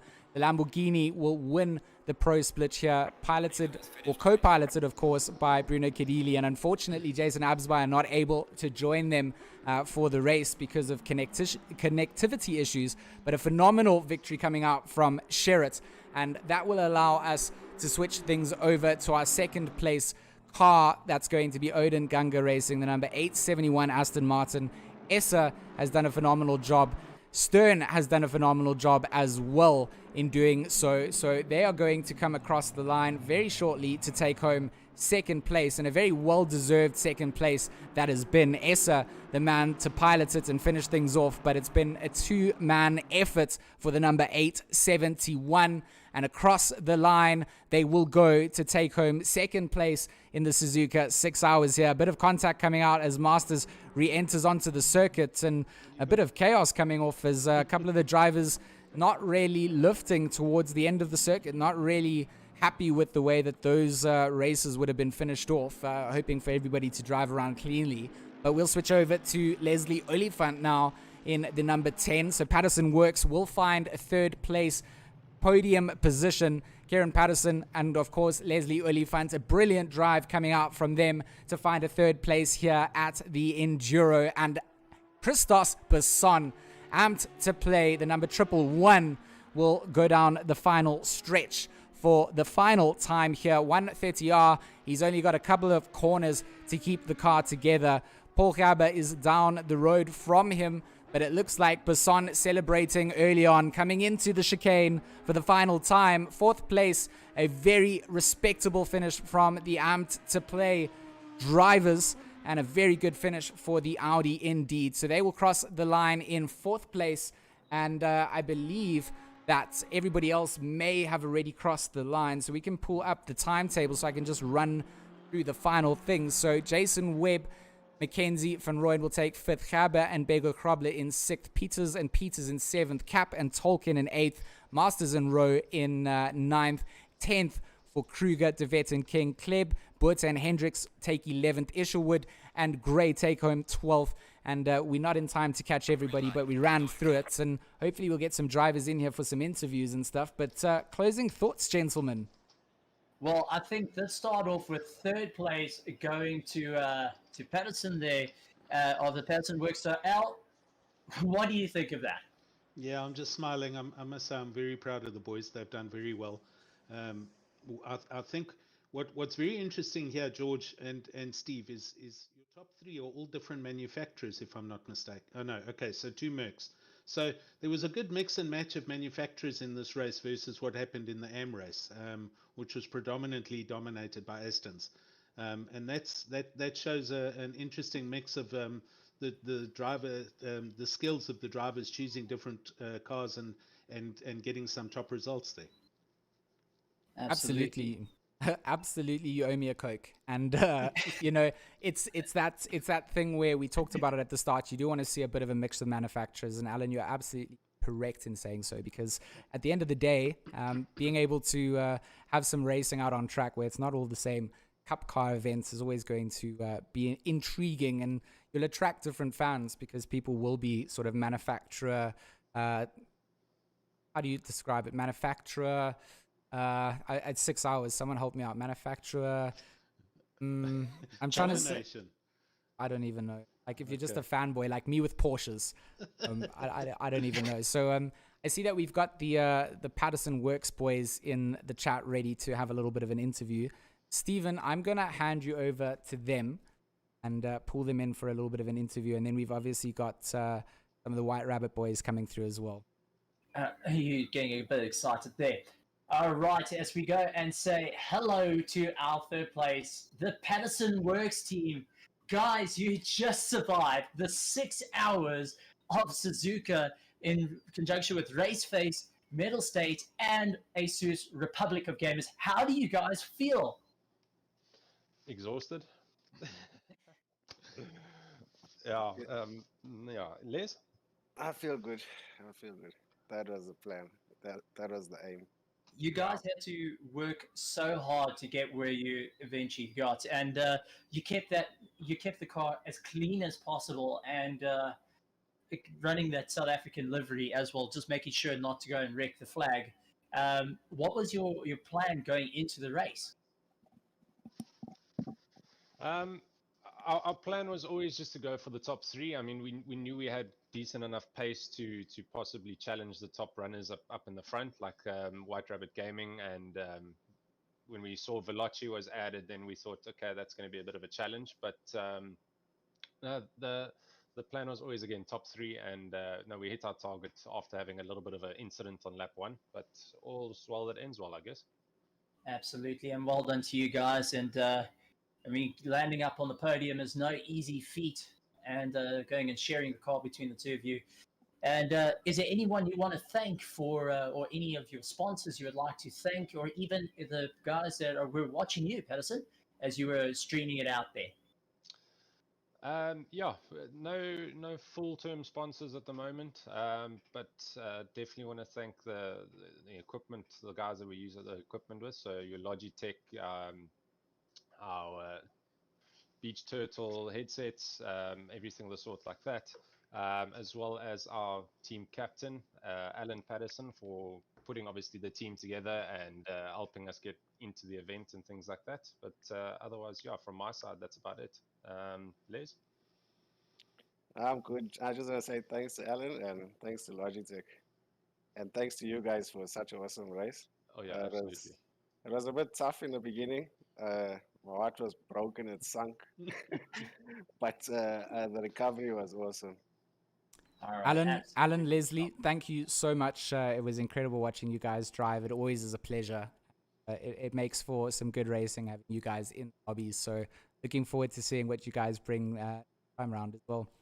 Thank you. Thank you very much, guys. Cheers, gents. Cheers.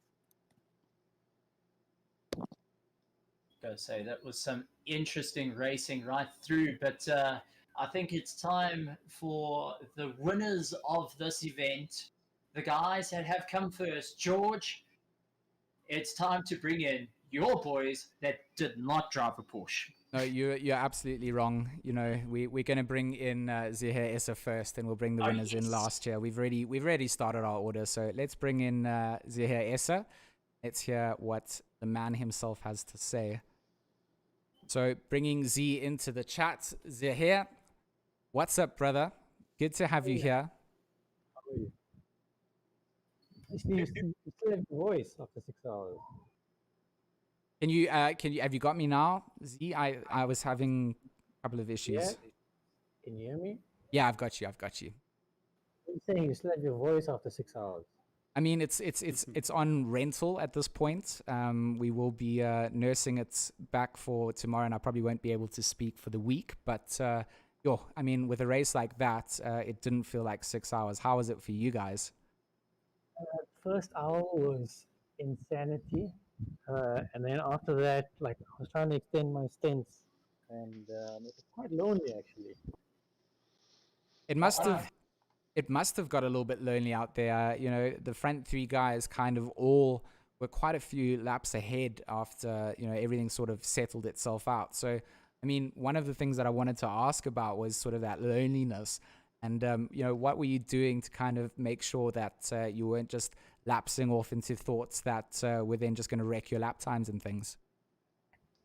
I think this track's quite tricky, quite tough, and especially with the off tracks, that was a major issue because to get a drive through is quite easy on this track. It's quite strict, so you're always keeping concentration. Doesn't matter if a guy is running up behind you or you're chasing. It's still tough.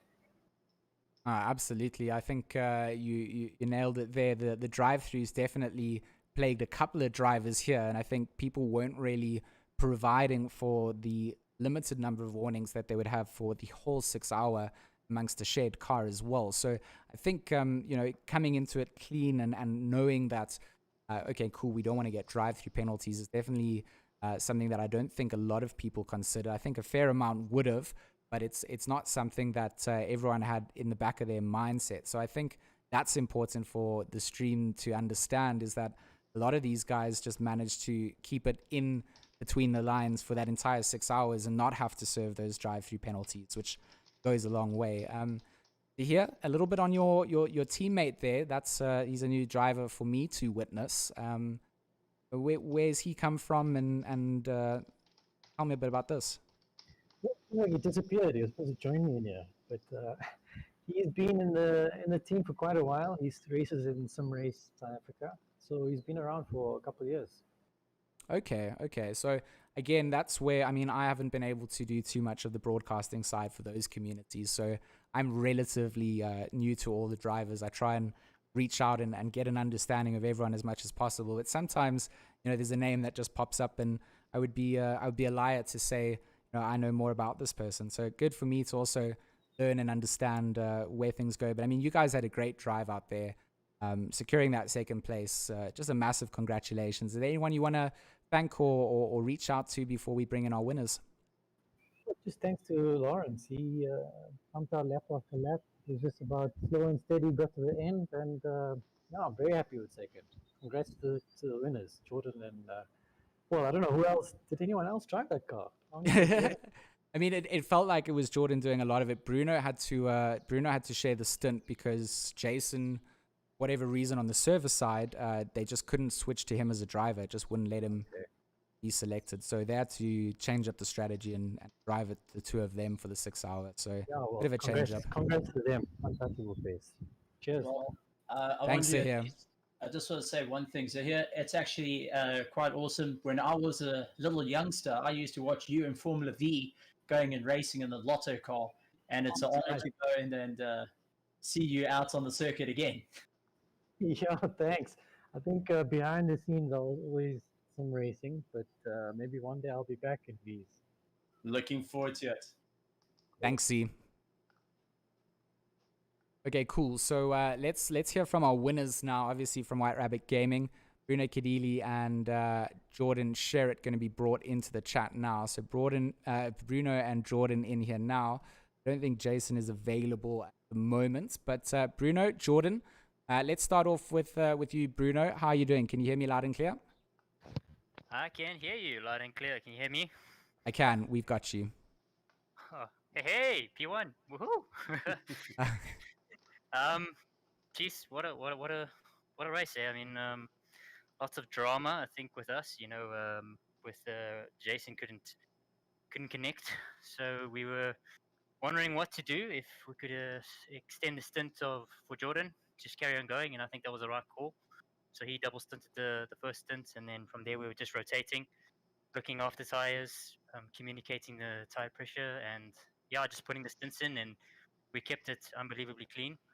But yeah, the double stint definitely set us up really well for the majority of the race, and from there we were just trying to keep it steady, not make mistakes, and it was almost a flawless run. So just super happy. At the same time, I feel for Jason, but he was definitely involved.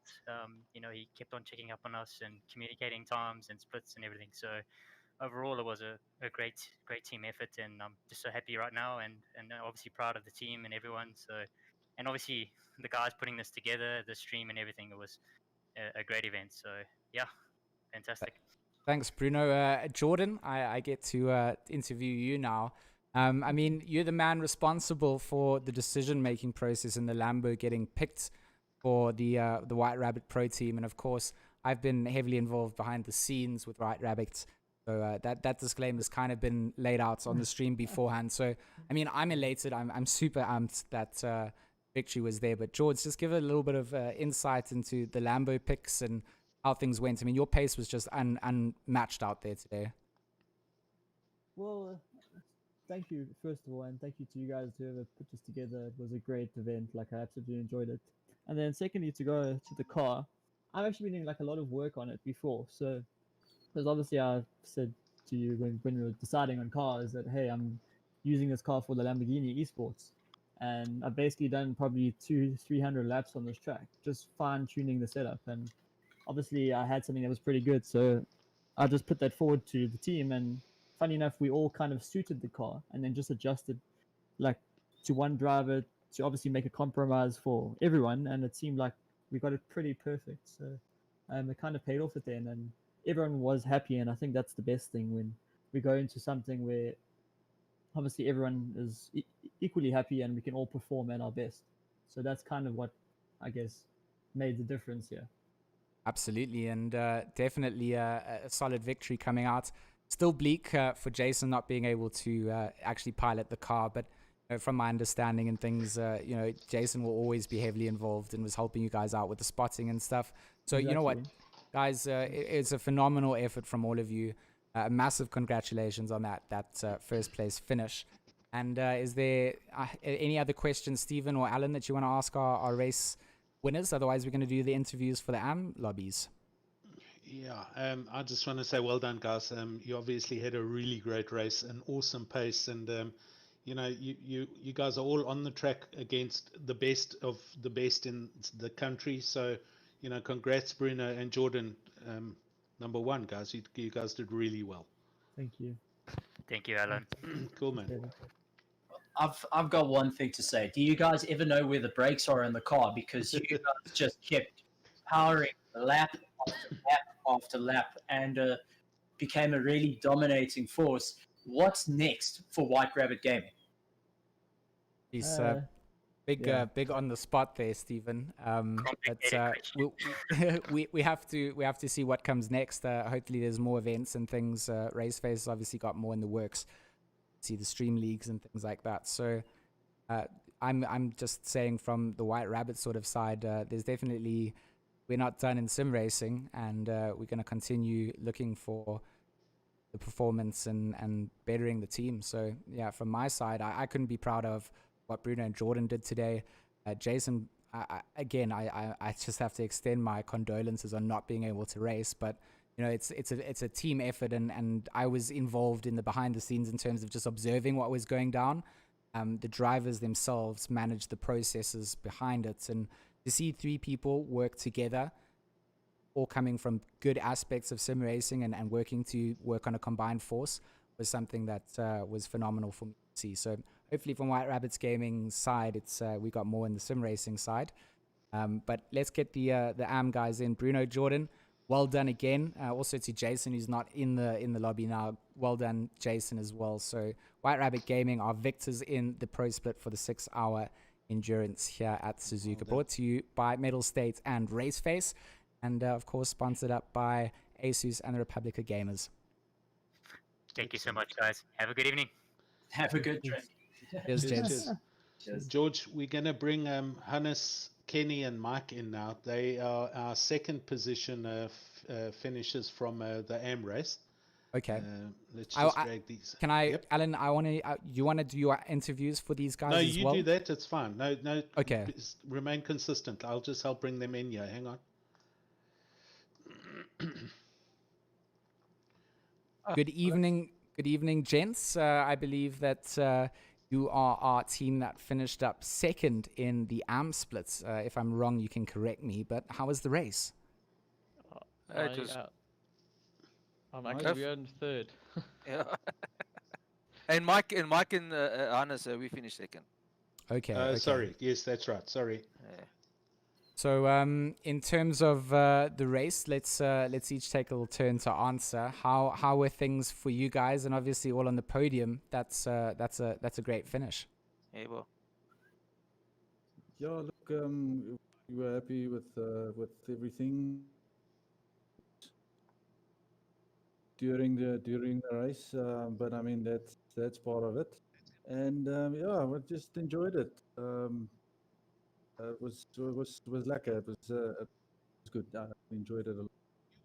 Thanks so much, Hannes. Kenny, anything from your side? Mike? Yeah, I just sorry guys. I just like to thank RaceFace for hosting the event. It was pretty awesome in my book. And the guy that finished first, well done. We fought really hard to keep the second spot from third. At the end, we had a spark plug issue. I'm just joking. We had a fuel miscalculation. I like it. I was wondering what it was that there was, but there was something, So we were trying to sandbag with the accelerator, but then we missed, and we still wouldn't have finished. So I did a quick splash and dash, and so we managed to hold off the guys from third. Yeah, that's in essence. And so the early hours of the race was just we just wanted to maintain pace. Yes. And then at the end, just to keep the position what we had. Yeah. Excellent. Yeah, we had a little bit of an unfortunate event in my final stint. I had connection issues, and just before I disconnected, managed to get Cooper in the car. So yeah, but the race was pretty good from our side. Pretty happy with the results. Awesome, guys. Sometimes that is part of the racing, and the fuel calculations are always things that, if they affect you in a race once, will never be unchecked going forward. So a massive congratulations to you guys. Thank you so much for joining us. Thanks a lot. And thank you, gents. Absolute pleasure. Guys. Thanks for joining us for the interview. No worries. Thank you, man. Sorry, George, I don't know what happened to our first team finishes. Skulk Pino and Yako and Westhuizen. They're probably cracking the champagne already. Yeah, So with that said, let's just send off the stream. We've had a lot of interviews coming out. You guys have had enough of our voices. You've had the racing fix that you needed. From me, G-Max, George, Smith, it's been an absolute pleasure hosting the racing tonight. Or today, should I say. It was obviously the nighttime at Suzuka for a little portion of the race. I want to extend a massive thanks out to Alan Patterson for honestly doing God's work in just doing so much for the sim community, solo casting the AM race, and having that broadcast was just something great. So thank you so much, Alan. Cool. Thanks, man, and thanks for being part of the whole thing here, George. It was good fun, and I enjoyed it immensely. Bertus, hopefully things go from strength to strength, and let's see what comes in the future. Couldn't echo it anymore, Alan. I look forward to doing some more work together on the casting front for sure. Stephen, your turn to shine here as well. Wouldn't have been able to do any of this without you assisting and jumping in. Obviously, being a role that just sort of jumped around and went into AM when you needed to, and helped out Alan, helped me a lot with Pro. Just a massive thank you, and looking forward to doing more with you as well. Thank you very much. I won't lie, I've actually got tears to my eyes right now.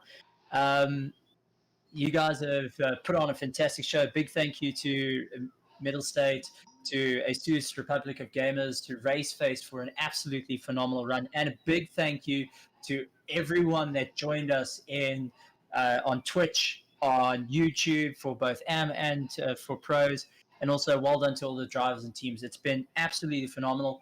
George, Ellen, you guys are absolutely brilliant.